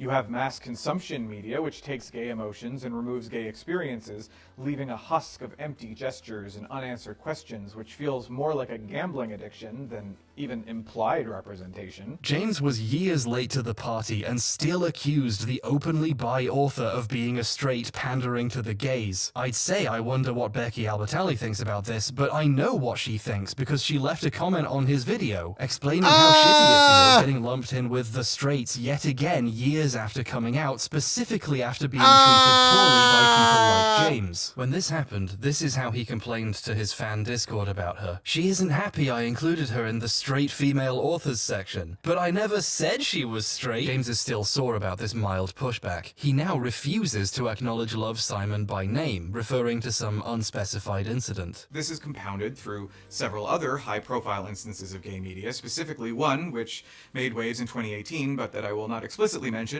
for reasons. If you know, you know. Someone asked what he meant by this in the Discord, and he clarified he meant Love Simon, and in true James fashion made up a story where he didn't do anything wrong. He simply mentioned he wasn't its biggest fan, and the author ripped into him on Twitter and stuff. As far as I can tell, Becky never tweeted anything or said anything anywhere about him except his comments section. He's having to twist the story pretty hard to seem like he didn't do a shitty thing here. He called a bi author a straight with kawaii ideas about gay people, didn't think she would see it, and she criticized him for doing it. So this is the non-stolen work, the stuff he writes himself. Open bitterness about women, lies, and grievances over being criticized for this. I'm gonna regret saying it, but he should have stuck to the plagiarism. He complained on Twitter about being criticized for being so harsh on the women who thirsted after Dharma, not realizing he was actually being criticized for a pattern of behavior. These criticisms were valid already, but I would like to supply the context that he stole the words he is saying here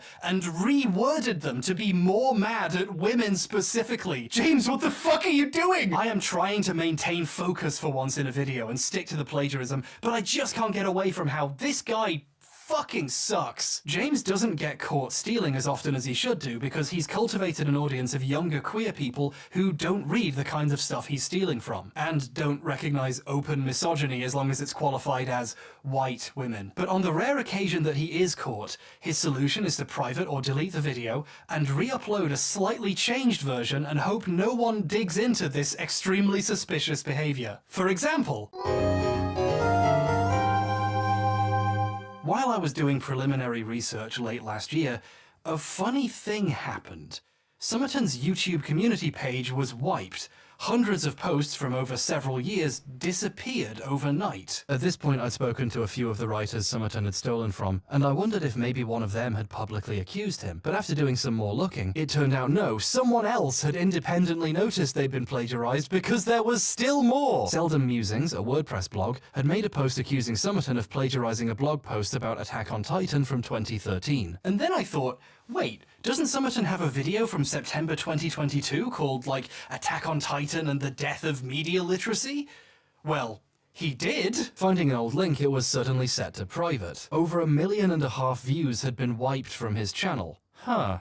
I already had a copy downloaded because, well, Somerton has deleted inconvenient videos before, and I figured something like this would happen again. I've been going through his videos chronologically, so I hadn't got to that one yet, but what's kind of funny is I know I would have noticed this plagiarism myself if I had. That blog post has gone viral multiple times. It's one of the main sources for Western awareness of Attack on Titan's authors' right-wing views. If you're deep on anime fascism discourse, this is a classic post. I've seen it linked and referenced dozens of times over the years. It would make sense to point to this post if you were discussing the political implications of Attack on Titan, or you could even quote it and cite it as a source. Well, wouldn't you know it, Somerton doesn't link the post or quote it anywhere, or acknowledge its existence, he just copies it. This outrage should come as no surprise knowing the history between Japan and Korea, but that is exactly what most people may not be aware of. Korea was occupied by Japan from 1910 to 1945. Only one of many East Asian nations colonized by Japan as part of its growing imperial presence at the time, during which the Japanese army enforced changing Korean names to Japanese style, destroyed and stole Korean cultural artifacts and locations, murdered the Korean empress, forced Korean men into hazardous war efforts, forced Korean women into sexual slavery for Japanese soldiers, and tortured and massacred and experimented upon Koreans en masse. However, history books and classes... I'm so comfortable!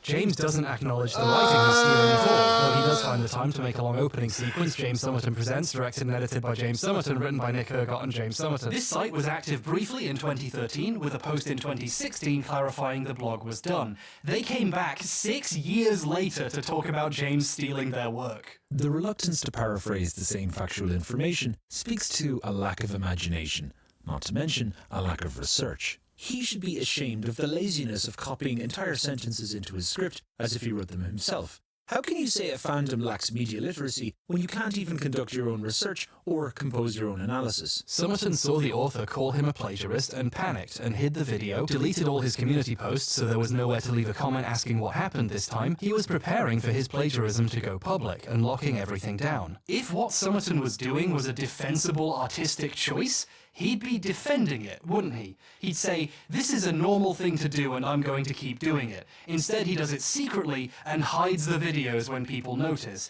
It's clear he knows what he's doing is wrong and would just rather keep stealing than actually do any work. But while we're talking about the Attack on Titan video, you know he didn't just steal one thing. The video's an hour long. No self-respecting marketing expert would do all that work himself. In this video, and only this video, he quotes several YouTubers. Like he has their text on the screen and he reads it out. And he would never normally do that. He would just steal their words and pretend he came up with them. Which means he must be stealing from someone who quoted them. And, yeah. For a long time, anime fans had no way of knowing what their favorite writers and artists even looked like, let alone what they thought about the world. 3.5 minutes of this video comes from Geeta Jackson at Vice Motherboard. And yeah, when he quotes YouTubers, he's actually quoting Jackson quoting them. I can't believe I fucking called it. YouTuber Jeff Thu argues, it's because this discussion keeps happening, but it's also not. There's some really good criticism of Attack on Titan, and I think it's important to criticize it. Now, this isn't just an article quoting someone. Jackson reached out to Jeff for his opinion on this topic. There's nowhere else James could have got this quote, and this time he really fucked it up. At one point, he uses a quote Jackson got from historian and scholar Andrea Horbinski. But remember how he sometimes finds and replaces words like gay or trans to queer or LGBT to hide it? He accidentally did that to the quote! As they put it,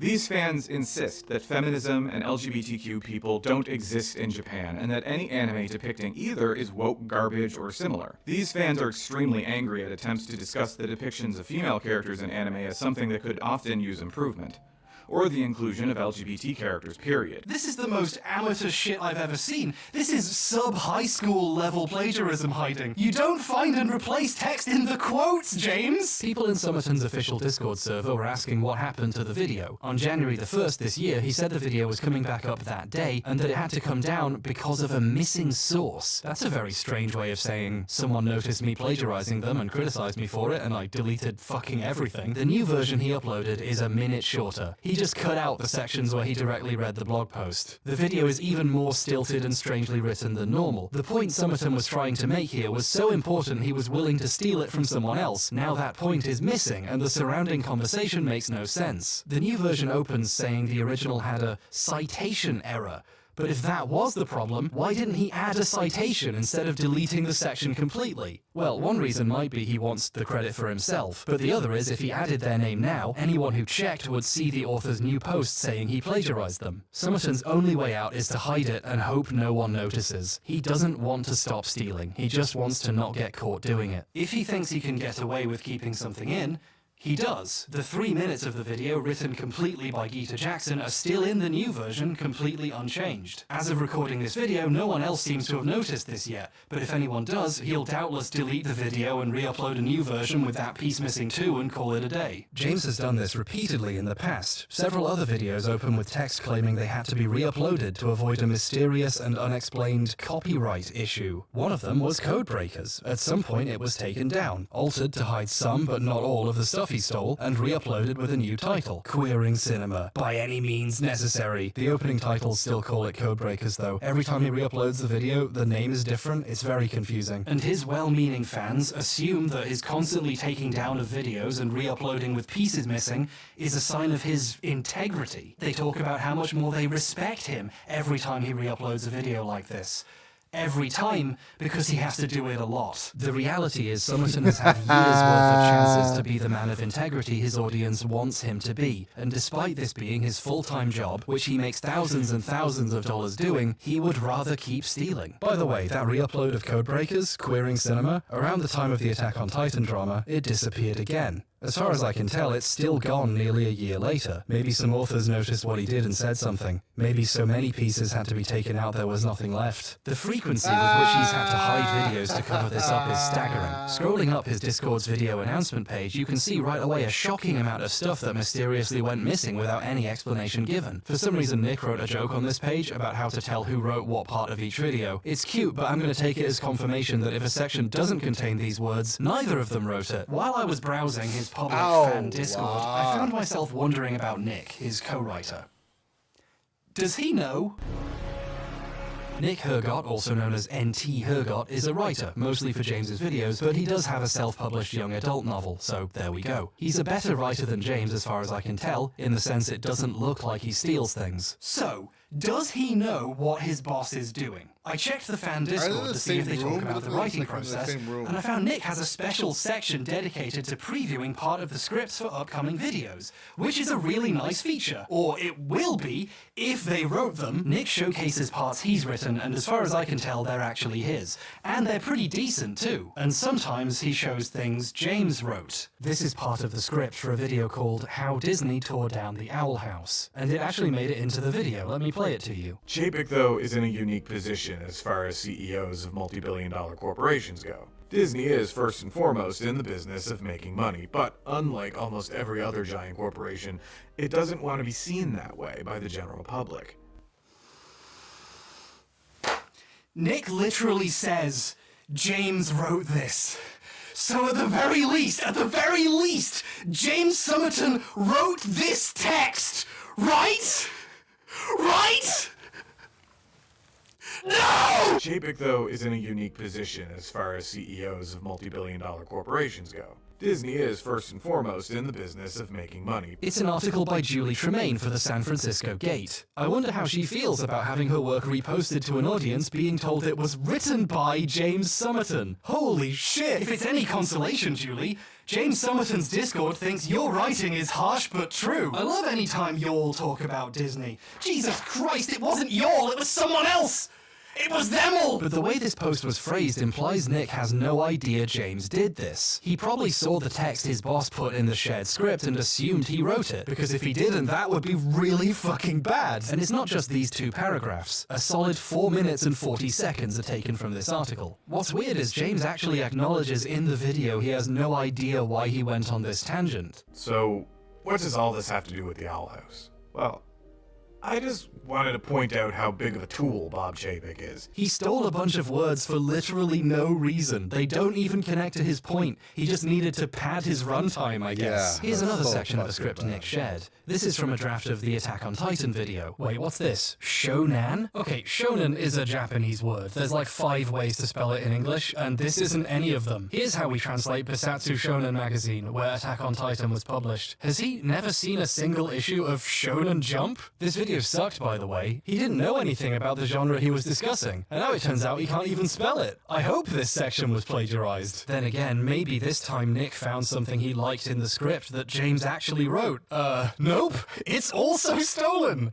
Again! It comes from culturalreview.com, the website/personal blog of Tyler Hummel, who hopes to bring thoughtful and enjoyable commentary on popular culture and entertainment from a culturally conservative and religious perspective. In case you're wondering what that means, he thinks Batman is too woke. Right before the section James copied into a document and told Nick he wrote all by himself, Hummel complains about Marxism and critical race theory, and then randomly whines about people who criticized Game of Thrones' final season before posting Lindsay Ellis's video about it as an example of people he hates. In his quest to seem like he knows what he's talking about, he's willing to borrow the words of a guy who hates him and everything he stands for, including Lindsay Ellis, who he credits with getting him into making video essays, another crime Lindsay should pay for. Wait a minute, did he film himself next to Disney War because Lindsay did? Was he copying that too? Normally I'd think I was overreacting, but he's stolen everything else. I don't know anymore. At least that means he didn't get Shonen wrong. That must have been the nutcase he copied from. No, that's one of the few new words Oh he my added to the God, stolen he added segment. it. James Somerton is the dumbest motherfucker. To be completely fair,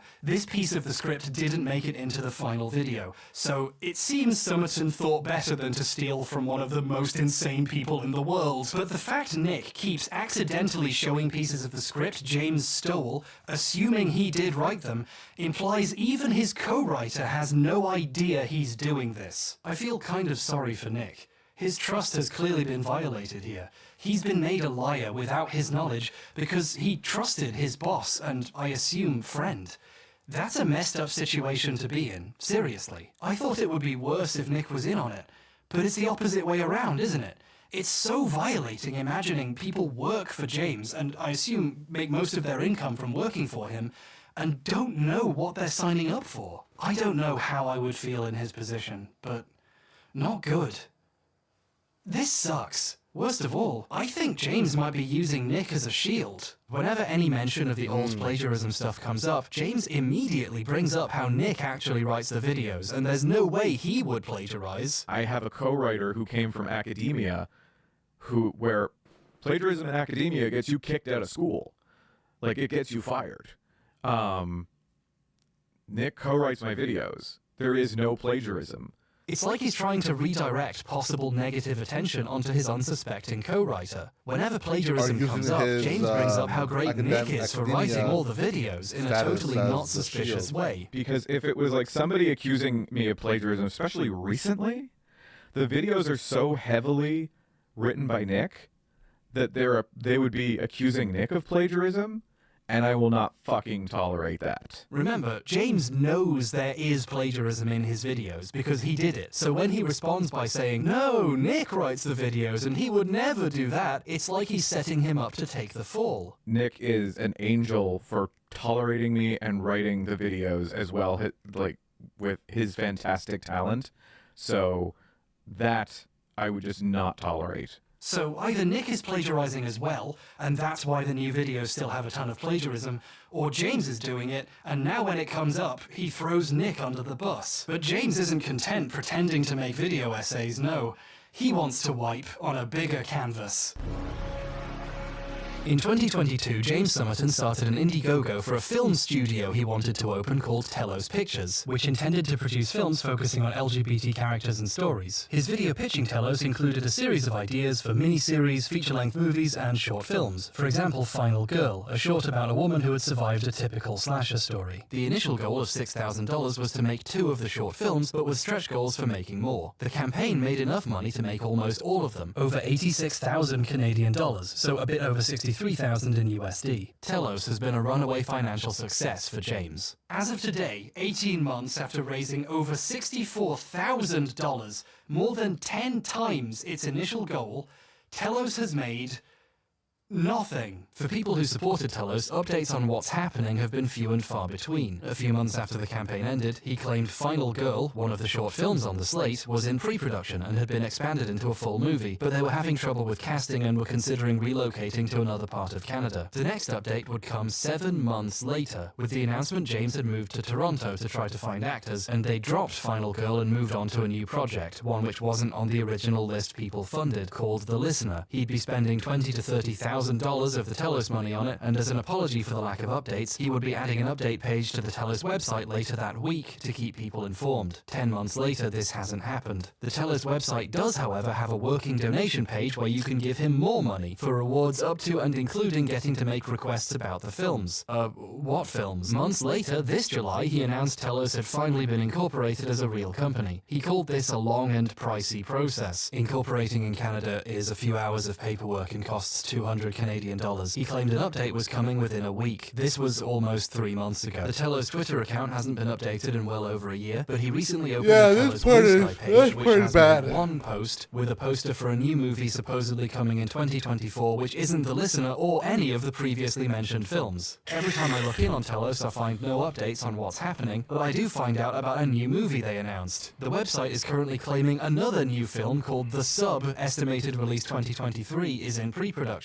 Better get a move on then. Telos keeps announcing new projects with a new poster to go with it consisting of a stock photo with text over it, and then not making any of them. This one's already being used for a real show that exists. He keeps putting text on stock photos and pretending it's a real film in pre-production. It doesn't exactly inspire confidence how fast new films are being dreamed up. One of them even had a teaser consisting entirely of stock footage, only to never be spoken of again. This one isn't even mentioned on the website at all anywhere. Movies take time to make, even short indie films, and for the record so do video essays, but the lack of updates on what is happening, or which film is even being made, is a little disconcerting. Continuing the trend of James's work not really being his, we need to talk about Final Girl, the first project which was cancelled. Final Girl was at one point coming this fall, which at the time was 2022. The people who funded this film were told to expect it by autumn last year. They got pretty far on this one. In late June, James tweeted the script was done. But then, all of a sudden, James moved on to The Listener and the 5 other films he started since then. But unlike many of James's other announced projects, which still have a poster and a tentative release date on the site, Final Girl disappeared completely. What happened here? He claimed he gave up because it was too specific to Nova Scotia and he had to move to find actors, but there could be another reason. The name and synopsis of Final Girl are extraordinarily close to a book which already exists, The Final Girl Support Group by Grady Hendrix. I wonder if Somerton is aware of the similarity. It would be weird if he wasn't, because it was one of his favourite books of 2021. He started the Indiegogo with this short film idea a few months after making this post. You'll be shocked to discover, but something of James's turned out to be stolen and evaporated. The 18-month journey of Telos consists of Somerton being paid $65,000 to make a dozen fake movie posters. So far, James has ripped off bloggers, novelists, authors, anyone who writes text for a living, really. Oh, and Wikipedia, and AMVs, because watching Korra for himself was too much effort, apparently. If you're queer and you wrote something good, no you didn't, but now we need to talk about the time he somehow went even further than that.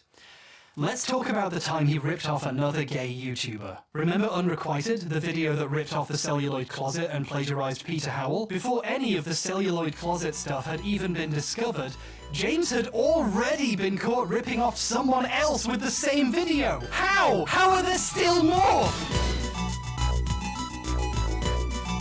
A later section covered examples of queerbaiting in various TV shows, including BBC's Merlin, the recent Teen Wolf TV series, and Sherlock, whatever that is. But people began to notice these sections were suspiciously similar to one another YouTuber had already made. Alexander Avila, whose channel used to be called Are They Gay, has a series of videos exploring the queer implications between characters in various shows, and he's covered Merlin, Teen Wolf, and Sherlock. The part of Somerton's video covering Merlin feels like he watched Avila's video and very slightly rephrased it. But what made it really obvious was the footage he used. They weren't just similar, they were exactly the same. Avila had this one part where he fades between several different scenes across different episodes to show the evolving character dynamics. This is Avila using editing and his knowledge of the show to make a point. That same sequence appears exactly in Somerton's video. Avila's video puts text over the footage to explain the character's thoughts and justify his interpretation of the show. This text is still in there in Somerton's version. This is sloppy even by James' standards. He even keeps in a joke Avila made.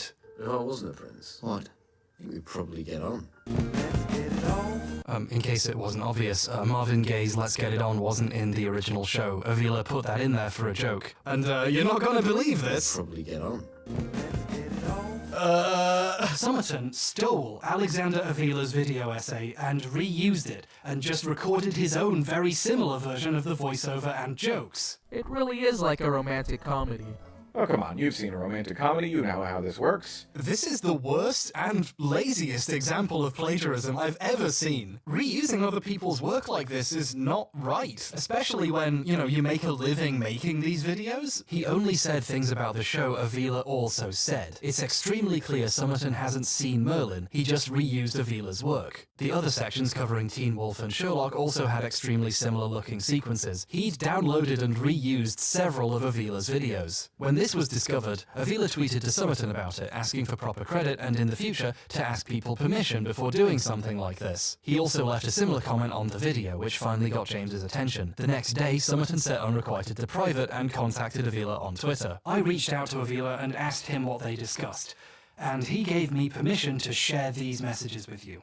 Cymantics apologized for using his material without asking, claiming he intended to reach out but forgot to, and he had been in a rush to finish the video before the end of Pride Month, and in this rush he ended up using a lot more of your content than I ever intended. He then offered to credit Avila in the description of his video. Ah yes, that old trick. He also, perplexingly, asked Avila to delete his comment because he put an awful lot of work into his videos and felt discredited by it, which, frankly, is a wild thing to say to someone you just admitted you stole from. You're not the one putting the work in, buddy. Avila said he would rather Cymantics upload a new version that credited him in it directly, or perhaps he could watch Merlin and make his own arguments. He also reminded him that passing someone else's work off as their own is far more discrediting than pointing out someone did that. Cymantics never replied. So he admitted he plagiarized Avila's work, but he had an explanation. He was too busy. Too busy doing what? You don't do anything! The video was never unprivated. Instead, a few days later, it was re-uploaded with pieces missing, of course. This re-upload was also in 3 parts, saying the video had been edited to remove content owned by other parties. The re-uploads also say which part of 3 they are, except for part 3, which is also called part 2. Cymantics had put in about as much work as you'd expect from someone who copies for a living. In the new version, the Merlin section was completely removed. However, this was the only change, so later parts of the video still refer back to it. Much like with Merlin, the pair start the series off on a bad paw. The Teen Wolf and Sherlock sections were kept the same, so all the video sequences he got from Avila for those parts were still in there. He didn't accidentally use any obvious parts where Avila's text or jokes came up, so I guess he decided it was fine to keep it in. The way James treated Alexander, stealing several of his videos, then when caught offering to hide a credit in the description like that would change what he'd done, and then re-uploading the video with half the stuff he stole still in it, is a clear indicator how little he thinks of his fellow queer creators. He does not care about doing right by other people in his community. He cares about making money, by any means necessary. What makes this even clearer is how publicly he does not admit fault or even pretend he learned anything. To this day, he lies about what happened. When the plagiarism allegations came up on that livestream, he made up a completely new story that contradicts the apology he gave to Alexander. He claims he downloaded a highlight reel of Merlin clips from somewhere else, and that highlight reel stole from Avila's video, so technically he didn't steal from him and it was all just a misunderstanding. In the original History of Queer Coding video, I used a highlight reel from the show Arthur that another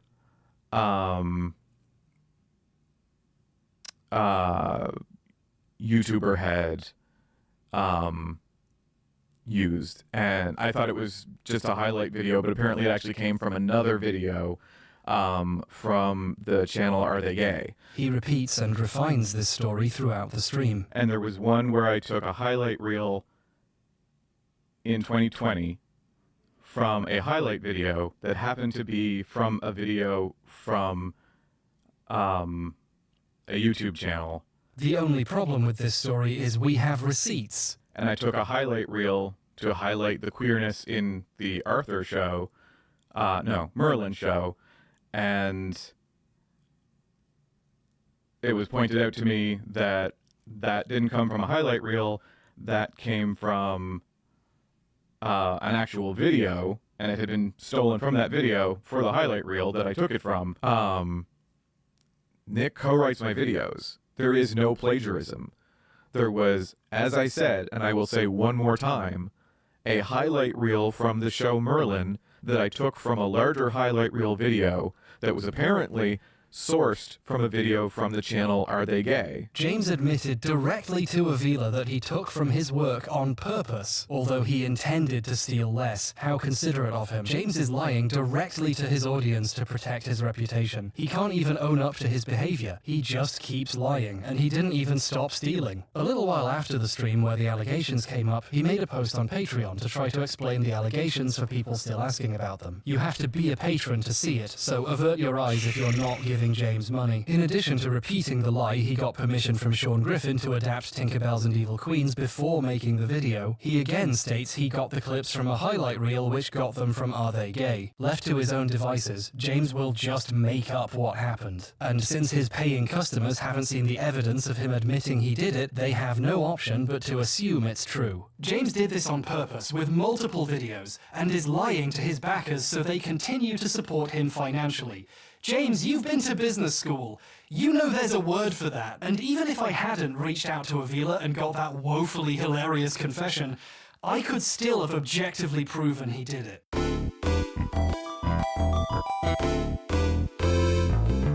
There's one last missing piece of the puzzle here. Ignoring for a second he admitted to Avila he took from more than one video, ever since he's always pretended it was just Merlin. If I could somehow prove he also used Avila's other videos for those sections, that would show the extent of the copying and how much he's lying to cover it up. But like I said, the Teen Wolf and Sherlock sections aren't as obvious. He doesn't steal any jokes, he just very boringly spouts arguments similar to Avila's while playing what looks like the same footage. It's harder to prove he downloaded his video to make this, which is probably why he feels comfortable pretending he didn't. I was thinking of watching both videos closely side by side and contrasting the clips to show they're all the same, wasting even more of my precious life watching Sherlock than I already have, but then I was reading James's tweets from when he was making this, and I saw that he posted a picture of him editing this video, with his timeline visible. Forgive me, but the opportunity to do something like this comes once in a lifetime. Jimmy, if you're somehow still watching, I need you to understand just how bad a liar you are, just how obviously awful and deceitful you look to anyone who's paying attention.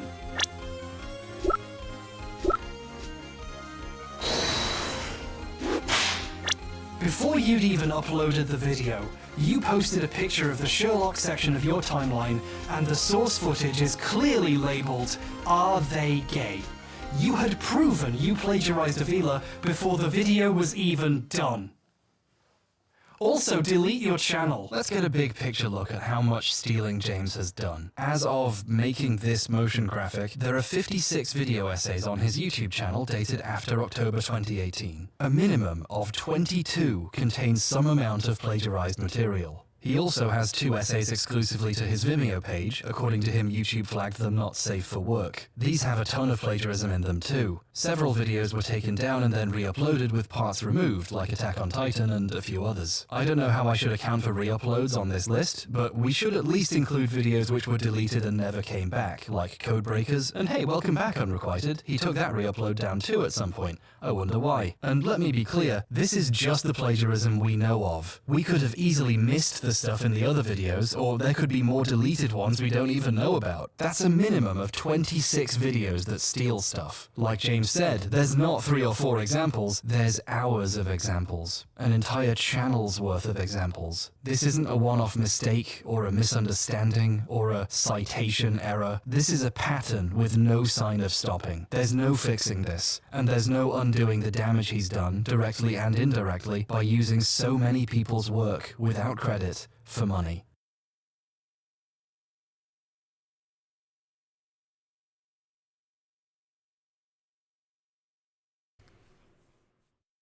All of this to say, get the guys to actually sue him. Because none of this matters unless they're actually suing. Take it to court. A lot of people have been burned by James, not just in terms of having their writing or videos stolen, one even giving him money to find out he was stealing from them, but on a basic level, liking someone's work and funding them only to realize you're funding plagiarism is humiliating. James has become one of the biggest LGBT YouTubers in the room, essentially absorbing all the support and attention that would have otherwise gone to people who actually do work. Other gay video essayists have to come up with their own opinions and actually write them. They can't compete on volume with a guy who's willing to rip off dozens and dozens of other people. Many of the people he's copied were paid very little, and in some cases not at all, for their original material when they wrote it. They were hoping their writing would be recognized and result in future work and more of a career, and in a way, their good work was recognized, but only by James. How much recognition do you think they got when James read their words without crediting them? And on the other hand, how much money has James made from them? How much money has he made in fundraising to start a film studio on the back of this career he got from them, while making no films? Gay writers are already poorly recognized for their work and contributions. It's a common problem. James should know about this. In Codebreakers or Queering Cinema or whatever it'll be called next time, James has a surprisingly eloquent section about how gay people keep going missing from history and being forgotten. This part was stolen too.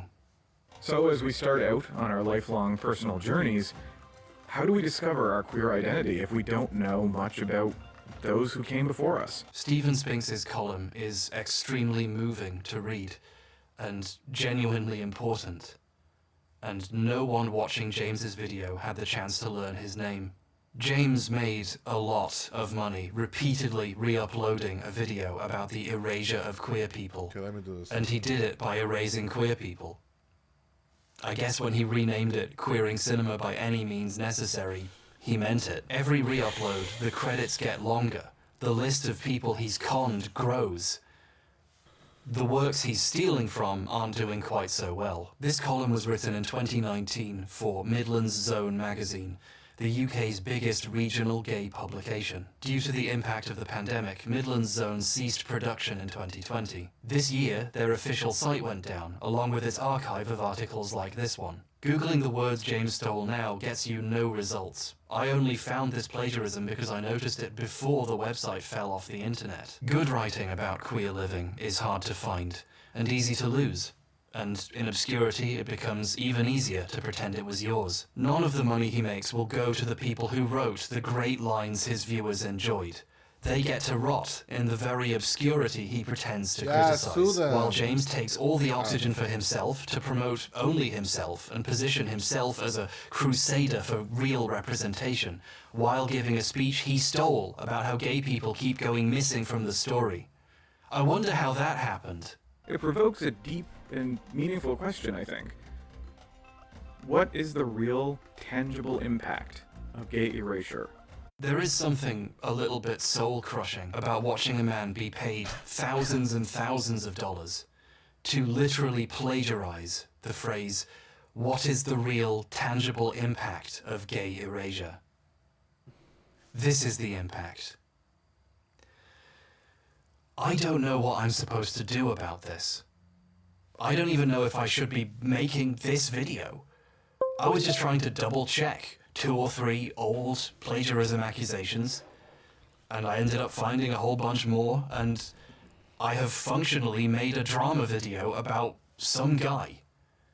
And worse, if this video goes up and is monetized and gets views, I have been paid, financially rewarded for making this. I don't find that acceptable.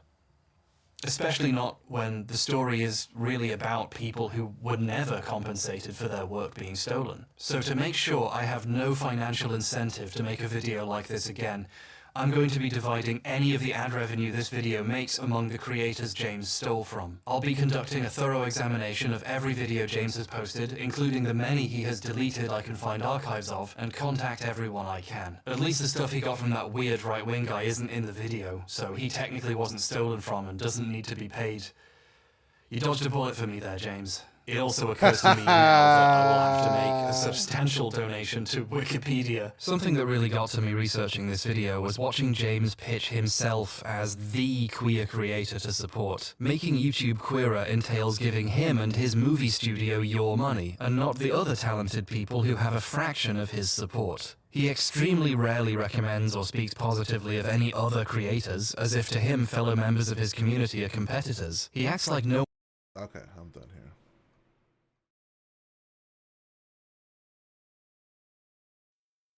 Hola. Fun's over. Oh, man. Yeah, I joke, but yeah. I don't do that. He's gonna leave. Fun starting. What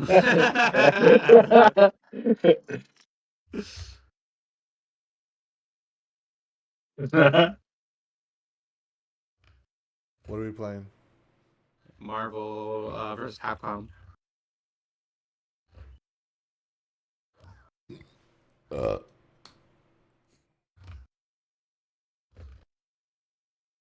ow, ow, ow, ow, ow, ow, ow, ow, ow. Don't worry, bro. I got you. You got the world's best welcome dagger. You just fall off the map. Yeah, I did. I did. But I'm the world's best because I can heal from here. Oh, ow, ow, ow, ow, ow, ow, ow. See, look, see that, bro? Yo, I got a double jump. You see that, bro? I'm inventing. Yo, God can damn. you turn around real quick? Bro, Thank you. whatever, you're such a bitch ass. You gotta look at my guide.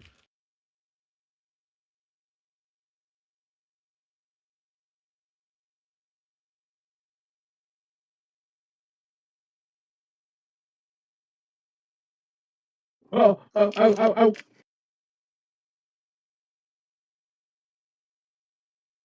Oh. No one saw that. I got altered on. I heard. Do.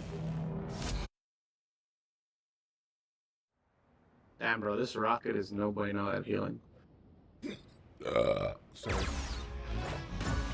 Oh my god, that's not Guno.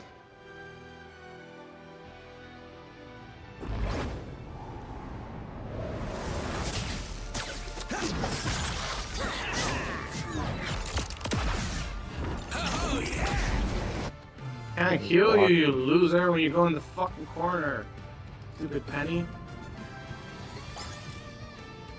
Great, again.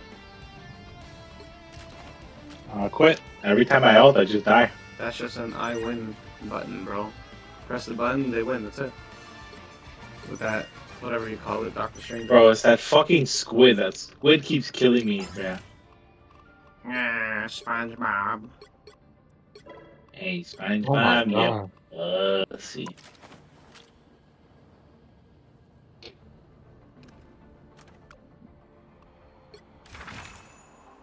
I am Groot. Oh, damn. Out with the old and in with the new. How's that for a gift?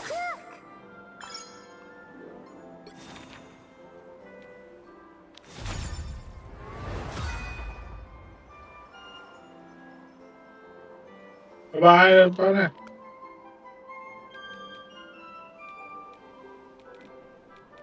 I am Groot.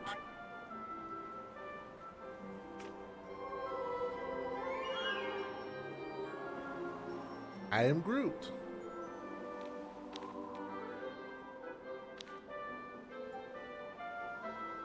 He likes to be called They Are Groot. Yeah, they, them are Groot. Yeah, them are Groot. Zero are Groot, bro. Wow, bro, just ulted on like none. Oh, I'm dead.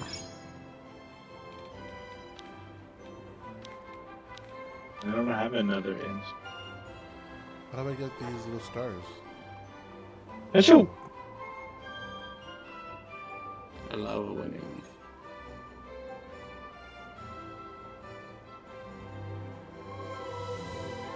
Can't expect to win. Not wrong. I want to. I have to So play Dan as Jeff, was healing bitch up. ass, What are you talking about? You mean for a challenge? for this event. Ah, I ain't doing any of those. I already got that costume, bro. Yeah, I don't care. Anymore. I lost it. You don't have to. You literally don't have to. I've never played that game in and never order got to that. get this unlocked. I have to do something else but play the other only two characters I play. Whoa, whoa, whoa! No, hostility, brother.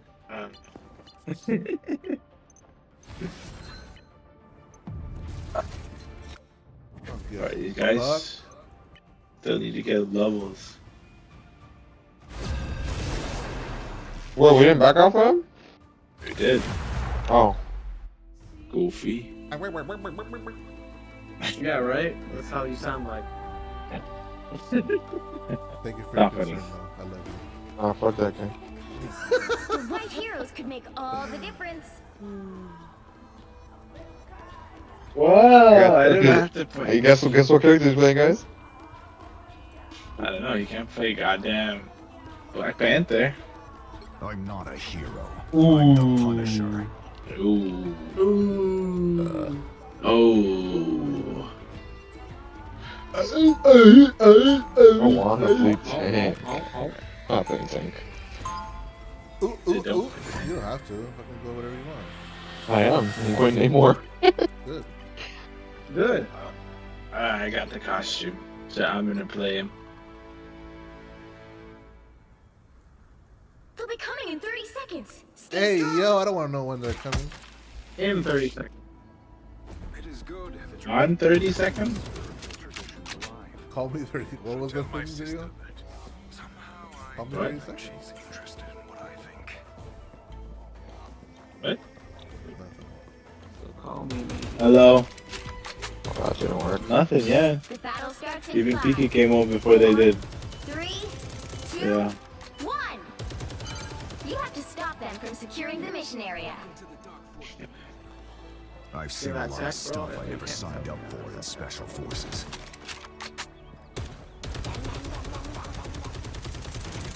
I'm opening a portal. He's here. They're here, they're here. Yeah, portal.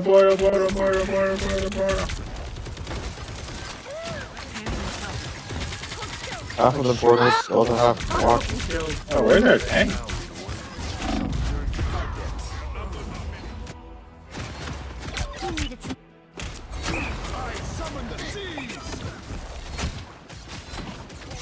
Now I'm getting mad. Oh, I can write it whenever I want now.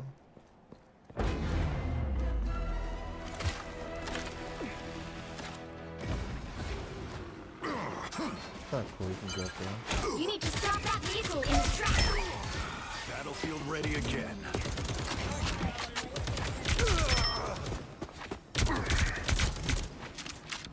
What's above? What's above?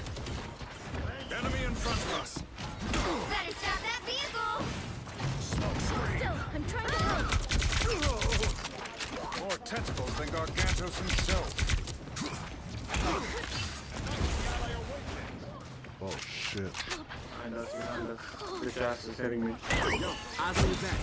Oh, fuck. One shot. They've made it halfway. Stop them. She's 1, 2. What the hell are those things anymore? Battlefield ready again. Better stop that vehicle. Hold still. I'm trying to help.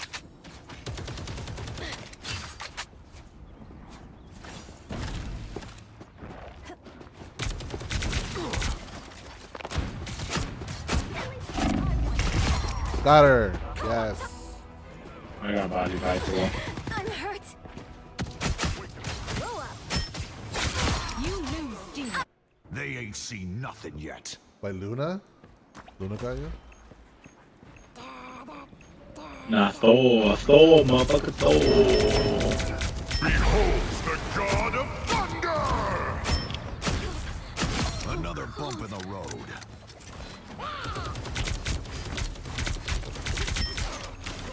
More tentacles than Gargantos himself. Just embrace the light. Oh, chill.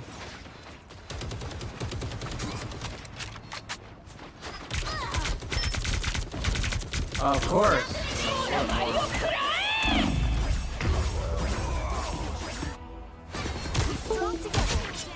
Get fucking stuck. I am strengthened for battle. I'm not done yet. Can't feel that damage. Insane. Hostiles up front. Your arms were no match for my claws. They hit a checkpoint. Now might be a good time to stop them. Jury, executioner.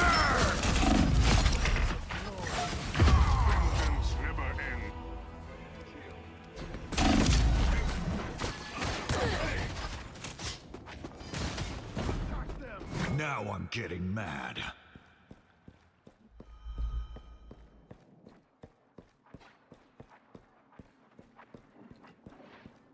Better stop that vehicle.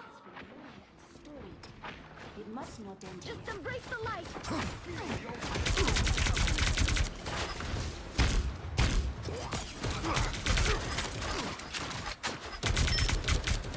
It's now or never. Stop them. Battlefield ready again.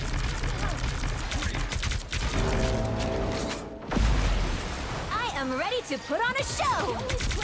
Here they are.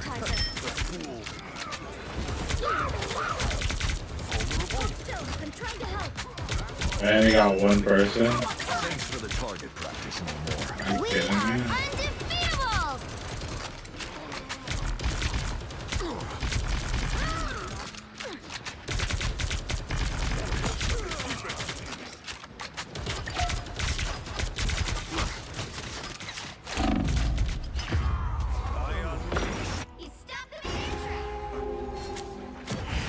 Oh yeah.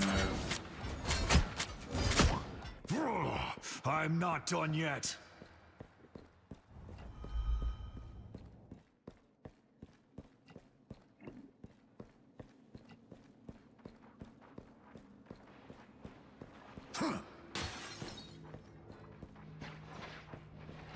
Just embrace the light.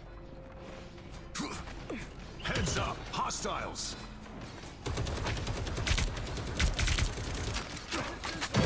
Unleash your full fury here. That'll be ready again. The god of thunder! Ah, bitch ass, bro. I dodged that with my fist.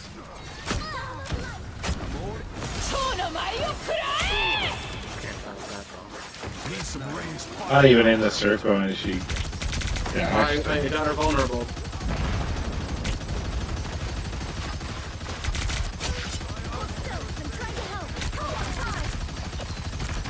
Oh, I got stuck in the corner. Oh, and I got into that shit. That's crazy. Judge, jury, executioner.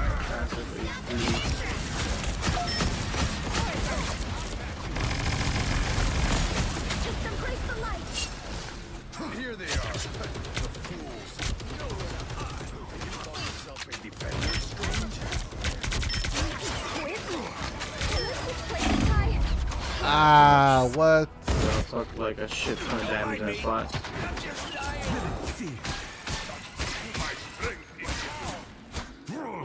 I'm not done yet. I'm opening a portal. You open a portal, Edward. Oh. A shortcut through space. I am ready Need to some put on a ranged show. firepower. But there's no way out of this way.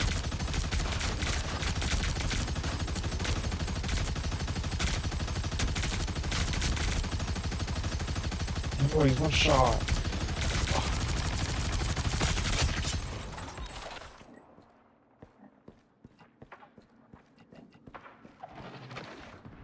I'm guessing that what's his name's Doctor Strange's shield that he holds up is like there's like a health to it. Yeah, 800. Okay. Okay, cool. I don't know how fast it regenerates though.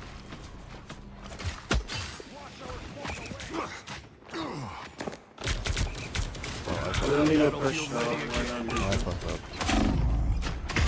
I didn't see how long that thing was. I'll patch you up. How refreshing. I'll meet my family, but not today. What's that boost do from Rocket? Wild creatures have risen from the realm below. By the eye of Agamotto! Wow, bro, they just combo and do that shit, bro. These guys are sweaties. I'm a bitch ass hard, bro. That combo, that combo.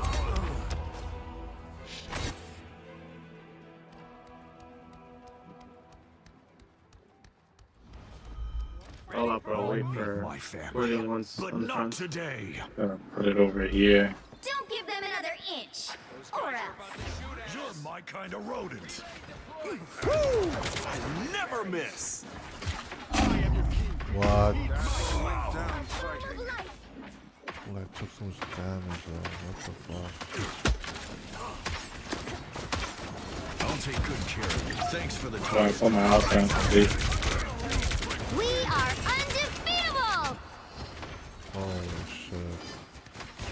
Only 60 seconds left. Judge, jury, executioner! Night, night, Mo. Double kill. That's 3. I'm good to go. He stopped them in their tracks. Oh, now I want to. Oh, you can just like have like a. Stay with Doctor Strange, bro. If he's not in the front, you shouldn't be there too. Hostiles. If we can just hold on a little more. Wait, where is this stupid idiot? Why is he there? Again by spell work. Yeah, you want me to follow Doctor Strange? Nah, bro, not anymore. In theory, yeah, but when we got an MR. The final 10 seconds. I am ready to put on a show. We'll have to keep fighting until we have a winner. Judge, jury, executioner!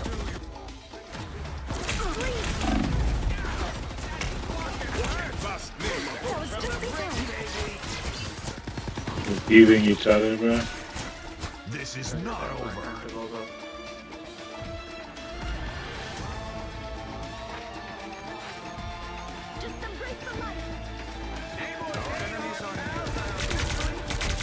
We gotta do something with these DPS in the front. We can fuck them up right now. I have no how. Got him.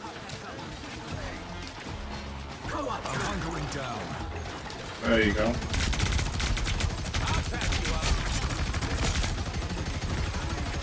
By the eye of Agamotto! No way that hit me, man. Now he was in the back of the one. Yeah, brothers, let's go. Another epic victory. Big win. I got that 21k healing, bro. Did I? Oh.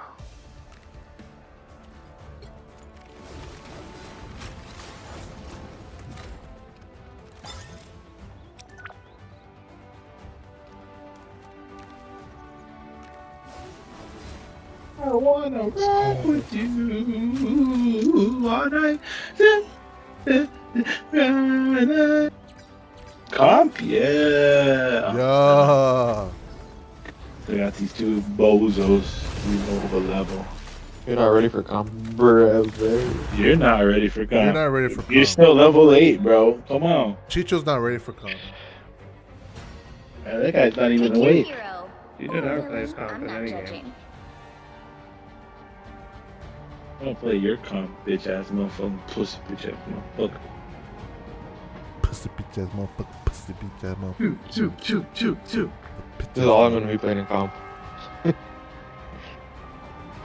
Or heals. Never playing tank. Same. Hey, you ain't playing nothing but nothing, bro. You're right too. You ain't play nothing but dick, cheese, and ball sacks, yeah? Those are my mains. If I'm not joking about something, you know I'm not taking it seriously. 30 seconds before you attack. Get ready. How'd you know those are my mains? It's not often two hell lords end up on the same side of a fight. The Adventures of Dick and Balls. Ooh. I bring the demons, you bring the souls, right? Sounds like a party. It should be. The battle starts in 5, 4, 3, 2, 1. All you need to do is capture the mission area. That's all you need to do. Got it. Look, Eddie doesn't even have the Iron Man skin. What a bozo. How do you A get free it? Iron Man skin. The free Iron Man skin, bro. Where? He radiates a We're in the game right now. You can't do it now. Beware, an enemy.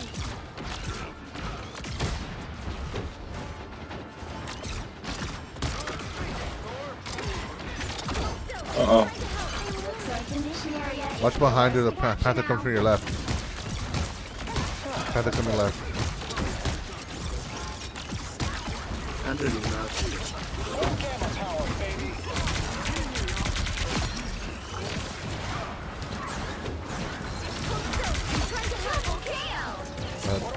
I'm loading. It's yours. That's 3. Bro. Go team, go. We're in control. We need a hit scan for the Iron Man. We need an Iron Man for that hit scan. Oh,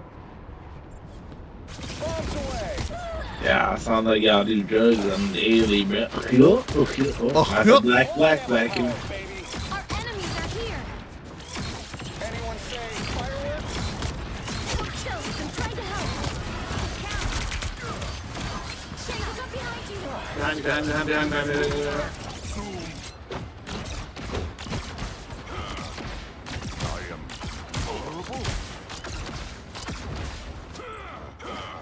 Yo, follow up with me. Follow up with me. Yep.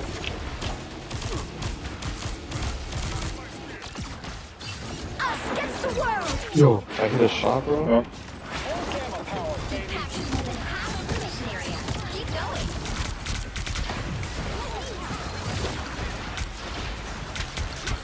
I am ready to put on a I show. got my cheek. Ooh. Yeah, you thought, right? That's 3. Still dead.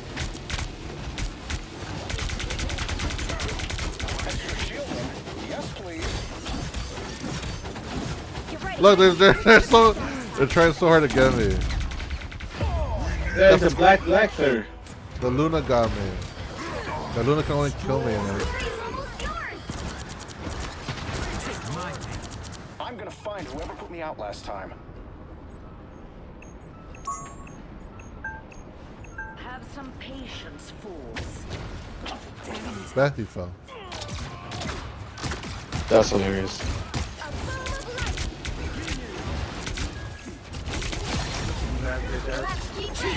That shit, bro.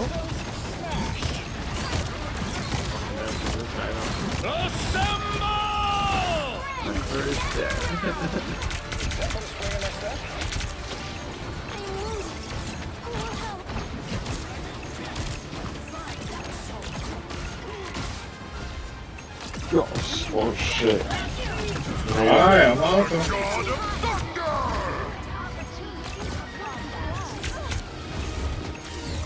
They're behind us and top. Oh, never mind. He's an idiot. Off the site. I'm gonna put. You down, the bed against I didn't want to off, but I had to. You didn't want to, but I have to. Oh, good, like hand. If I'm not joking about something, you know I'm not taking it seriously.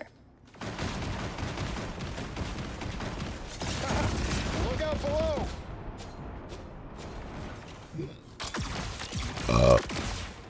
30 seconds before you attack. Get ready. Get ready. We've got a time stream to put back together, Tony. Isn't it still under warranty? Whoa, whoa, whoa. What's that guy's name? Man, what? Grandiose. On the other team? Well, it's a little too victim. Man digger. Oh, whoa. Battle starts in 5. Hey, right? See nothing wrong about that, bro. I don't see it then. Voodoo man. All you need to do is capture the mission area. Got it? Blank space, wow, big one. Natural heroes. Bro, who the fuck's this trans man? Moles, man? Man's Mole man. Like Mole man. Oh, dang. Yeah, you want some Mole, bro? Eat some Mole.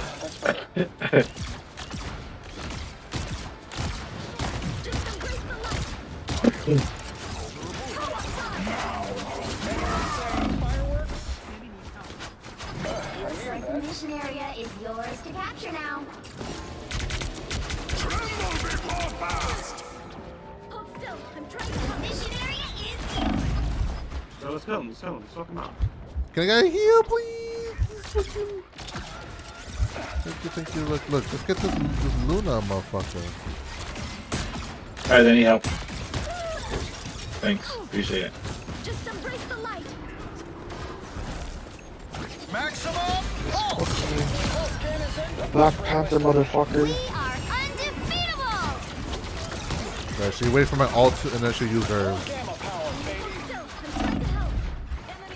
Just still kill her if you hit her. Yeah, but your ult still kills her, bozo. She used her ult after I used my ult, is what I said. Did you not hear what I said? No, I didn't. That's why we're having this conversation, bozo. Yeah, but her ult just heals. Control lost. Doesn't give her a No, bro, dude, Josh, don't even start, bro. You're gonna get stuck with this guy, bro. I don't know what I'm saying wrong. What I'm saying wrong. Because you're saying he ulted after I used my ult. So that just means you missed your ult. Okay. okay.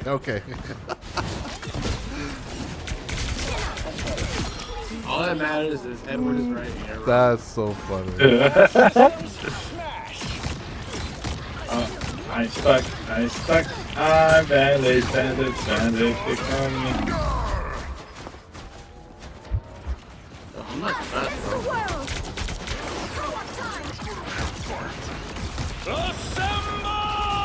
Haha, her ult doesn't work no more.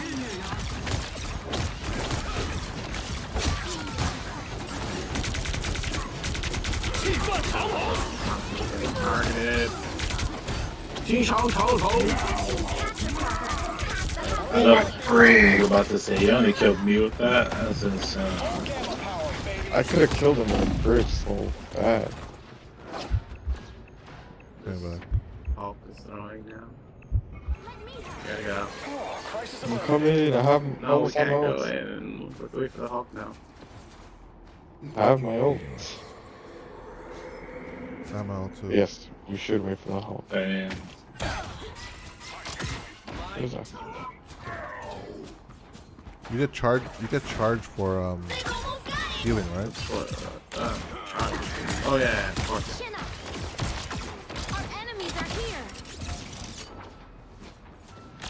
look at what? Watch your behind you guys. Watch behind you guys. Watch behind you guys. We are undefeatable. What is this? Tremble before power!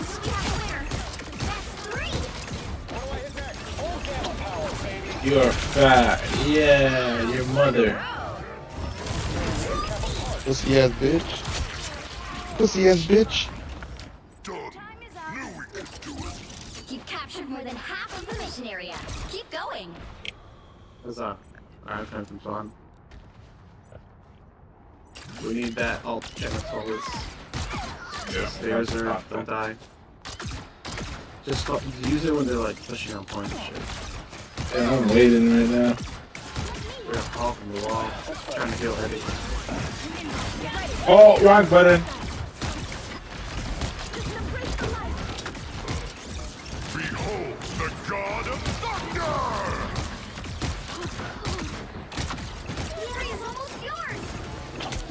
I can't, bro. We have no backline support. They just come in the back and kill both of us. Yeah, as we're diving them, they're diving us.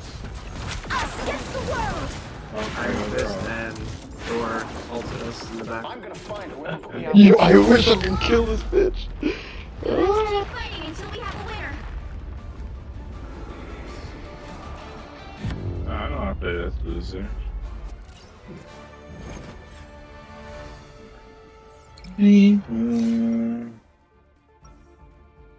Alright. I'll switch. If you were as smart as me, you'd be arrogant too. Looking Schlager, bro. Shib stab, shib stab. Nah, that ain't got Wolverine, bro. Wolverine, Yeah. 30 Ah, seconds. shit. Get ready. Bro, I need a little bit of help. I'm gonna stay with you. I think Josh is good because he's pretty much just like range. Wait, did you just switch Josh? Oh, yeah, actually, yeah, you're right. I'm just gonna stick. I'll stick with you. What's her name again? Hella? Hello. Yeah, she's good because she doesn't need to go in the front. Let's go, boys. She's like midfield. 3, 2, 1. All you need to do is capture the mission area. Got it? Yeah, I just get it carried, man. Pick me up, bro. Yeah. No, this is our team up, bro. He has to toss And me, then yeah. you charge. Yeah.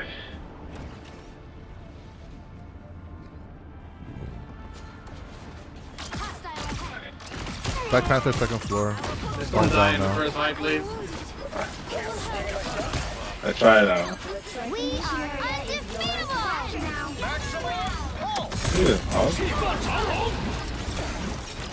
Look at this, another ult.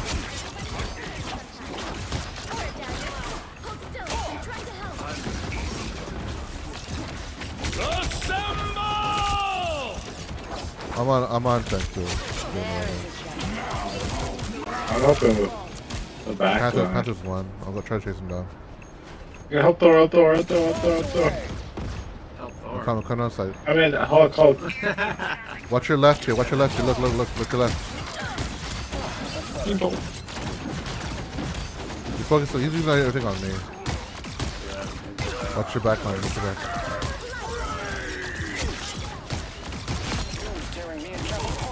I'm on Panther. Oh. I vulnerable him. I vulnerable him. Tremble before How did I get... Oh my god. There you go. Guess we need help. It's hard to hit, for sure.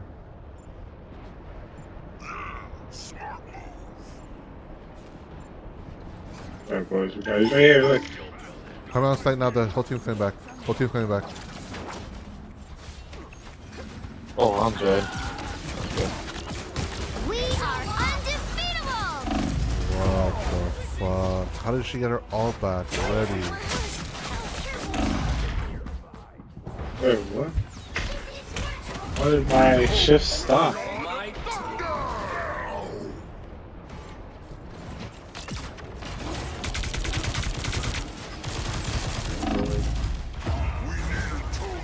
We're all split up now. We're gonna waste more time. Was just a scratch. I'm gonna find whoever put me out last time.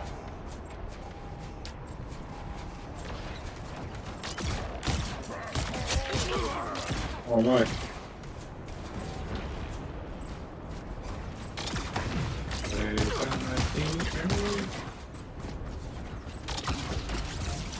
Oh my god, this game sucked. Look at this hard focus. Holy fuck.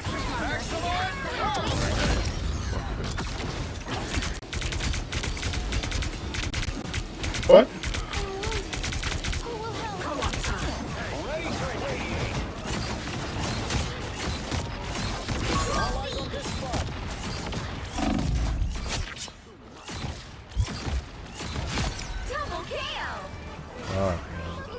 This is Black Path and always. Enemies on approach.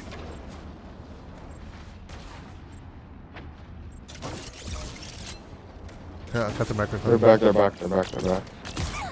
Black Panther's still in their backline somewhere now. He's running above me, I hear him. Come to us, Kanga. I'll help you. I'll help you this side.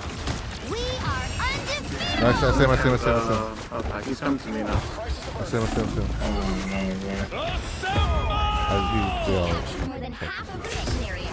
Keep going. No, it's the wrong side still. Oh, I have. Oh, bro.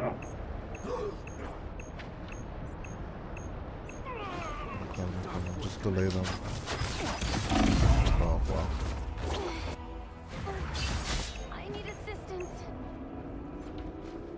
No, dead. Come on. Iron Man operational again. Tremble before blast! Enemies on approach.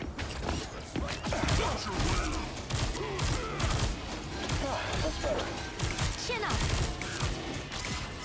All systems. Behold the god of thunder! Bro, that is nuts. No smashing us now! I'm back. Wakanda forever! Chief Right there? I'm here. Berserker! You'll have to keep fighting until we have a winner. Ah, yeah, that's good shit. Not us, boys. Don't worry. Wakanda salutes a hard-fought victory. Glory is almost yours.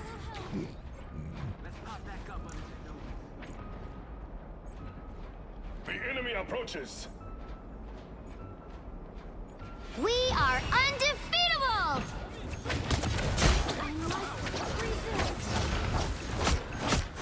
That was almost, he's on health. I'm dead. You'll have to keep fighting until we have a winner.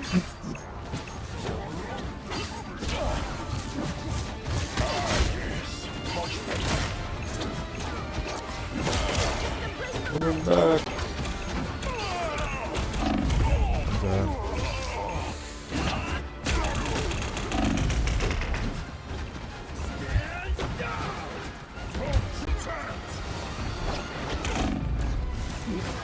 That's crazy. Drole lost. Tremble before blast!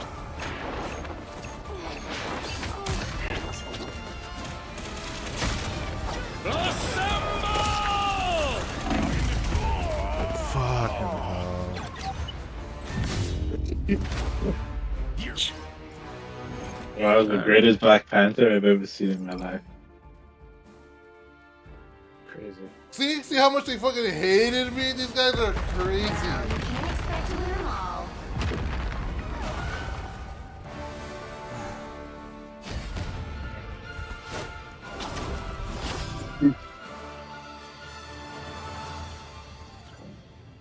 Alright, I'm done for now. I need to take a break. You're a break that I need to take, bro. Yeah. Break needs to take a done from me. Oh shit. What the fuck did he just say? Right, bro. Write that down. Did he just call me what I think he said? Yeah, that's right.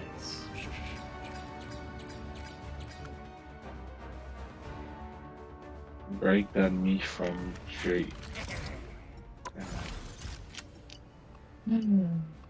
Where's this free pass? Where's this free skin? You press your mouse. There's a code somewhere on like their Instagram or something. You Google it. Just search up free Iron Man code and you get it. There's also a free Magneto skin that's purple for Twitch.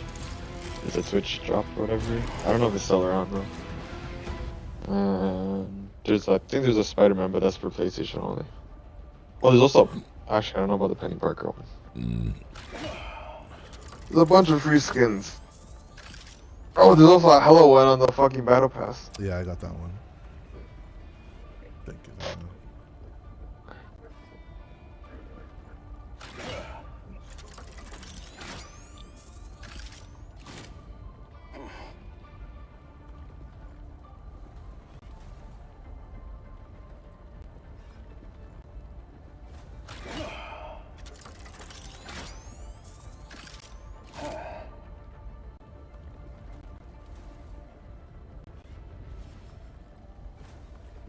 What do you guys say? I'm down to play a couple more, but I don't really care. I'm chilling. Getting the skin. We can continue. You're a skin that I'm getting.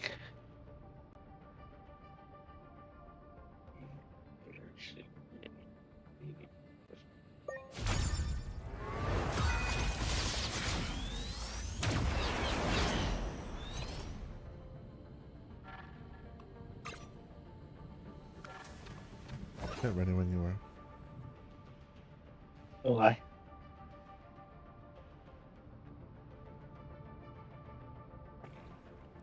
Oh, he's so many defeats, guys.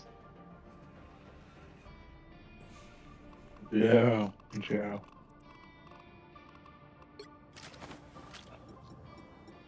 We haven't even started comp yet, bro. There's gonna be no defeats. Bro.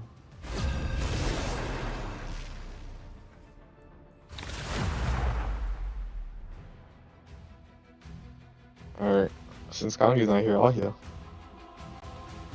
You'll need a top-notch team to win this one. Like, bro.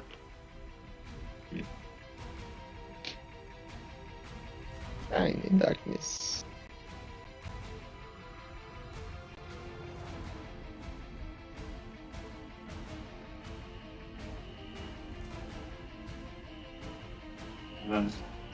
Wanna play? Girl just wanna I'm not a have hero. fun. I'm the Punisher. Oh, girl just wanna have. Oh, shut your bit.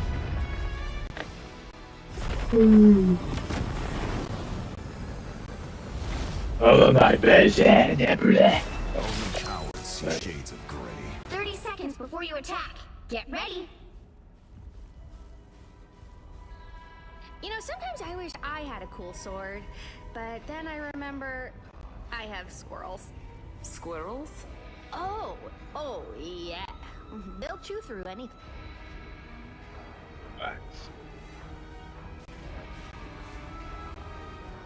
The battle starts in 5, 4, 3, 2, 1. Don't forget, securing the mission area is your top priority. This isn't my first trip through the multiverse, you know?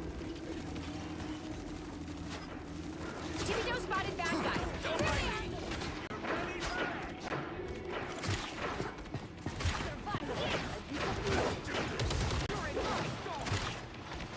like, God damn.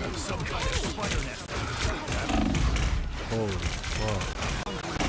Oh, not what I wanted. I thought I was gonna press. I was worried.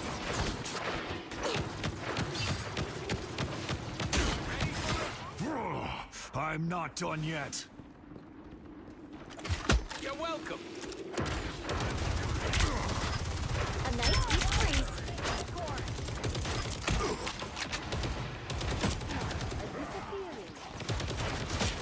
Sorry, I'm finding out what my moves do. Chilling. Got it right, what you got it right? Or not.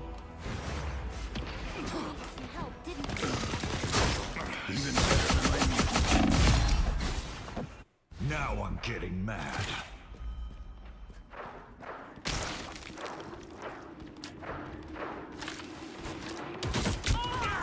That fucking hurt. Wolverine again on the left.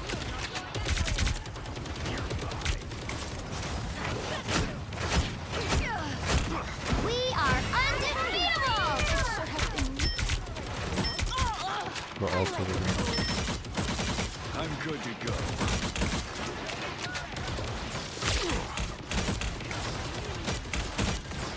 Now it's showtime. It's the grand finale. Spider-Bots? Feel the wrath of the goddess! Oh my god. Why am I getting fucking... I don't even know what this game's going to. Why don't you guys follow me? They ain't seen nothing yet. You feel how it's said.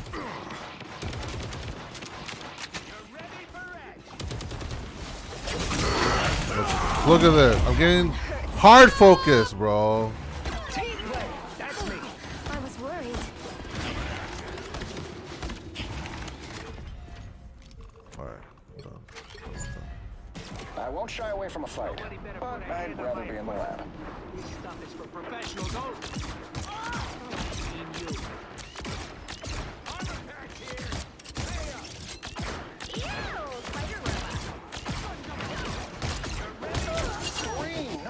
A nice deep freeze.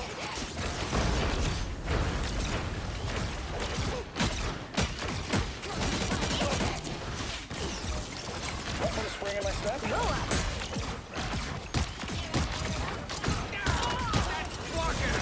We are undefeatable! Fiendishly clever. Behold the child! Rockets, fire! Need some help.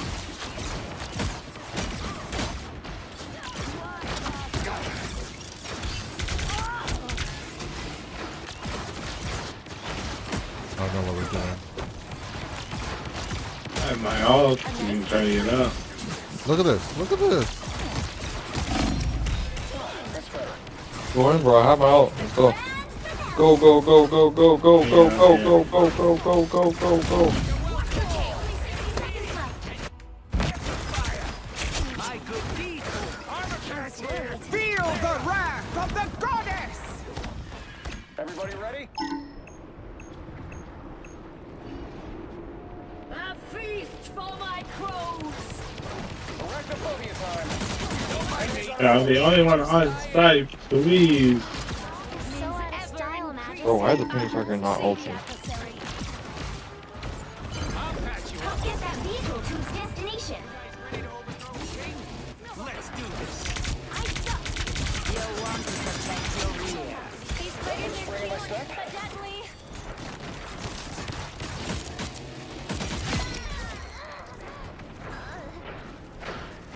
Be strong together. Speed is everything. God dang, bro. Spider.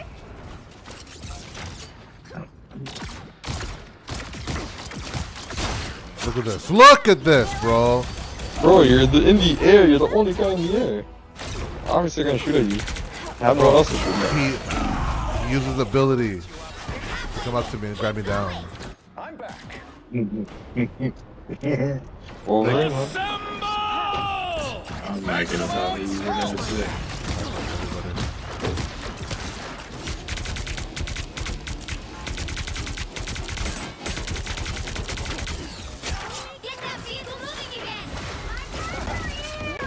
Oh, push now. Push. Piece of cake. That's better. Hey, look at tractor balls. Previously clever. A nice deep freeze. No longer a problem. I'll patch you up. Be your best self. I'm counting on you.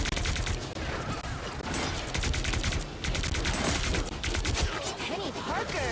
Go, girl. Sick boy. It's okay. Admit it. You need me. Look out below. Almost there. Don't turn back now. Whoever they are, they don't look friendly. Behind us. Bombs away. This is their best hope to take down Null. Vehicle reached the checkpoint. Keep up the momentum. That's better.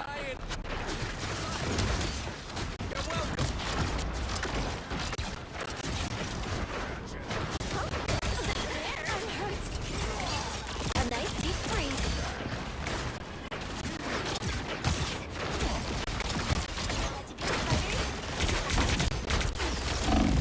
Hits the ground finale. Maximum pulse. That's what happens when you pick a fight with protons. Hold your horse. I'll deploy another beat.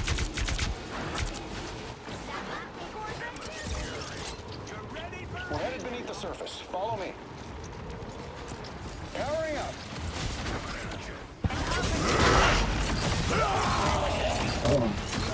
What do I hit next? I'm taking I got both of us, bro. Damn. Just die? Yeah. I got both the healers, bro. Let me see that. Come back. Blow up. I swear he was going for me too. That's the crazy part. It's okay. Admit it. Hell unleashed!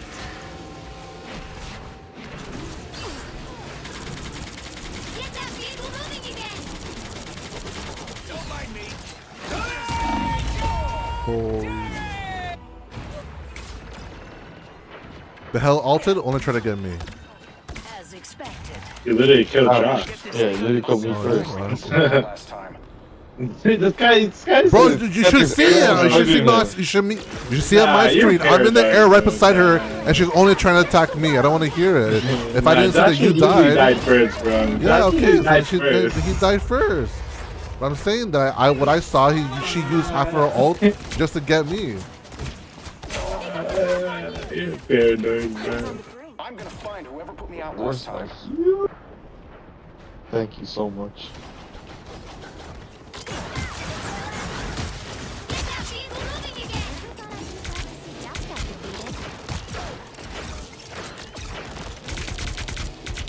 Feel the wrath of the goddess! Ooh. 10 seconds left.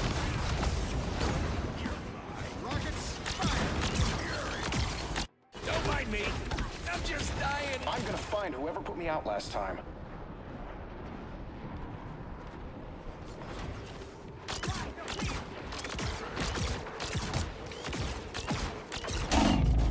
Holy fuck. I suck. Here comes trouble. Down to 30 seconds. There's more than one. Seriously, time is not on our side here. Oh, they're bouncing. Maximum pulse. The moon haunts you. The final 10 seconds. Enjoy the answer.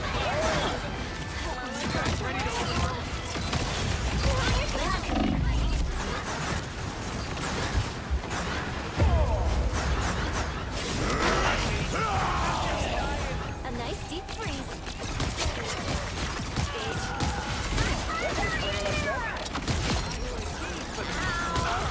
Us against the world.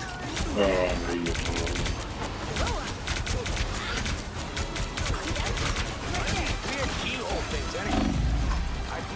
keyhole. Piece of cake. Double kill! That's 3! Wow, 4 in a row! Another epic victory! Big win!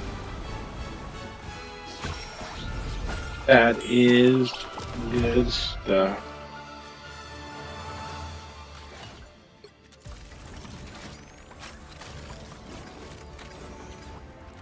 Okay.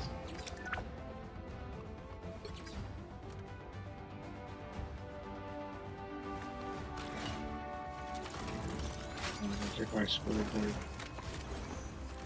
Yeah. Oh shit, Jock is level 10 now, bro. Oh, never 9. Sorry, I need level 9.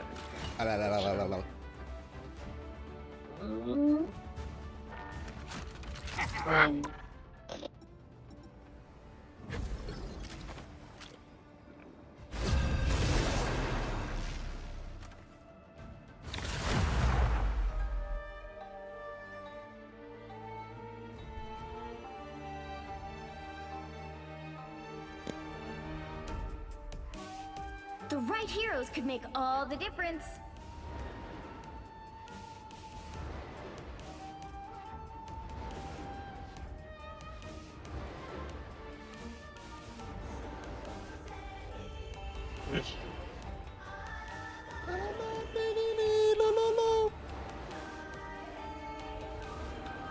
I shot in darkness. I'm not a hero. I'm the Punisher. Report that guy. Imagine. Reported.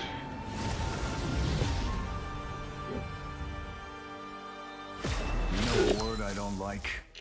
Nuance. They'll be coming in 30 seconds. Stay strong. Hey, I like your firearms. Never thought I'd find someone with the same taste on this backward planet. Yeah? What do you got in your trash can? Let's see. Ion turret, photon reaction chain gun, mini black hole. War journal entry. This world is The battle starts in 5, a talking 4, Mini black 3, hole? There's no 2, way. 1. There they are. Please, give me a challenge. I think I'm pretty relatable compared to Drole or someone like that. You need to stop that vehicle in its tracks. You're my kind of rodent.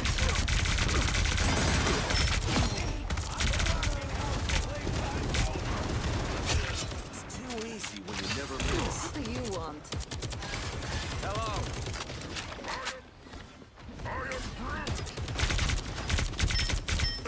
More scum scraped off.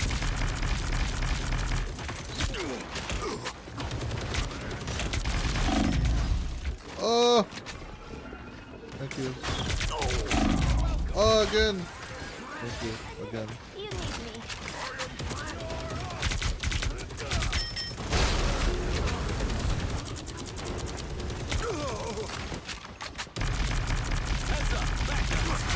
That'll be Oh. ready again. I'm opening a portal. Yeah, okay.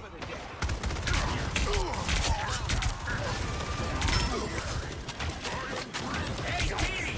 Enjoy the amplifier! War is hell, right, Barnes? What do you want? Nimble stands with you!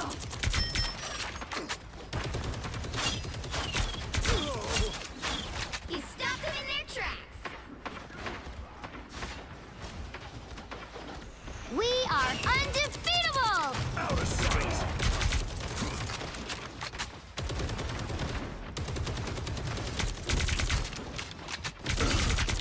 A nice deep More freeze. scum scraped off. I'll patch you up. Battlefield ready again.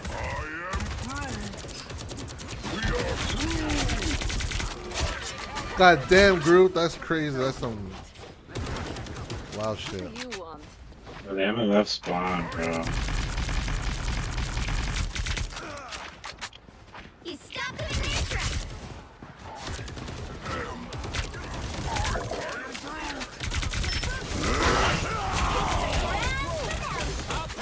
Did you die? No. Judge, jury, executioner!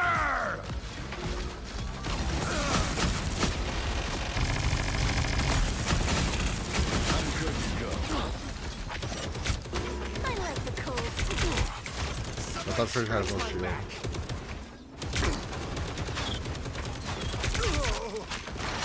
Out of sight.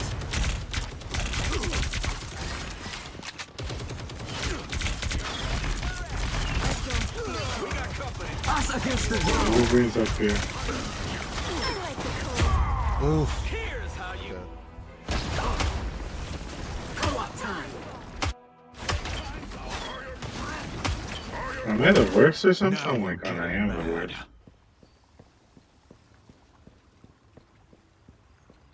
Don't say that. Hey, Teeny, enjoy the amplifier.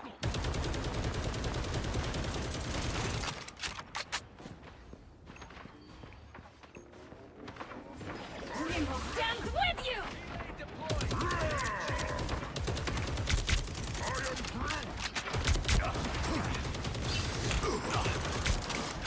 Battlefield ready again. Never miss.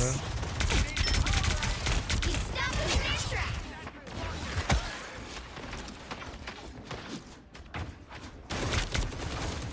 Only 60 seconds left. Watch our Wolverine top right. We got company. Oh!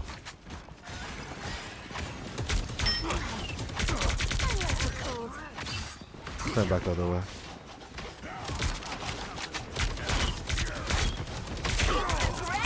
How is he won? Oh, I'm dead. Oh, I'm with it. You guys are my hero.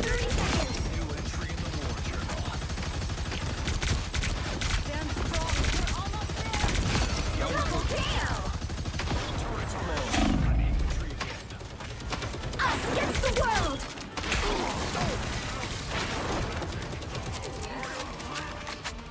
The final 10 seconds! I like the cold. Judge, jury, executioner! Yeah, Jetter.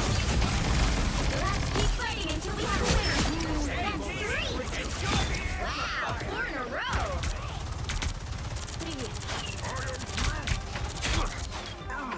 I'll make sure in the wall protects the Armed and dangerous! Damn, bro. Another epic victory! Big win! I got smoked.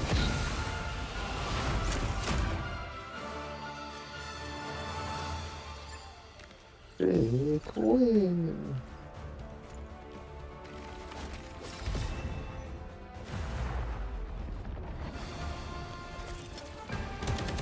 Judge, jury, executioner! Wow, looks good. Night-night, Mo. Well, this is my last one still. Yeah.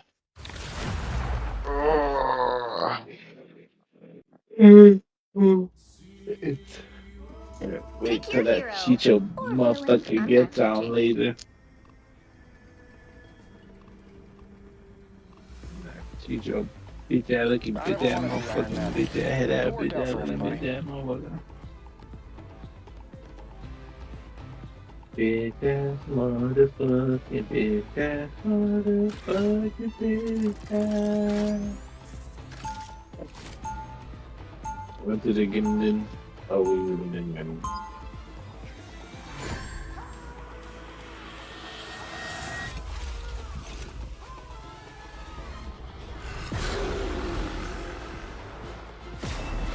People want to be led, I want to be in charge. Win-win. 30 seconds before you attack. Get ready. We really should be in the lab. Well, I do my best lab work after I've been fighting bad guys. You should try it. Guess I'm not going to have a choice. This is what humanity should be. I never want to go home. The battle starts in 5, 4, 3, 2, 1. All you need to do is capture the mission area. Got it? Got it. When Doom sees me, he's gonna Start here. He starts here. Look, they're here. They're here. Oh my god.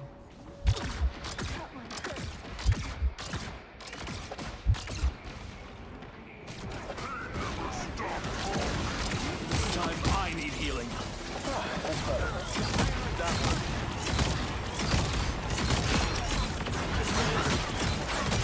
Double kill! Looks like the mission area is yours to capture. Let's go back now. there. I don't know why I'm popping off right now. The mission area is yours. High five. What is that? We did it. I Oh, it's a nut. Mm-hmm. Why not? Fuck that guy. Full gamma power, baby. Ooh. Fuck that guy too. Bucky and Iron Man are up there. Everybody ready? They're just grouping up. Spider-Man's coming back. Spider-Man's Us dead. against the world. Full gamma power, baby. Jesus Christ. That's better. Rockets, fire. Bro, this Spider-Man has just been dying to me. half of the mission area. Keep going. This is fourth time in a row. I think third or fourth time in a row dying to me. Maximum pulse. Damn. We won't talk about it. They survived that? You didn't hit anyone, yeah? I thought it was like a little nuke. They're stealing it. Of course it's Spider-Man, bro. I like the cold. Back guys. Ready to radiate. The area's almost yours.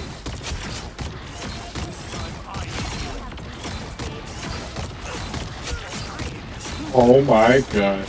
Bro, the Spider-Man is... He's 1-6, bro. You I'm surprised he has one. A nice deep freeze.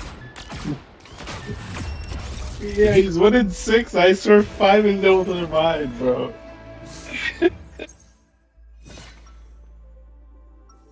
Yeah, should I say typing? Like, bro, Nah, don't type that. Bro. Poor thing. Poor thing. He's probably three. Yeah, I'm fighting. He's probably 3 and just got a PS5. All I have to do is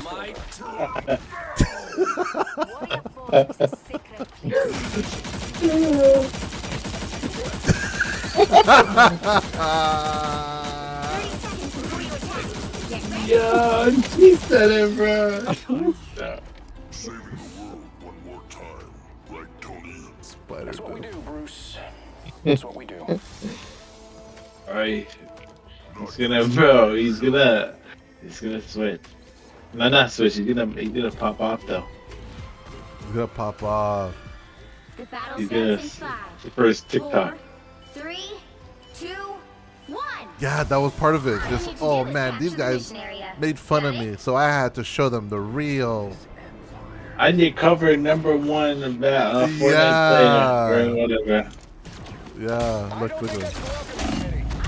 Don't mess with the amazing Spider. Bro, did he ult me? I killed him. Yeah, he did. He ulted you motherfuckers. I'm back.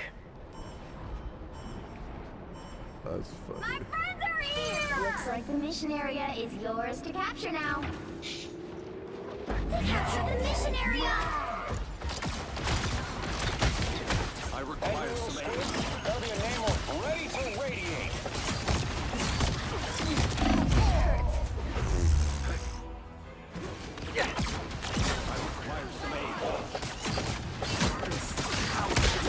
Oh, he's turning up, guys. He's 5-11 now. Actually turning up.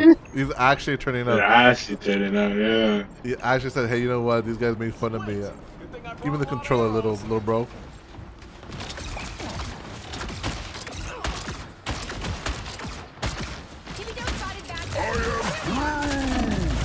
Oh my. What an ult. Blow up. I'm gonna find whoever put me out last time. I suck. Their team's capture progress has passed the halfway point. Fear That's better. way here, Namor. Hard to find good help, isn't it, Namor? Quantum magic. It's the grand finale. I'm hurt.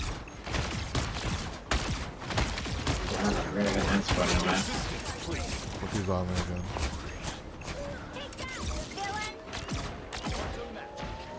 Control seized. Ice up.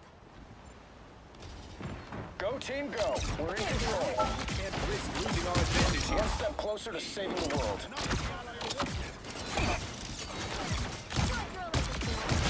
Double KO. I don't have to be center stage.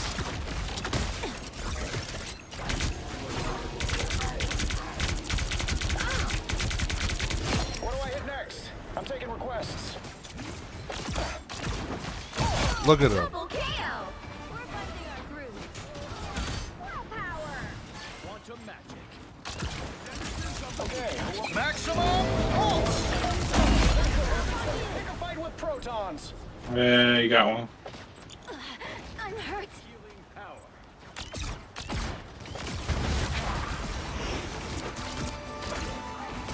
Look at the Venom. He's in the lock. Yeah. Mission area. Keep going. How do you even do that? Wow. Okay, that's the other feeling, bro.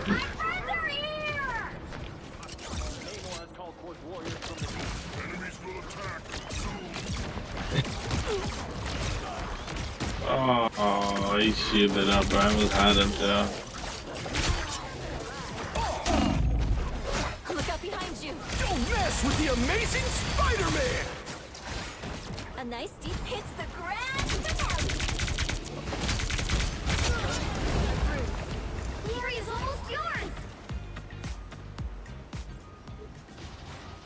Here's how you shoot. Nothing like Top. I got solo authored by a healer, bro. Are you kidding me? What the fuck is she on?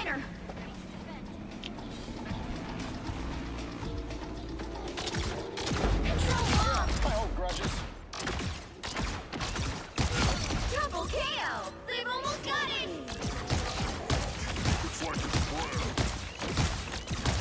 That's 3. Control seized.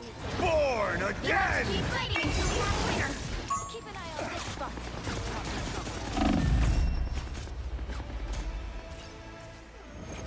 Ah.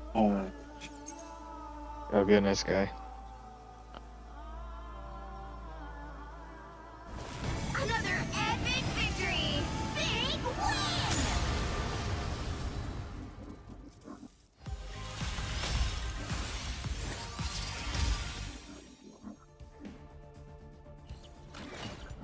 Ice up. Easy.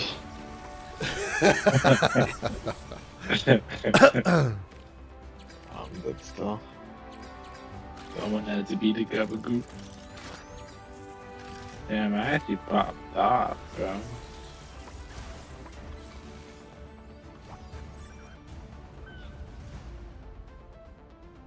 Great time.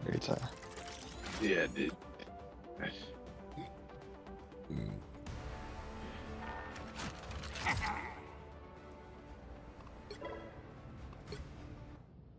I've played Punisher in 5 matches and I won all 5 matches. I heard it's kind of crazy. That freaking turret, yeah, bro. That game was crazy. Someone's gotta stop Doom. I mean, Dooms. I hope there's only 2. It's so fun. Pretty sure those are bad guys. Alright, later, guys. We'll see this guy, Edward. He could have been playing with us the whole time. We wanted to watch YouTube videos by himself. I know this fucking guy. I was working. Yeah, I saw you working, for sure. Yeah, I was working. Yeah, I saw you working so hard. On my Okay, well. I didn't know you're my boss. Nah, I don't care about the working, bro. I'm saying he could have been playing games instead of watching YouTube. Instead of working. Nah, working, sure.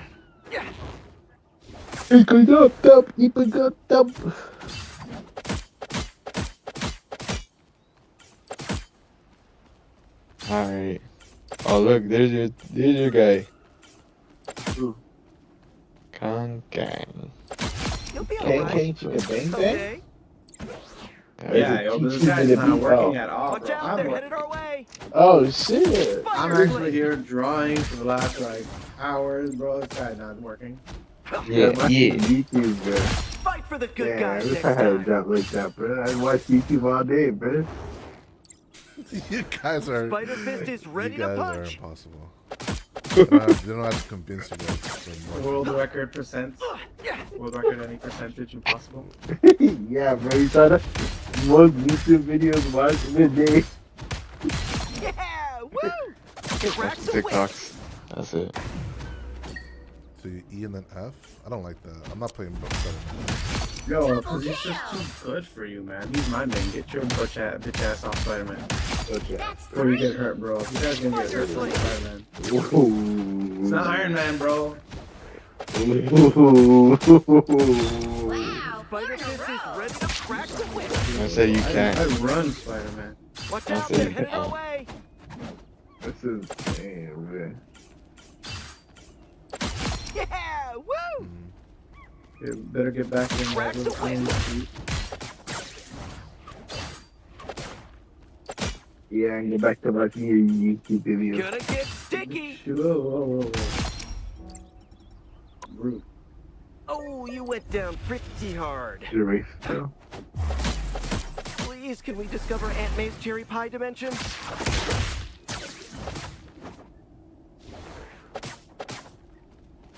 Now I got you. Maximum Spider. Yeah, woo! These cheats, bro. No cooldowns. You can't do that. Sure you can. Sure you can.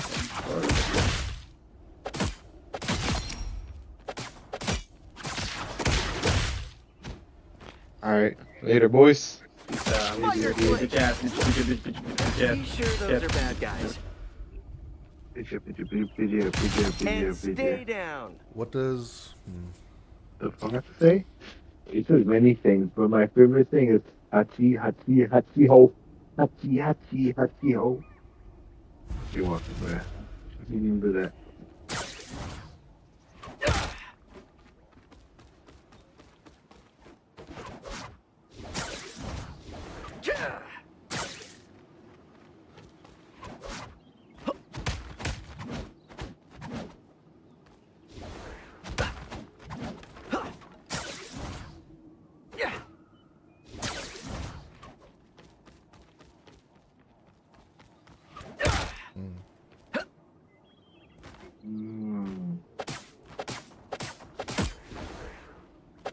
You'll be all right. Someday. Watch out, they're headed our way.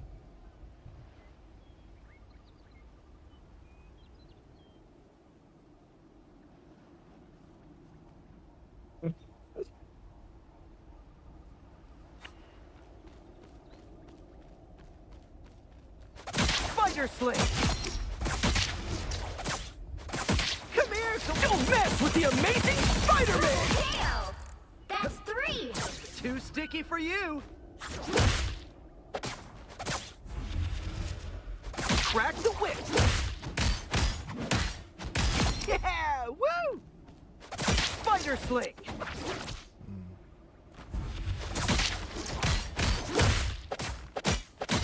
Double KO! Now I got you! That's 3! You'll be all right. Someday. Crack the whip! Watch out, they're headed our way!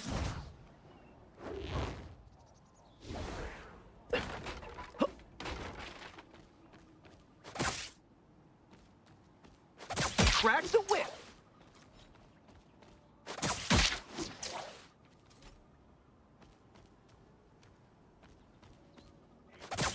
I gotcha. Your Fight for the expression good is guys right. next time. Double KO!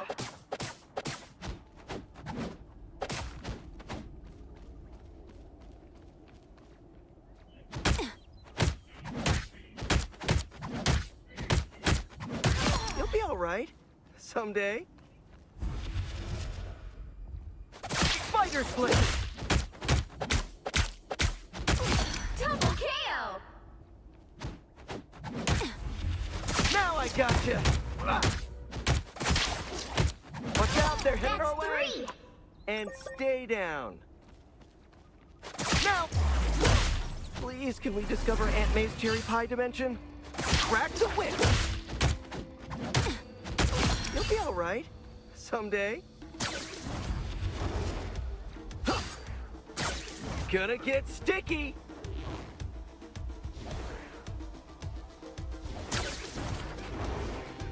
Yeah.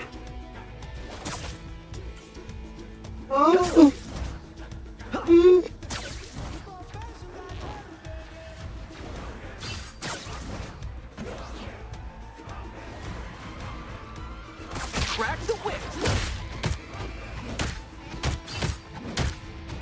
You'll be all right. Someday. Spider Fist is ready to punch! Yeah.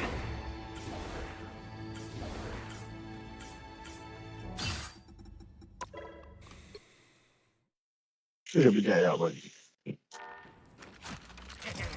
I would not play anything.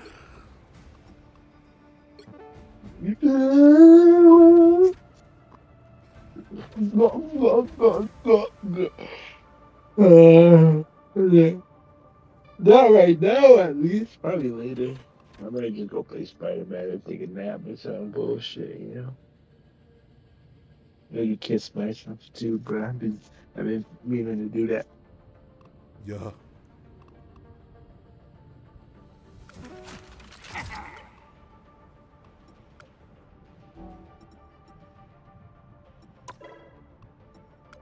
That was Boogie before.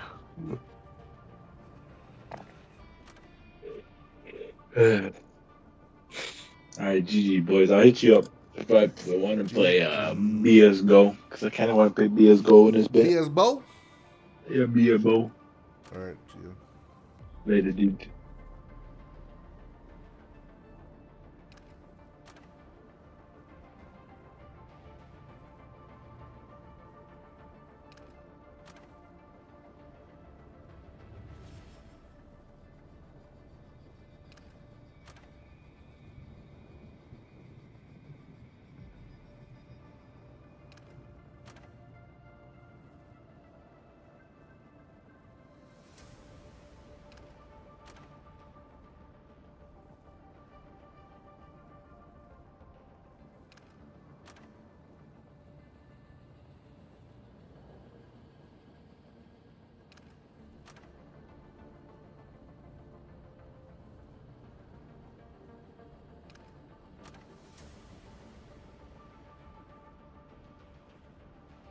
B is Bo.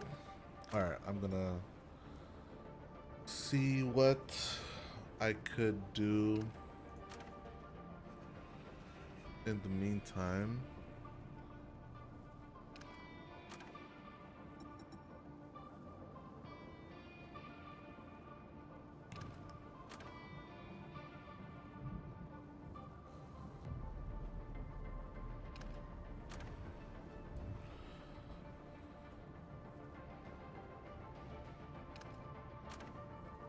Did I comp?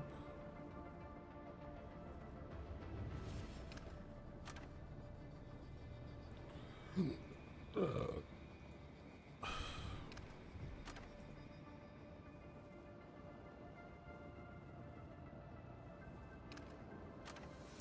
right back. Gonna use the washroom, and we'll see what we do.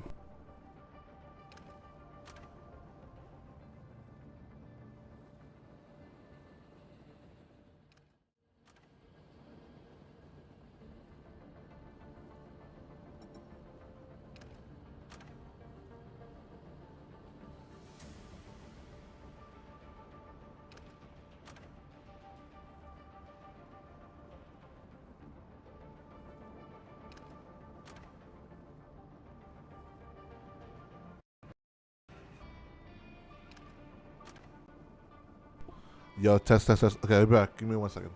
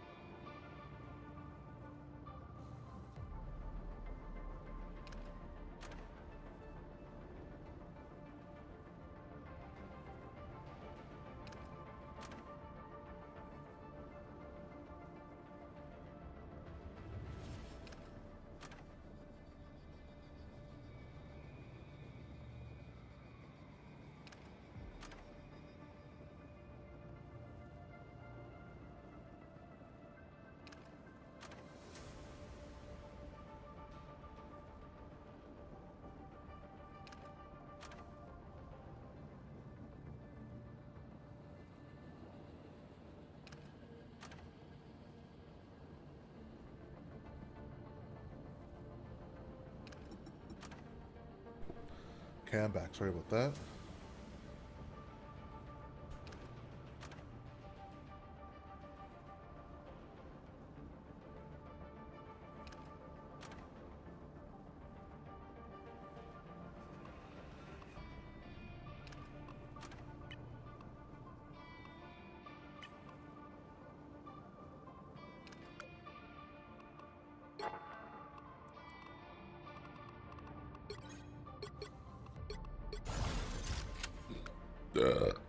Do we dare comp?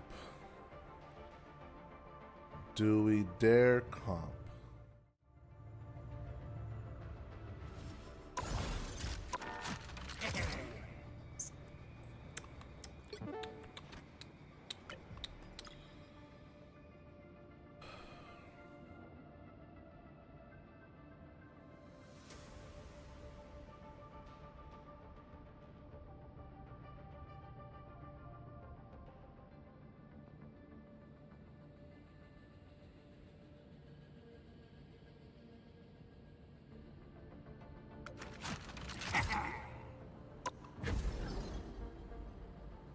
Why not? Let's do it. I'll do one game. I have some food cooking, so I'll take care of that.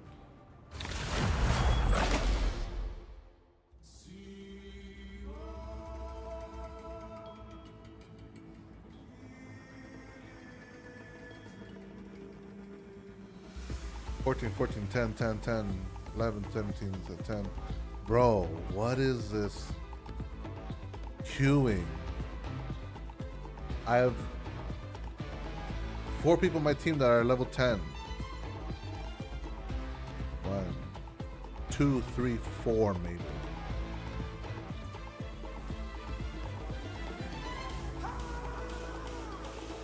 I guess. Pick your hero or villain. I'm not judging. I'm not a hero. I'm the Punisher.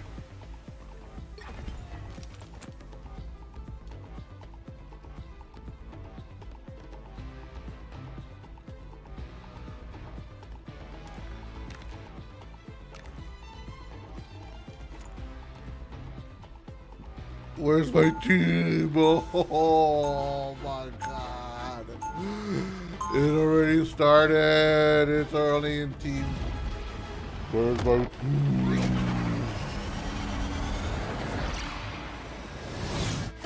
I'm a blunt instrument. That's how I like it. 30 seconds before you attack. Get ready. You're a shooter like me. There's no shooter like me, buddy. Never figured I'd have something in common with a talking raccoon.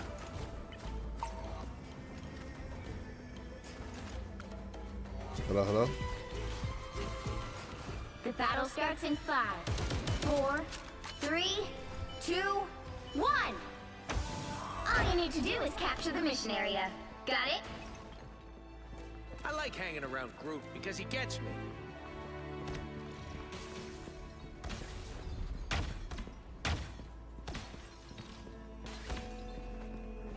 FPS is a little rocky, but it's alright.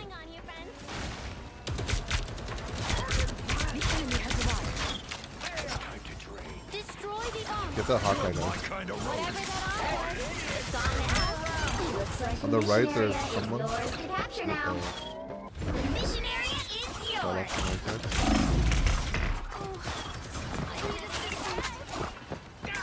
That block hurt. The keyholes are more dangerous. There's more than one. Bad choices have bad consequences.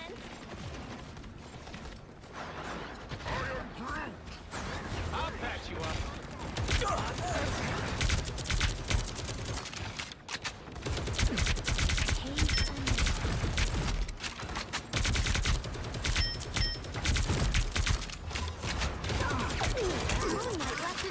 That'll be already again.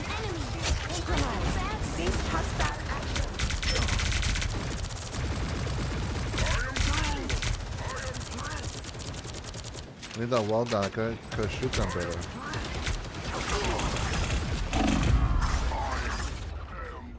The moon Half of the mission area. Keep going. Skill stabilizer. Another bump in the road. Much of this could be destroyed. Someone scratch my back. This could all come down. Us against the world! A stranger. Battlefield ready again.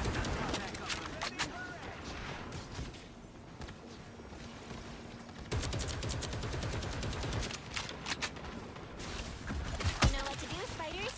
The area's almost yours!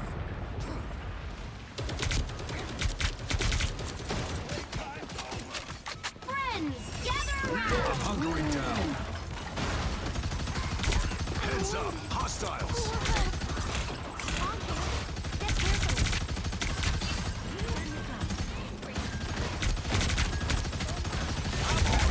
You'll have to keep fighting until we have a winner.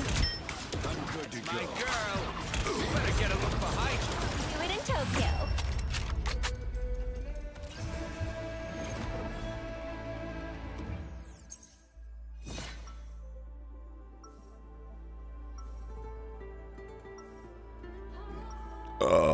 Sorry. I'll fight this war against crime until I fall. This is natural anger. 30 seconds before you attack. Get ready. Hey, We what am I thinking? are.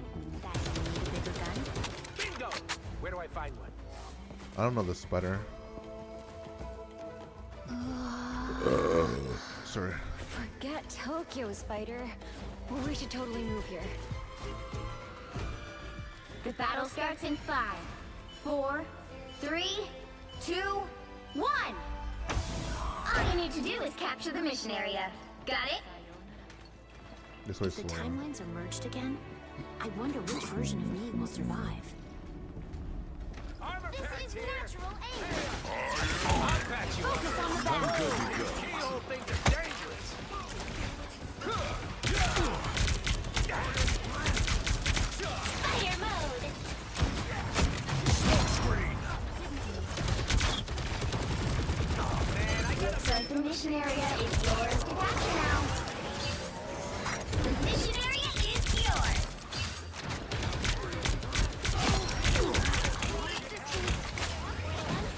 Chin up. I'll patch you up.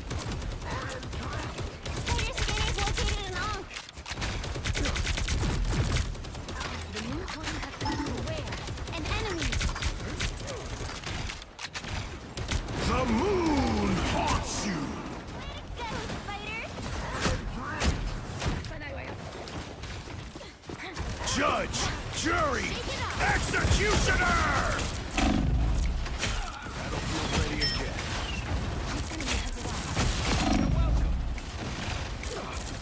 Night, night, mope.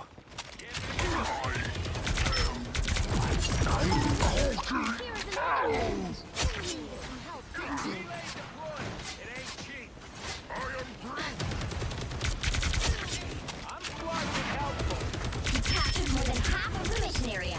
Keep going. Shake it up.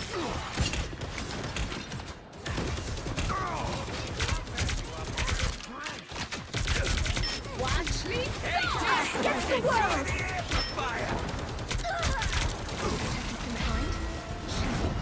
Battlefield ready again. Huh? What's there so much action? The area's almost yours. Hostile ahead. You're welcome.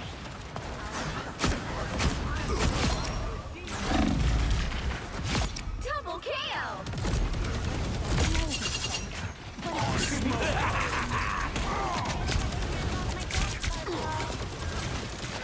Fire mode. You'll have to keep fighting until we have a winner.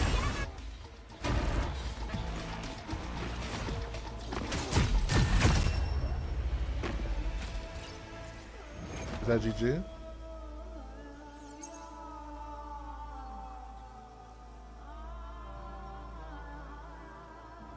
Another epic victory! Big win!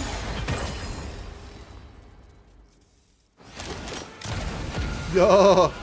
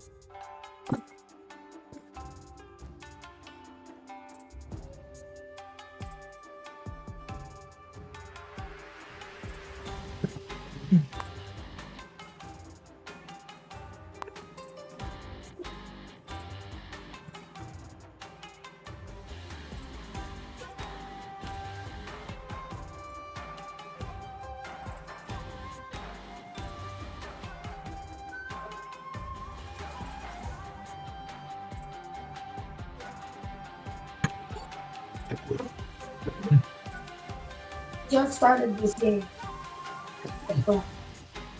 Who is that so I can mute them? My goodness.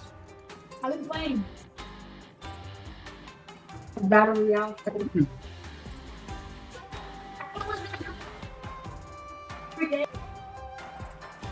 Are you still not? Yeah.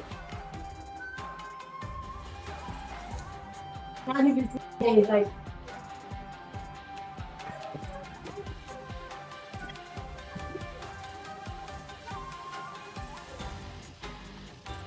Wow, we not loaded yet. You'll need a top-notch team to win this one. I'm not a hero. I'm the Punisher.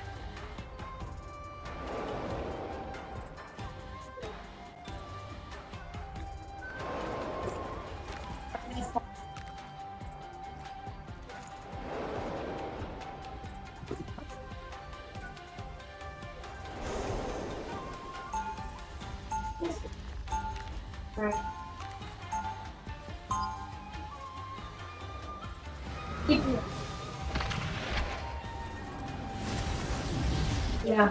You heard people. I'm not a hero. I'm the Punisher. 30 seconds before you attack. Get ready. It's an endless universe. But somehow, someone's got to guard the galaxy. Might as well be me. Could be Spider-Man. Who's that guy?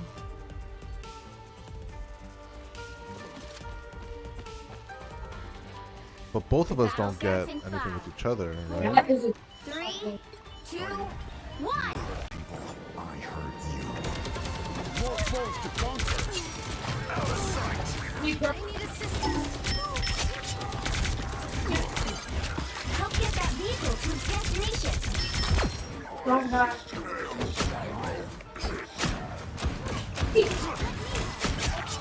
Battlefield ready again.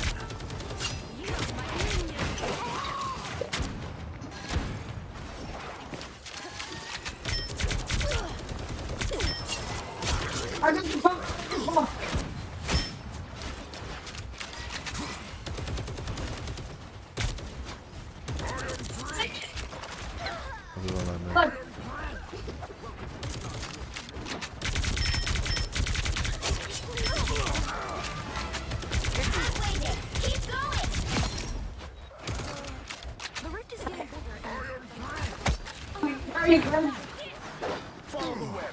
Reasonable turn back down. So weak. Come, my minion. Help, friends. Almost there. Don't turn back now. There's just one more. Beware. Focus on the battle. Gonna do some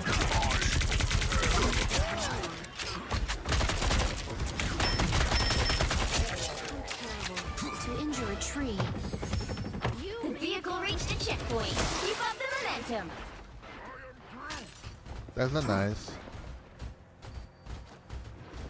Come, my minion. Never thought I'd care so much about spiders. Right out. Oh my god. Many people are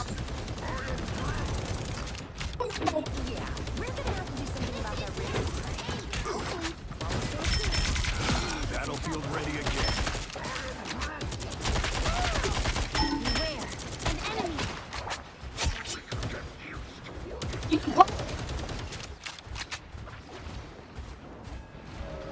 You're halfway there. Keep going.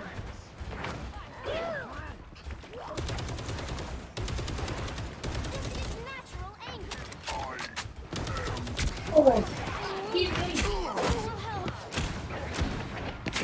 Feel the fire. Next stop, the Weaver. Justice. Purity. Double KO. You made a bad choice, kid. That's 3. I'm good to go. I am ready to put on a show. Almost there. Don't turn back now. You made me angry. Run limbo.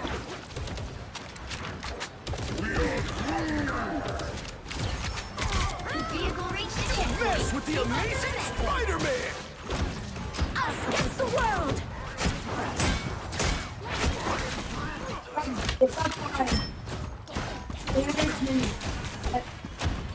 The world needs the Weaver, and the Weaver needs Judge! the Jury! Executioner! Literally have a rocket launcher. Now draw faster.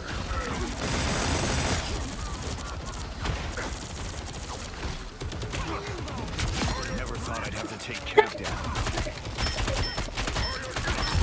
double KO. Bad choices have bad consequences.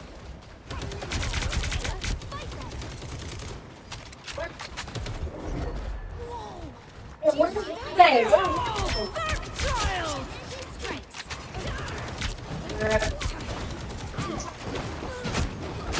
New entry in the war journal. Double KO. Feel the fire. Next stop, the Weaver. Out of sight. What? That's it. Don't let anything stand in your way. That's 3. More scum scraped off. Focus on the battle. We must retreat for safety.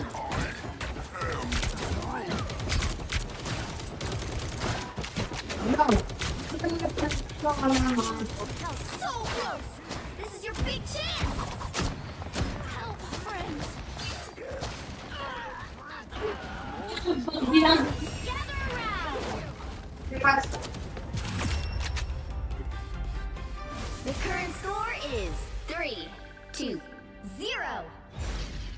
Time to switch things up, including which side you're on. I'm not a hero. I'm the Punisher. The right heroes could make all the difference.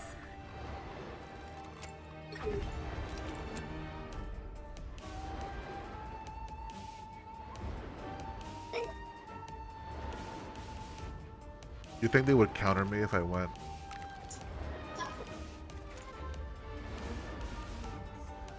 How the fuck did they do that? Round 2. Only cowards see shades of good. What's up with what? I got the second time. They're shooting rocket launchers and. They'll be coming in 30 seconds. Bro, who is that? I didn't do anything to you. I know every creature falls in the sea. Let me! Indeed. I didn't. You're one of a kind. But that doesn't mean you have to be alone. Hey, mute your mic. The battle starts in 5, 4, 3, 2, 1. Hey, Heads up, hostiles. I had wondered when dude would finally bring around the end of all. You need to stop that vehicle in its tracks. High caliber. Oh no, look behind you. Destructible environment here.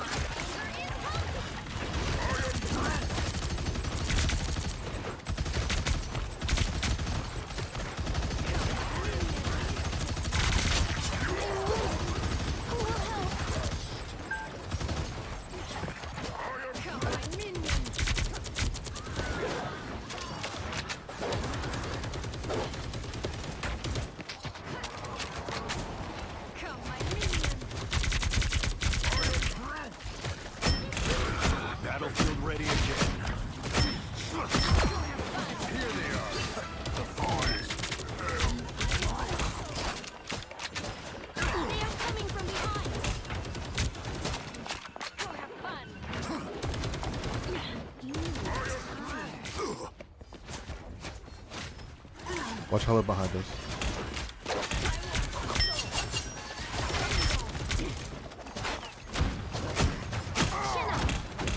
You made a bad choice, kid.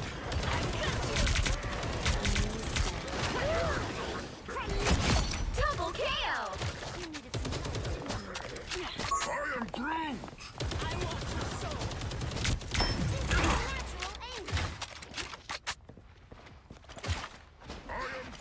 am wounded. He stopped them in their tracks. Shake it up. Us against the world. Now drop faster. Friends. Judge, jury, executioner!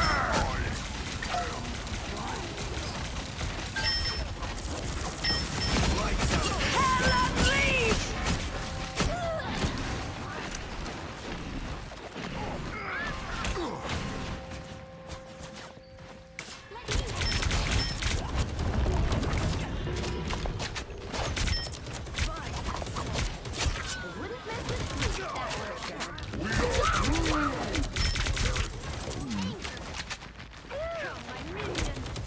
It pleases me to be helpful. Down and out. He stopped them in their tracks. Focus on the battle. Now drop faster. They are coming from behind. Only 60 seconds left.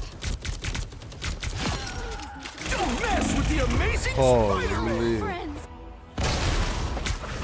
Fucking solo alter. Well, I mean, not solo alter, but. Life energy grows stronger. This is not over. Didn't I put? I did put one over there.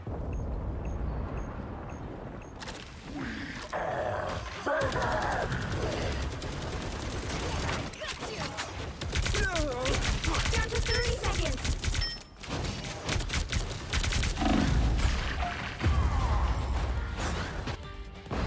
They've made it halfway. Stop them. Better stop that vehicle. Back for another tour. Jeff, we need you back here, brother. Stop chasing. The Let him final chase you 10 around. seconds. I wouldn't mess with Groot, that's for sure. There's still a chance to stop them. Friends, gather around. We'll have to keep fighting until we have a winner. Bogey's incoming.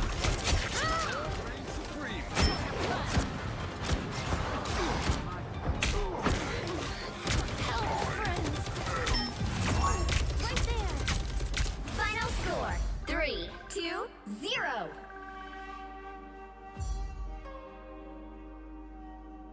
Jesus Christ. Another epic victory. Big win.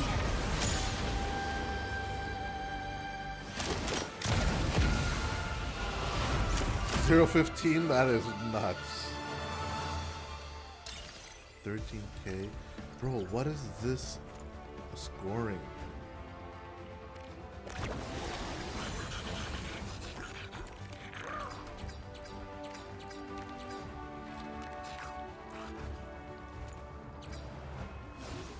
Okay, be right back. I'm gonna check.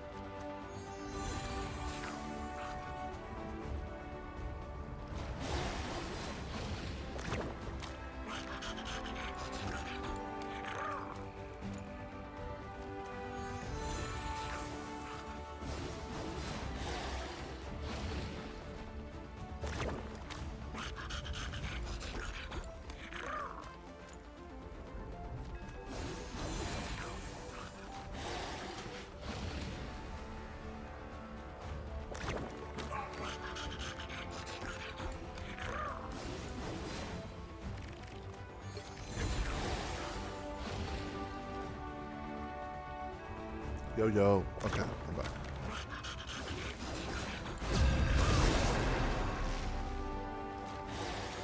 Is the frame rate a little bit dodgy on it?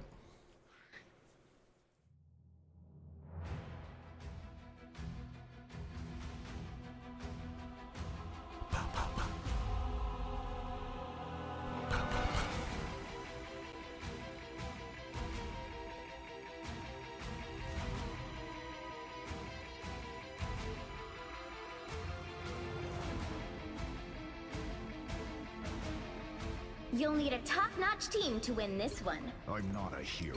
I'm the Punisher.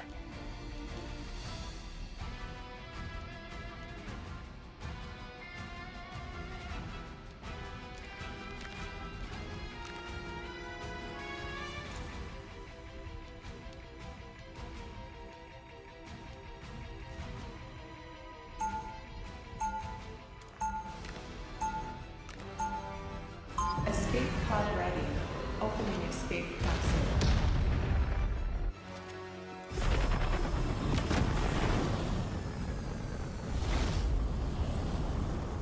Round one, go! 30 seconds before you attack. Get ready. Frank, it's been a while since Shanghai. Yeah, I'm not traveling as much. Unless I get blasted into another timeline. If you get a crack at Doom, make it count. I will. Then I'll be right back home cracking skulls in New York. The battle starts in 5, 4, 3, 2, 1! Don't forget, securing the mission area is your top priority.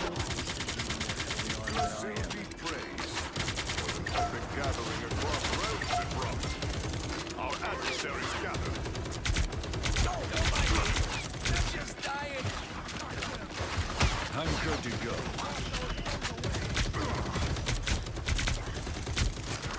Some sort of squint? Great.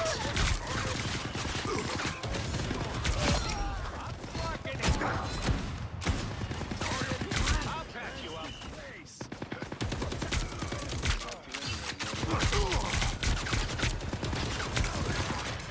Out of sight.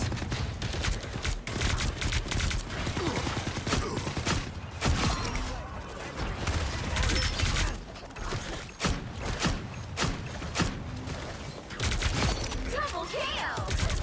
That's 3! That was brutal, Frank. That's far now. You're welcome. I'm good to go. Help get that vehicle to its destination.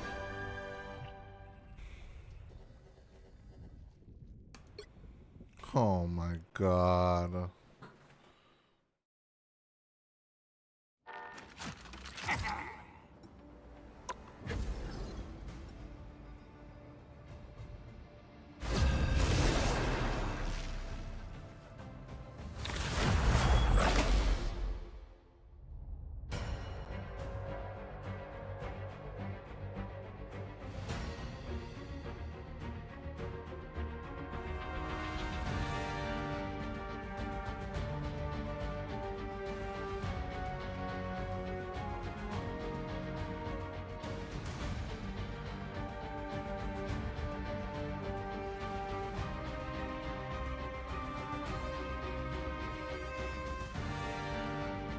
Pick your hero.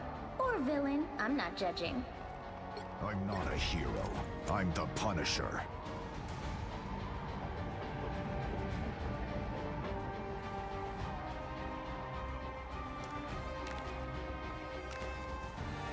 What do I need? I don't need anything. I have drinks. I have snacks.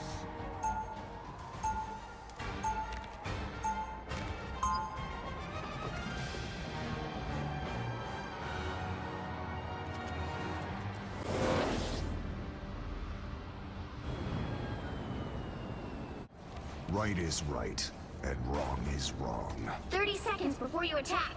Get ready. Where'd you get the mech? It was my dad's. He died piloting it, and then I took over. You know who killed him? I don't want to talk about revenge. I just want to carry on this work.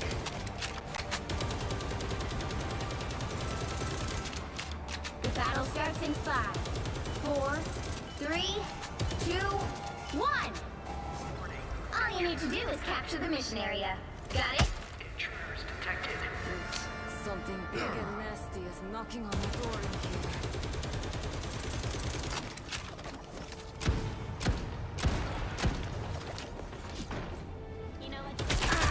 Enemy ahead of us. I'm good to go. Why'd we stop, Spider? Looks like the mission area is yours to capture now.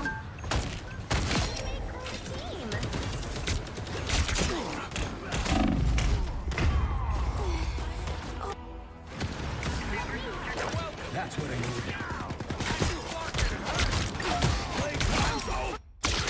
need. Extended my deployment. The mission area is yours. Man, that's so ass.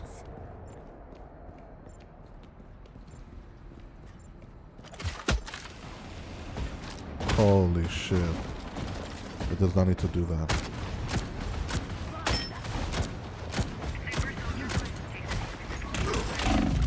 Oof, oof, oof, oof, Battlefield ready again. There they are. They don't look friendly. Bro, this, I'm getting fucking Time ass. for some fireworks. I'll meet my family, but not today. Jesse, I gotta like do it early. As soon as I land on it, type shit. Yeah, like that, see?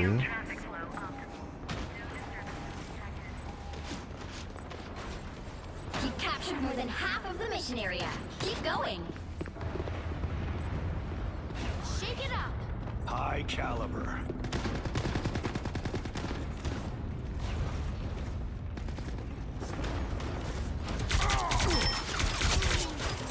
Out of sight.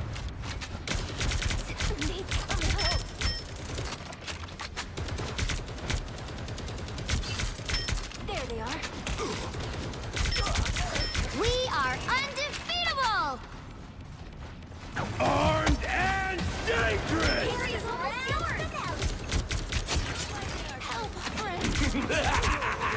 This is real Judge, jury, execution.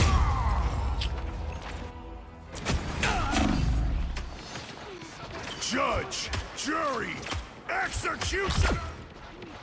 I re-upped. You'll have to keep fighting until we have a winner.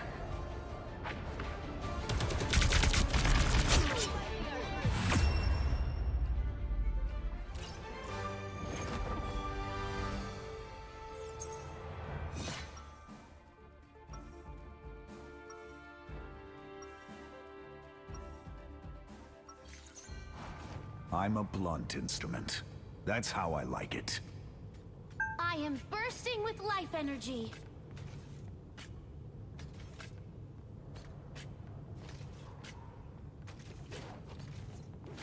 Seconds before you attack. Get ready. Luna Snow! The one and only, I think. You were my Obajan's favorite singer. Wow, did not expect that.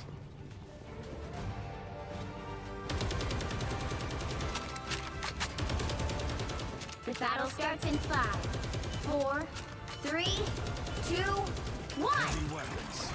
All you need to do is capture the mission area. Got it? Awesome! Living is so overrated.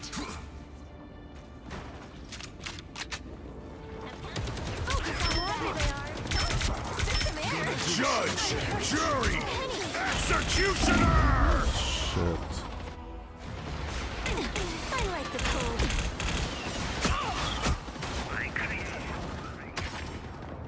They ain't seen nothing Looks yet. like the mission area is yours to capture now. They captured the mission area!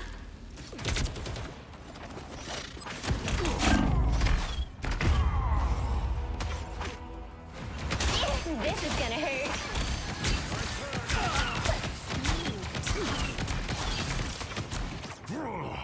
I'm not done yet. Limbo stands with you! I like the cold.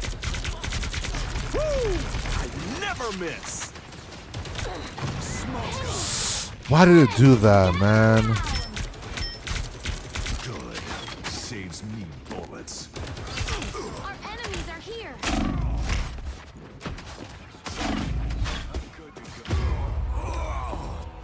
Bro, why are we dying so fast?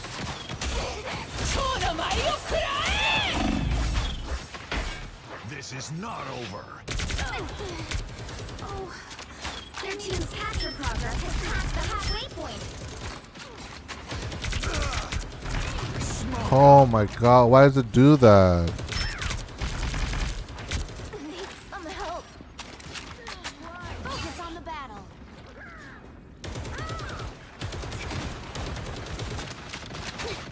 Find that soul.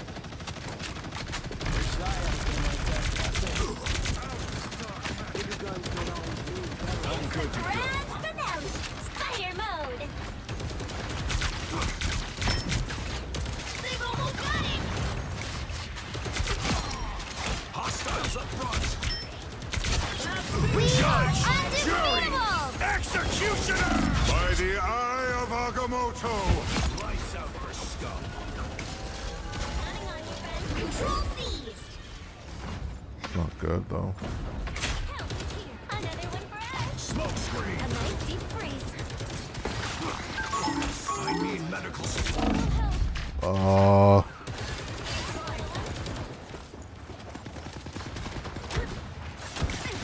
Battlefield ready again.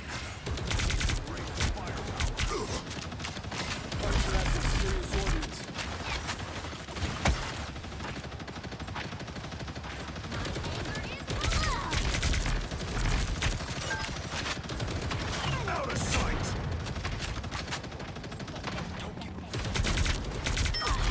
Judge, jury, exit. Another bump in the road. Friends, gather around. Here comes trouble.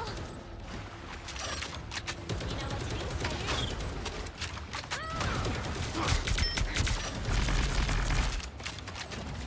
You've captured more than half of the mission area. Keep going. Battlefield ready again. Please, please, please, please, thank you. A nice deep freeze.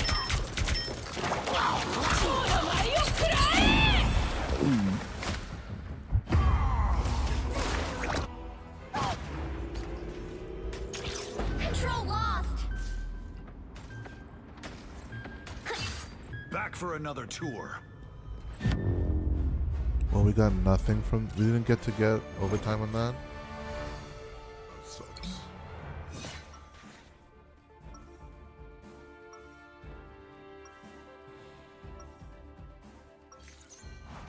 You hurt people. I hurt you.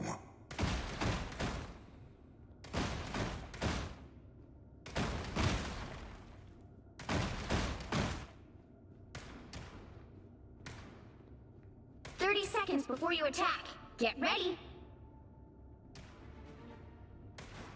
Lucky. Always feels good going into a fight with you. Keep your cool, Frank. We're the good guys. Honestly, I didn't like snow growing up. I know you always tried to throw snowballs with me, though. The battle starts in 5, 4, 3, 2, 1. All you need to do is capture the mission area. Got it? I'll make them pay.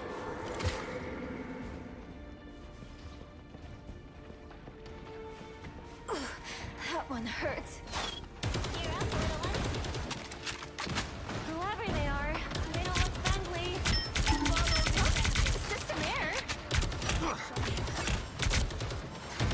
I'm wounded. Who will help? Looks like the mission area is yours to capture now. Capture the mission area! Look at that turret. Bro, someone please.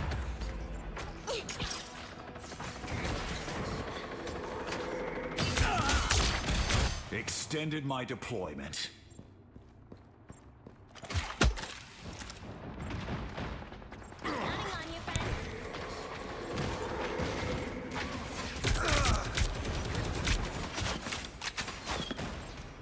Like, he is just one-shotting everybody.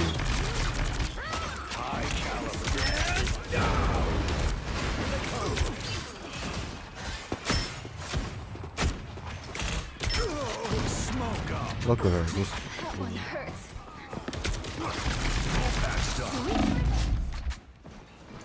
What? Judge! Hello? Executioner! I don't have to be center stage.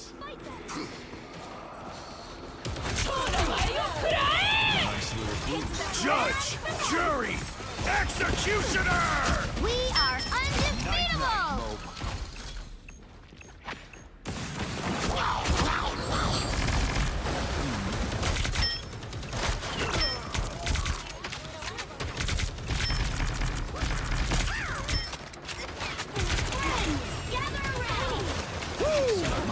Never miss! By the eye of Agamotto!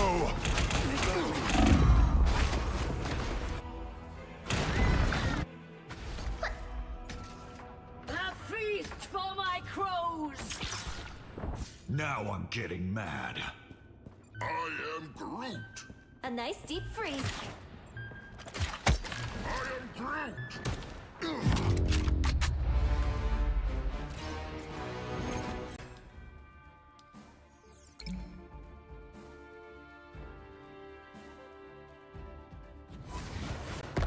Well, you can't expect to win them all.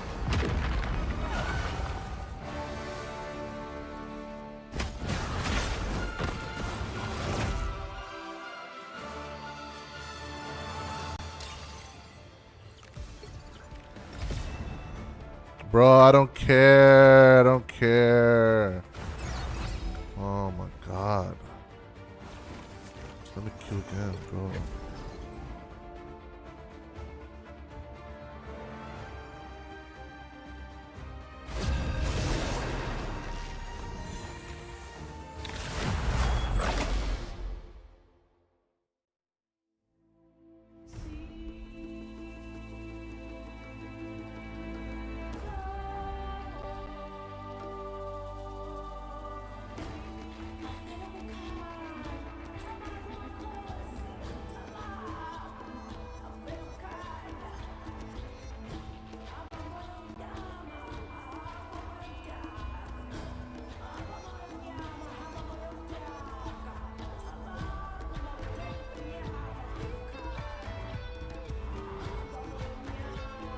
The right heroes could make all the difference. I'm not a hero. I'm the Punisher.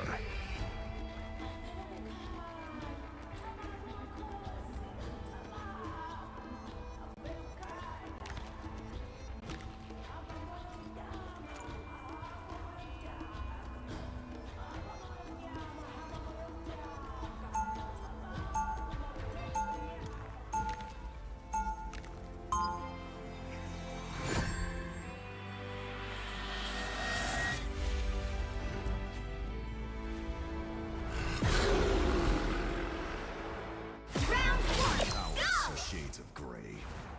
They'll be coming in 30 seconds. Stay strong. You and me, Spectre, we're two of a kind. You're not as crazy as I am. That's not it. We're alike because we both know there are some problems that can only be solved by force. The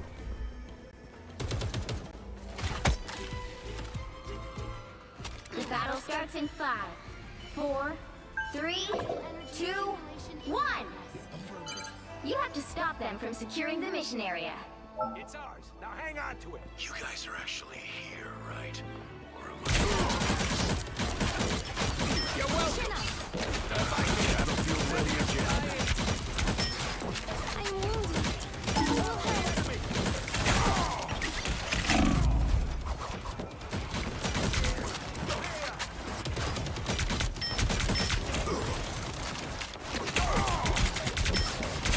Smoke screen.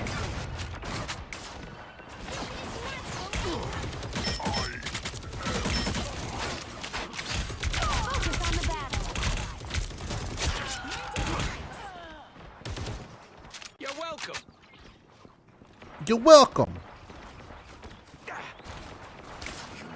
I'm good to go. One down.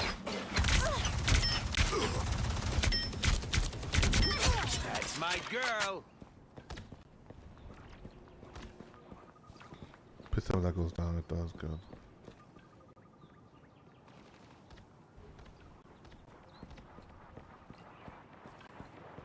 Team player, that's me. You're welcome. Don't mind me. I'm just dying. We are undefeatable! I need assistance. Ready again. Judge, jury, executioner! Double KO! Blaze of glory.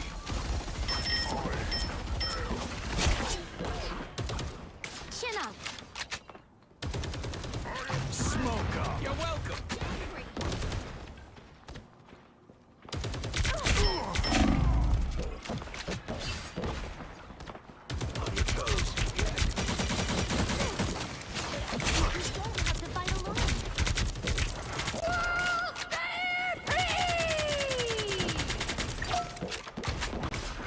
Battlefield ready again. Smoke screen.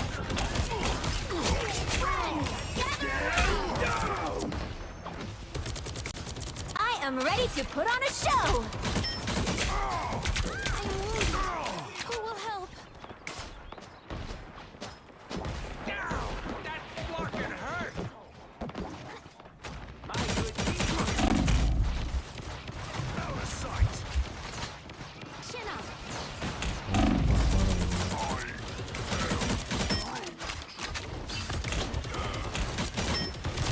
Smoke screen. Only 60 seconds left. You're welcome. I'm good to go. Robot spiders all over the place. We are undefeated! Spider time! I'm dead. I'm so dead.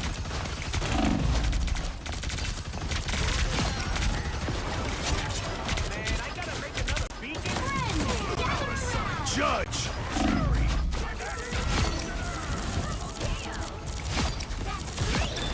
Wow, 4 in a row!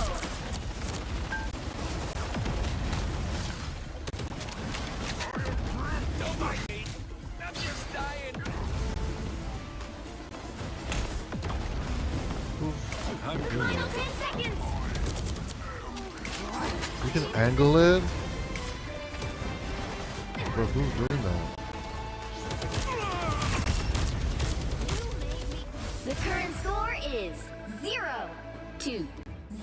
I held that Time shit. to switch things up, including which side you're on. I'm not a hero. I'm the Punisher. You'll need a top-notch team to win this one.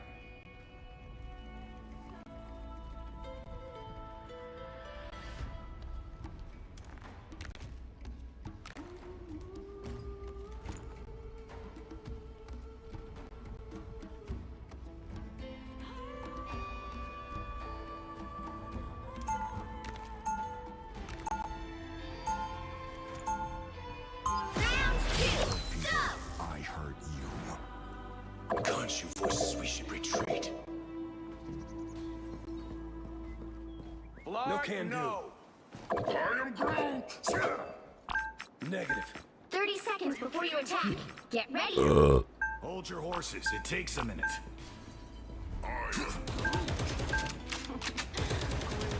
You know just what to say.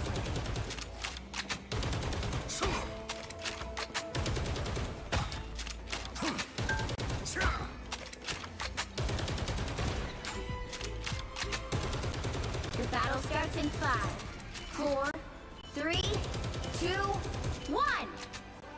Don't forget, securing the mission area is your top priority.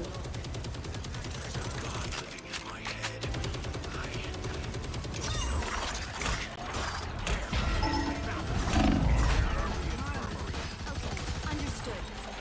You made me think.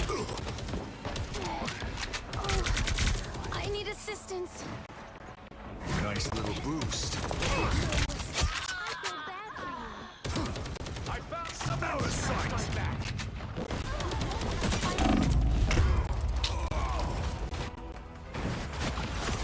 I am healed. Chin up. You're welcome. Back for another tour.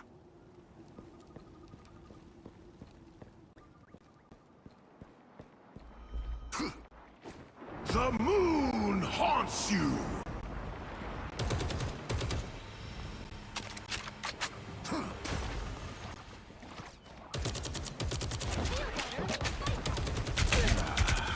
Now drop faster.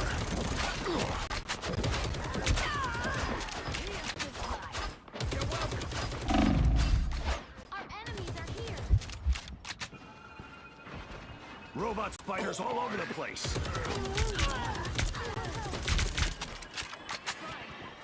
Friends, get We are through!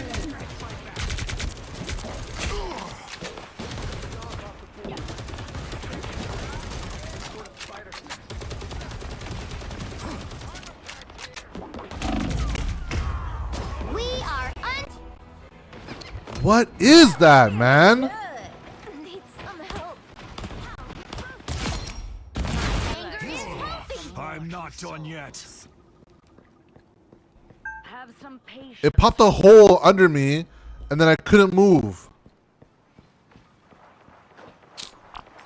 Hold your horses. It takes a minute.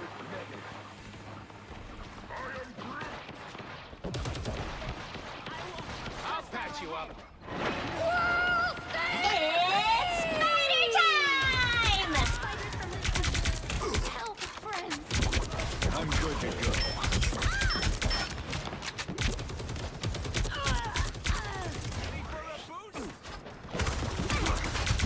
The moon haunts you! I am ready to put on a show. Someone scratch my back.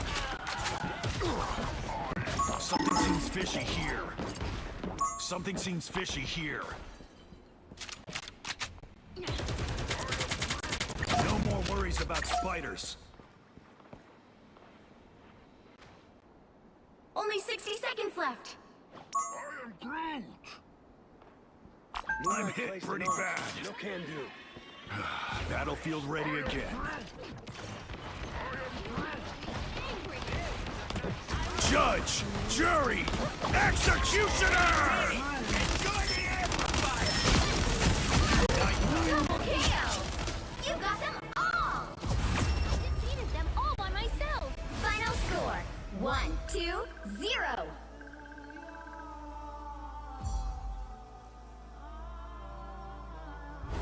Another epic victory! Big win!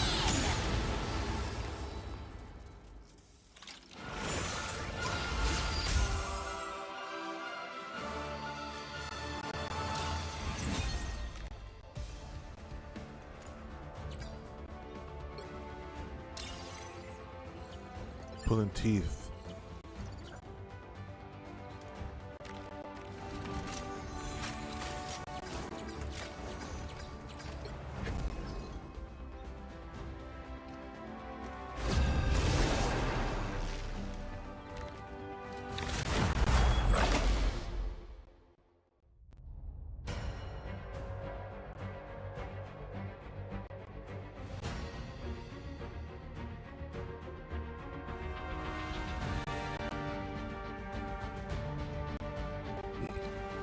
Uh.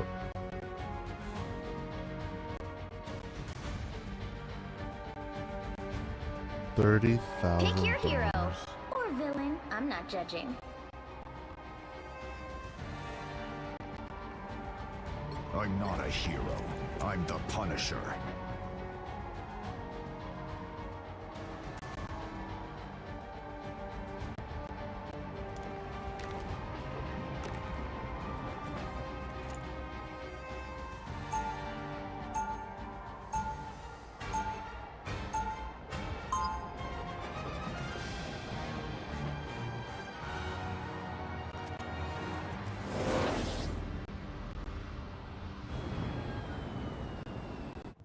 Only cowards see shades of gray. 30 seconds before you attack. Get ready.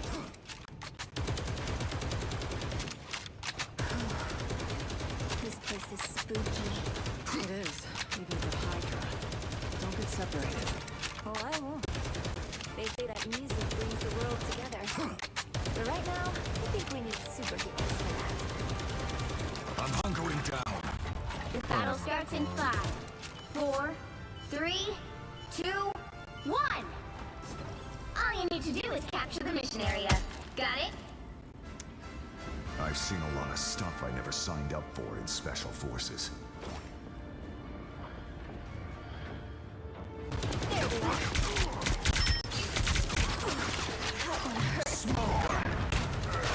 I'm good to go. Crazy castle.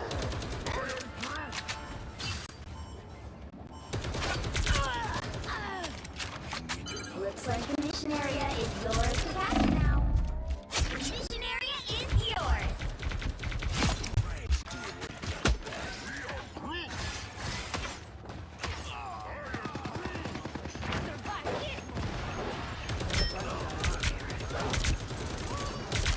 A nice deep freeze. You made your last mistake. Heavy weapons. I'm in love. Double KO.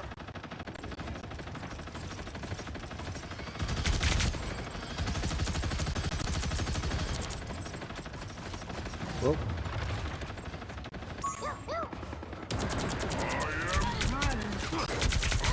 Smoke up. Vengeance.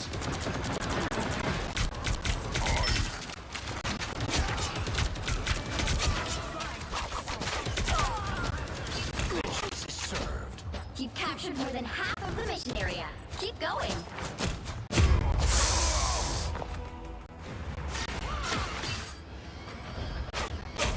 Type of gray. I was getting kind of worried there. I'll meet my family, but not today.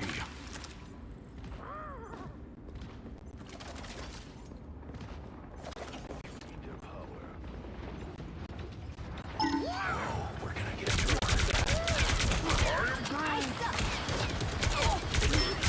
Battlefield ready again. The area's almost yours.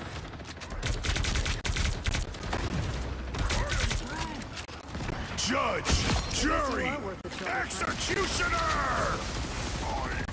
Run the exploding plasma. It's the us against the world. Judge, jury, We are executioner! We'll have to keep fighting until we have a winner. Ice up.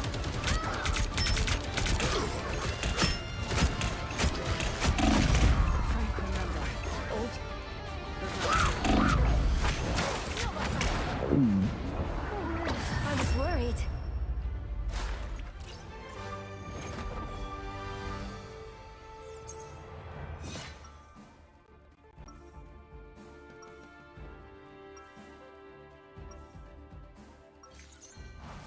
Only cowards see shades of gray.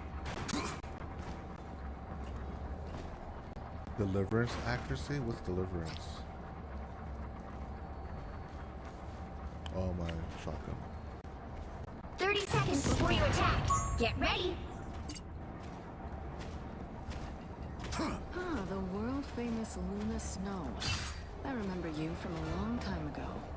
Oh my god, you're right. I'm gonna get old someday. And then I'm going to... Oh man, I need to chill out. The battle starts in 5, 4, 3, 2, 1. All you need to do is capture the mission area. Got it? Intruders detected. Anyone who makes the night a more dangerous place needs to be taken out. Spy some bad guys. That's heavy weapons. I'm in love.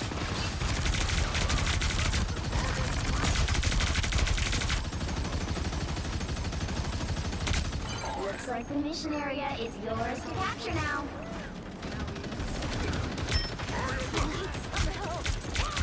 Castle's turret won't be crap anymore. I'm good to go.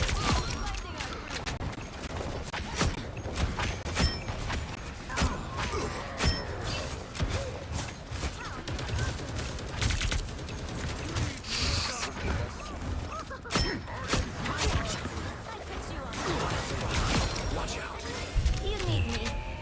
The mission area is yours. Objective achieved. Good work. There we are. Frank's doing what he does best.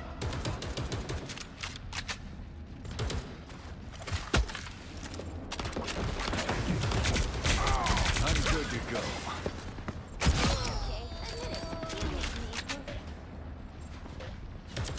Watch out, turret's on. Hey, where's my health? I suck. Back for another tour.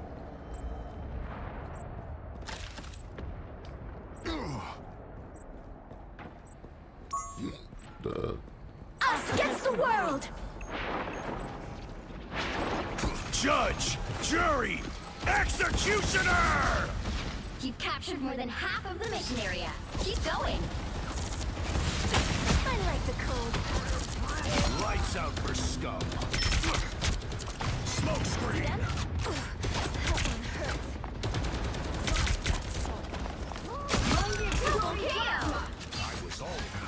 Behold the god of thunder!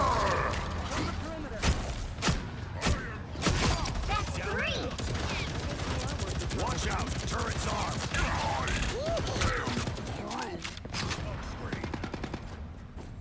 The area's almost yours. Out of sight.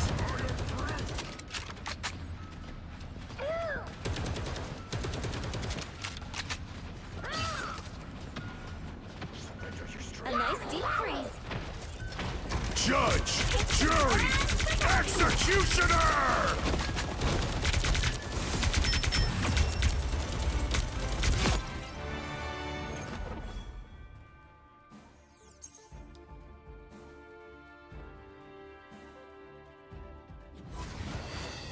Another epic victory. Big win.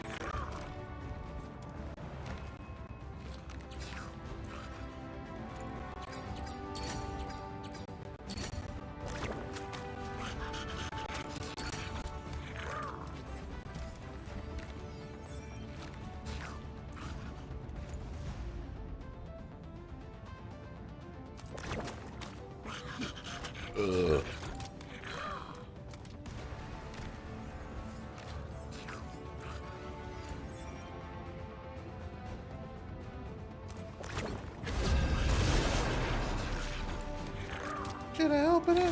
Should I keep this?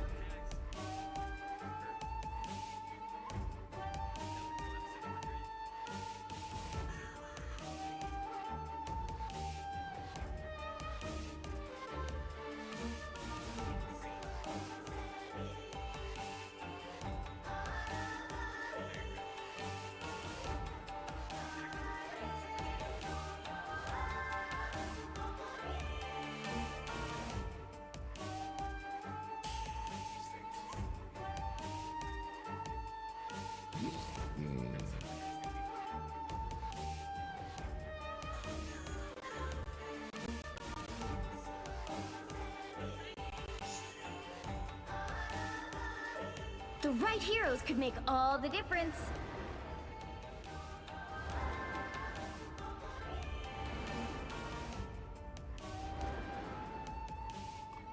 I'm not a hero. I'm the Punisher.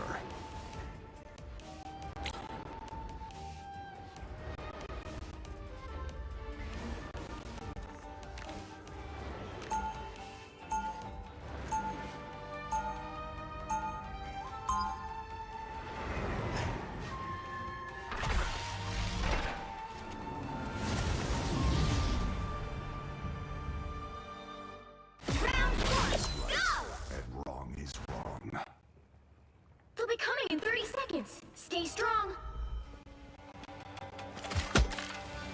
Hey, I saw that turret thing you did. How much you want for it? Not for sale. Are you kidding? Everything's for sale. Maybe for other people, not for me. Not for me.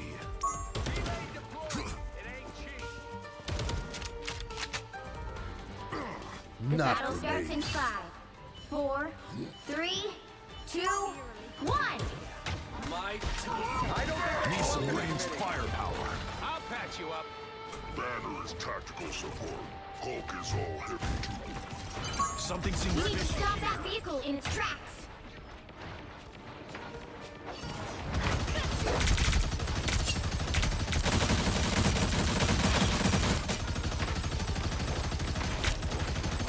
Better stop that vehicle.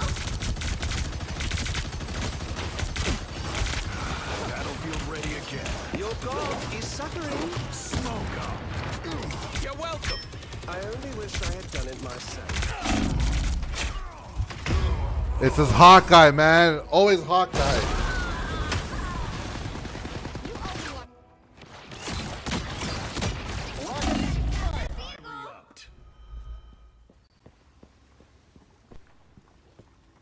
They've made it halfway.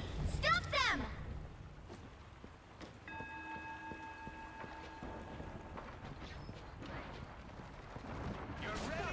Thank me later. There's still a chance to stop them. Battlefield ready again. Saves me.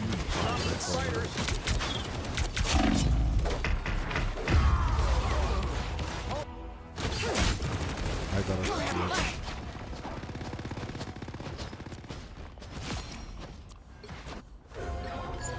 No true king makes decisions only for himself. My turn.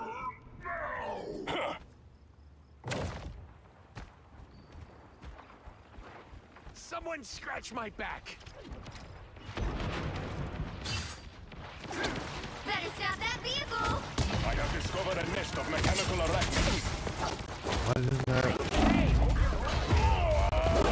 Why didn't that land my thing? Your god is suffering. The Gallia can wait. The hunt is not over. Better stop that vehicle. Hey, team! Enjoy the amplifier!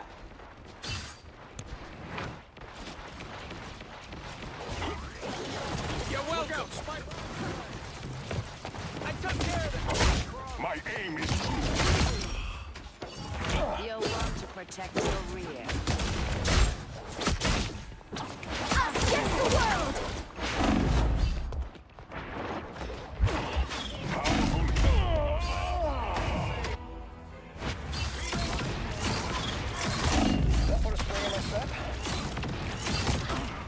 We're outnumbered. Bast has favored me with another chance. Pulse charge. Fire. Behold, Dark Child!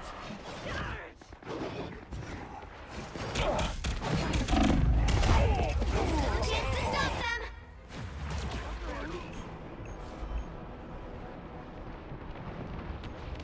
Look out below! Gallia can wait. The hunt is not over. It's spider time! A feast for my crows! I'm taking requests. You're welcome! They hit a checkpoint. Now might be a good time to stop them. Oh, man, I gotta make another beacon! Ah, yes. Much better. Born again! I only wish I had done it myself. My turn! We're not together. We're not together. We're not gonna fucking win Makes this. nests of explosive spiders.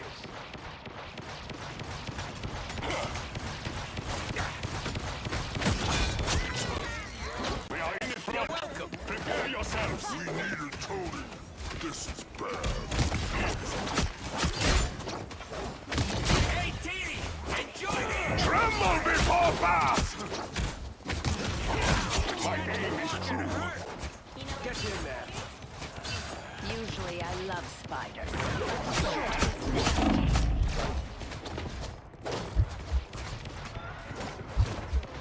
This will not be my last battle after all.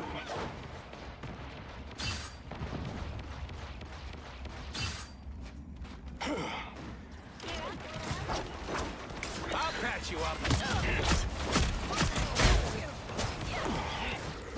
Now or never!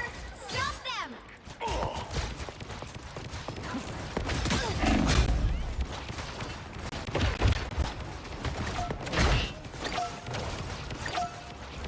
Bring on the chaos. Us against the world! Shit. Your power! Go have fun! You're welcome. Dejalia can wait. The hunt is not over.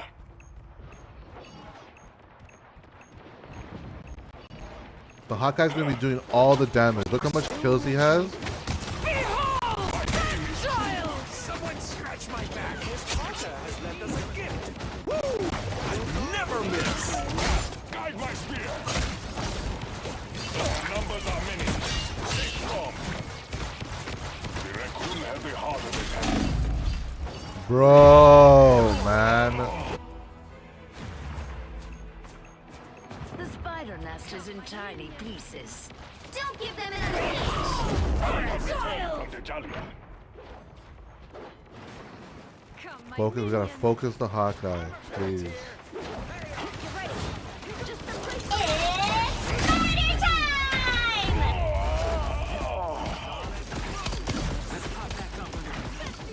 Hey, Teeny! Enjoy the amplifier! Us against the world! Look at that. This guy's Tremble before fast! Fast shows no mercy. Born again! I have discovered a nest of mechanical arachnids. The current score is 0-3. Time to switch things up, including which side you're on. You'll need a top-notch team to win this one. Are you ready to hunt?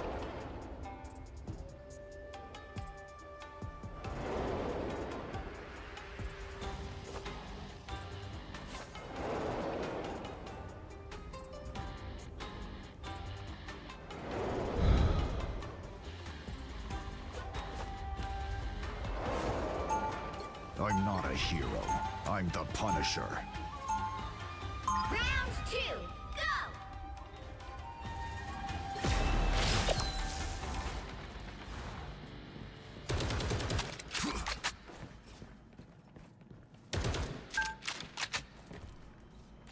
Seconds before you attack. Get ready. What's on your mind, Tony?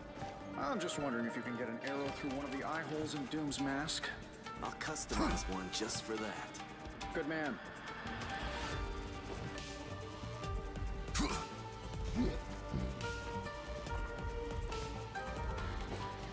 The battle starts in 5, 4, 3, 2, 1. Bogey's incoming. When I find whoever did this to the world, that will be that good. Help get that vehicle to its destination. Out of the infirmary.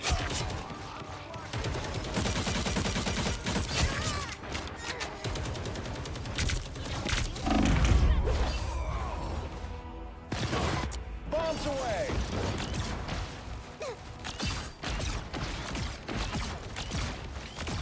Every second that Hawkeye is dead is gonna be a win for us. You're halfway there. Keep going.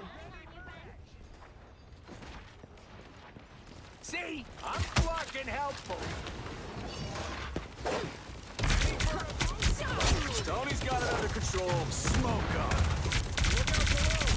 The web needs the weaving. You did real good. Almost there. Don't turn back now. Fighters are all wiped out. We got company. Good, see? Hawkeye, the Hawkeye needs to be nerfed. I'll patch you up.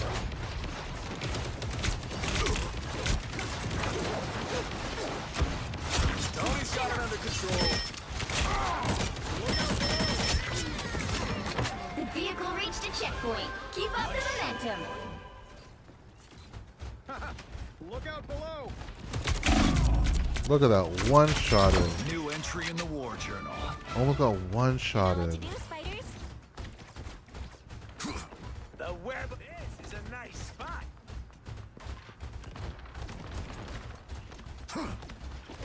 Full power. Let's go. I'll patch you up. You're halfway there. Keep going. No more worries about spiders.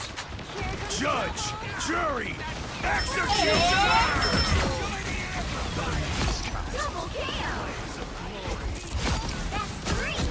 Got a little run going. Almost there. Don't turn back now. The web of life and death. I'll patch you up. What is Hawkeye's ult? The vehicle reached a checkpoint. Keep up the momentum. Judge, jury, executioner!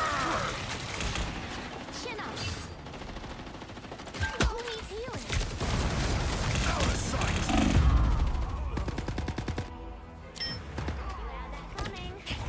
I got it.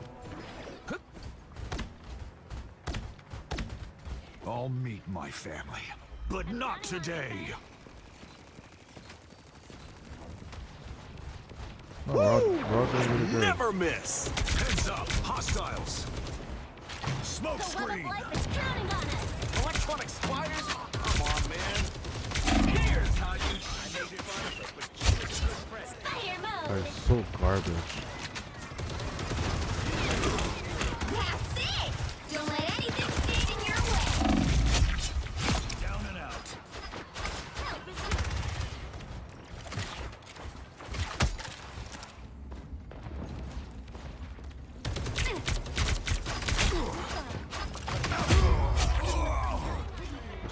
So close. This is a big chance.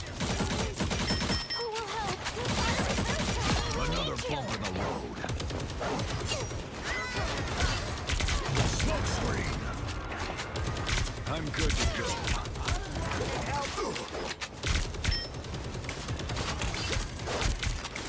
We are undefeatable.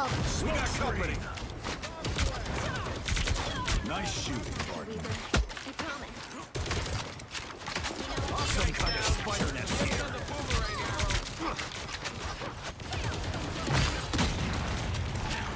Us against the world. Just time to fight. Gather around. Can't be late to the shrine or the whole web might fall apart. Move it. We will soon reach the Weaver.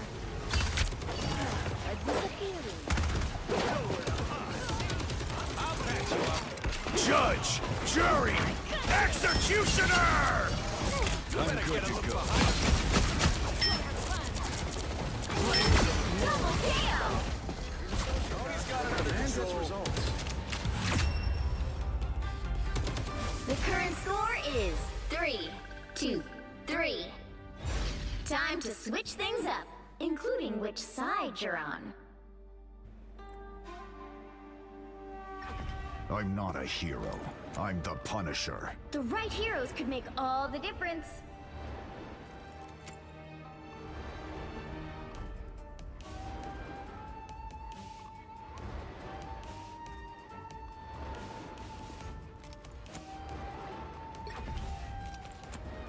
We're attacking?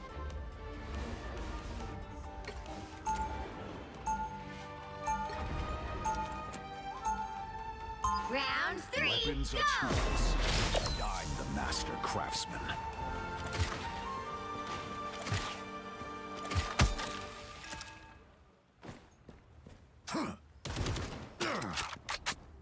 They'll be coming in 30 seconds. Stay strong.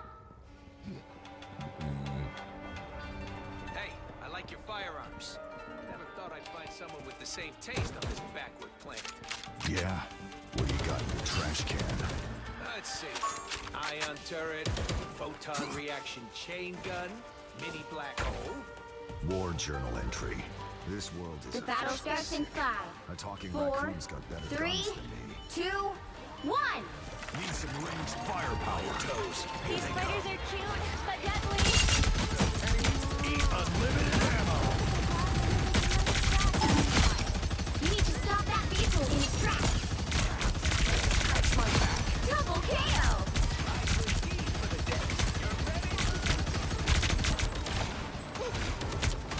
Smoke up. Look out, spider nest. Only 60 seconds left. They're gonna, he's gonna fucking pocket it. Holy. Nice little boost. You better get a look behind you.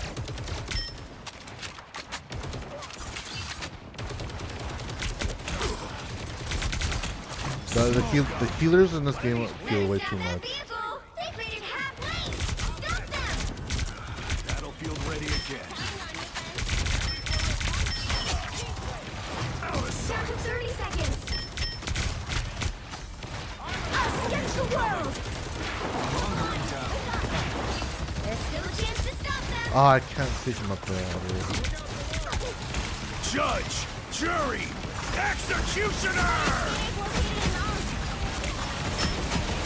Final 10 seconds. Double KO. That's 3. You'll have to keep fighting until we have a winner.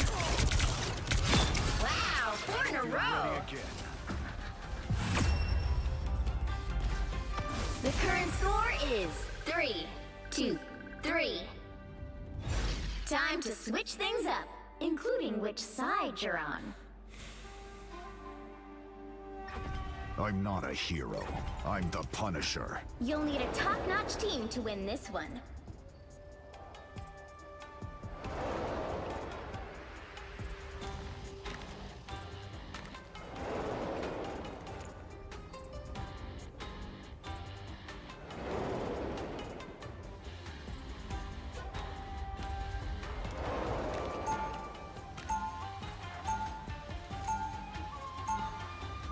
Round 4. Weapons are tools. Go! I'm the master craftsman.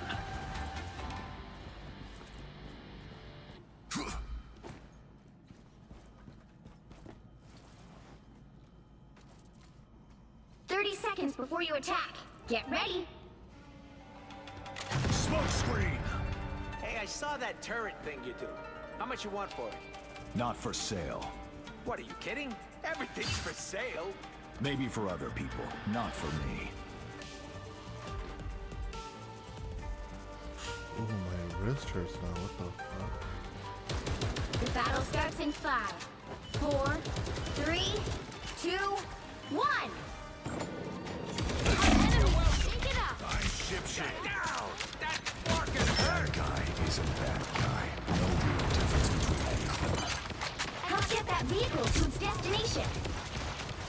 Keep an eye on this one. Out of sight.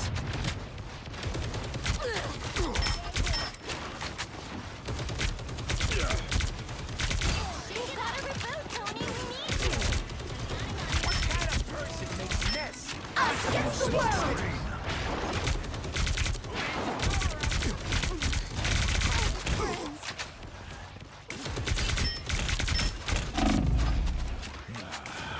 Now talk faster. Smoke screen.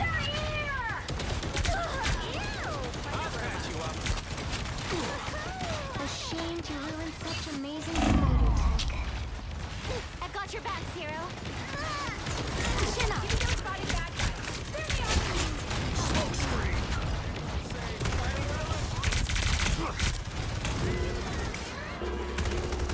Come on. We fucking are undefeatable! building, man. It's building. Pulse charge. Fire. Good, bid. Hoot sweep.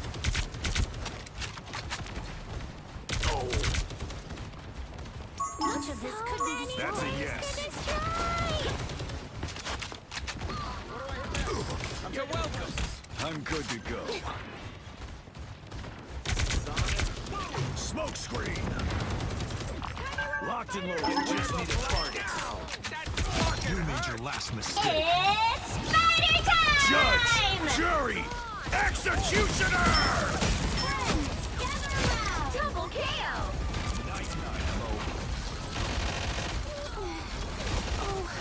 I need a sentence. That's 3. My friends are here! Only 60 seconds left. Final score: 4, 2, 3. Alright, GG's. I'm out. Another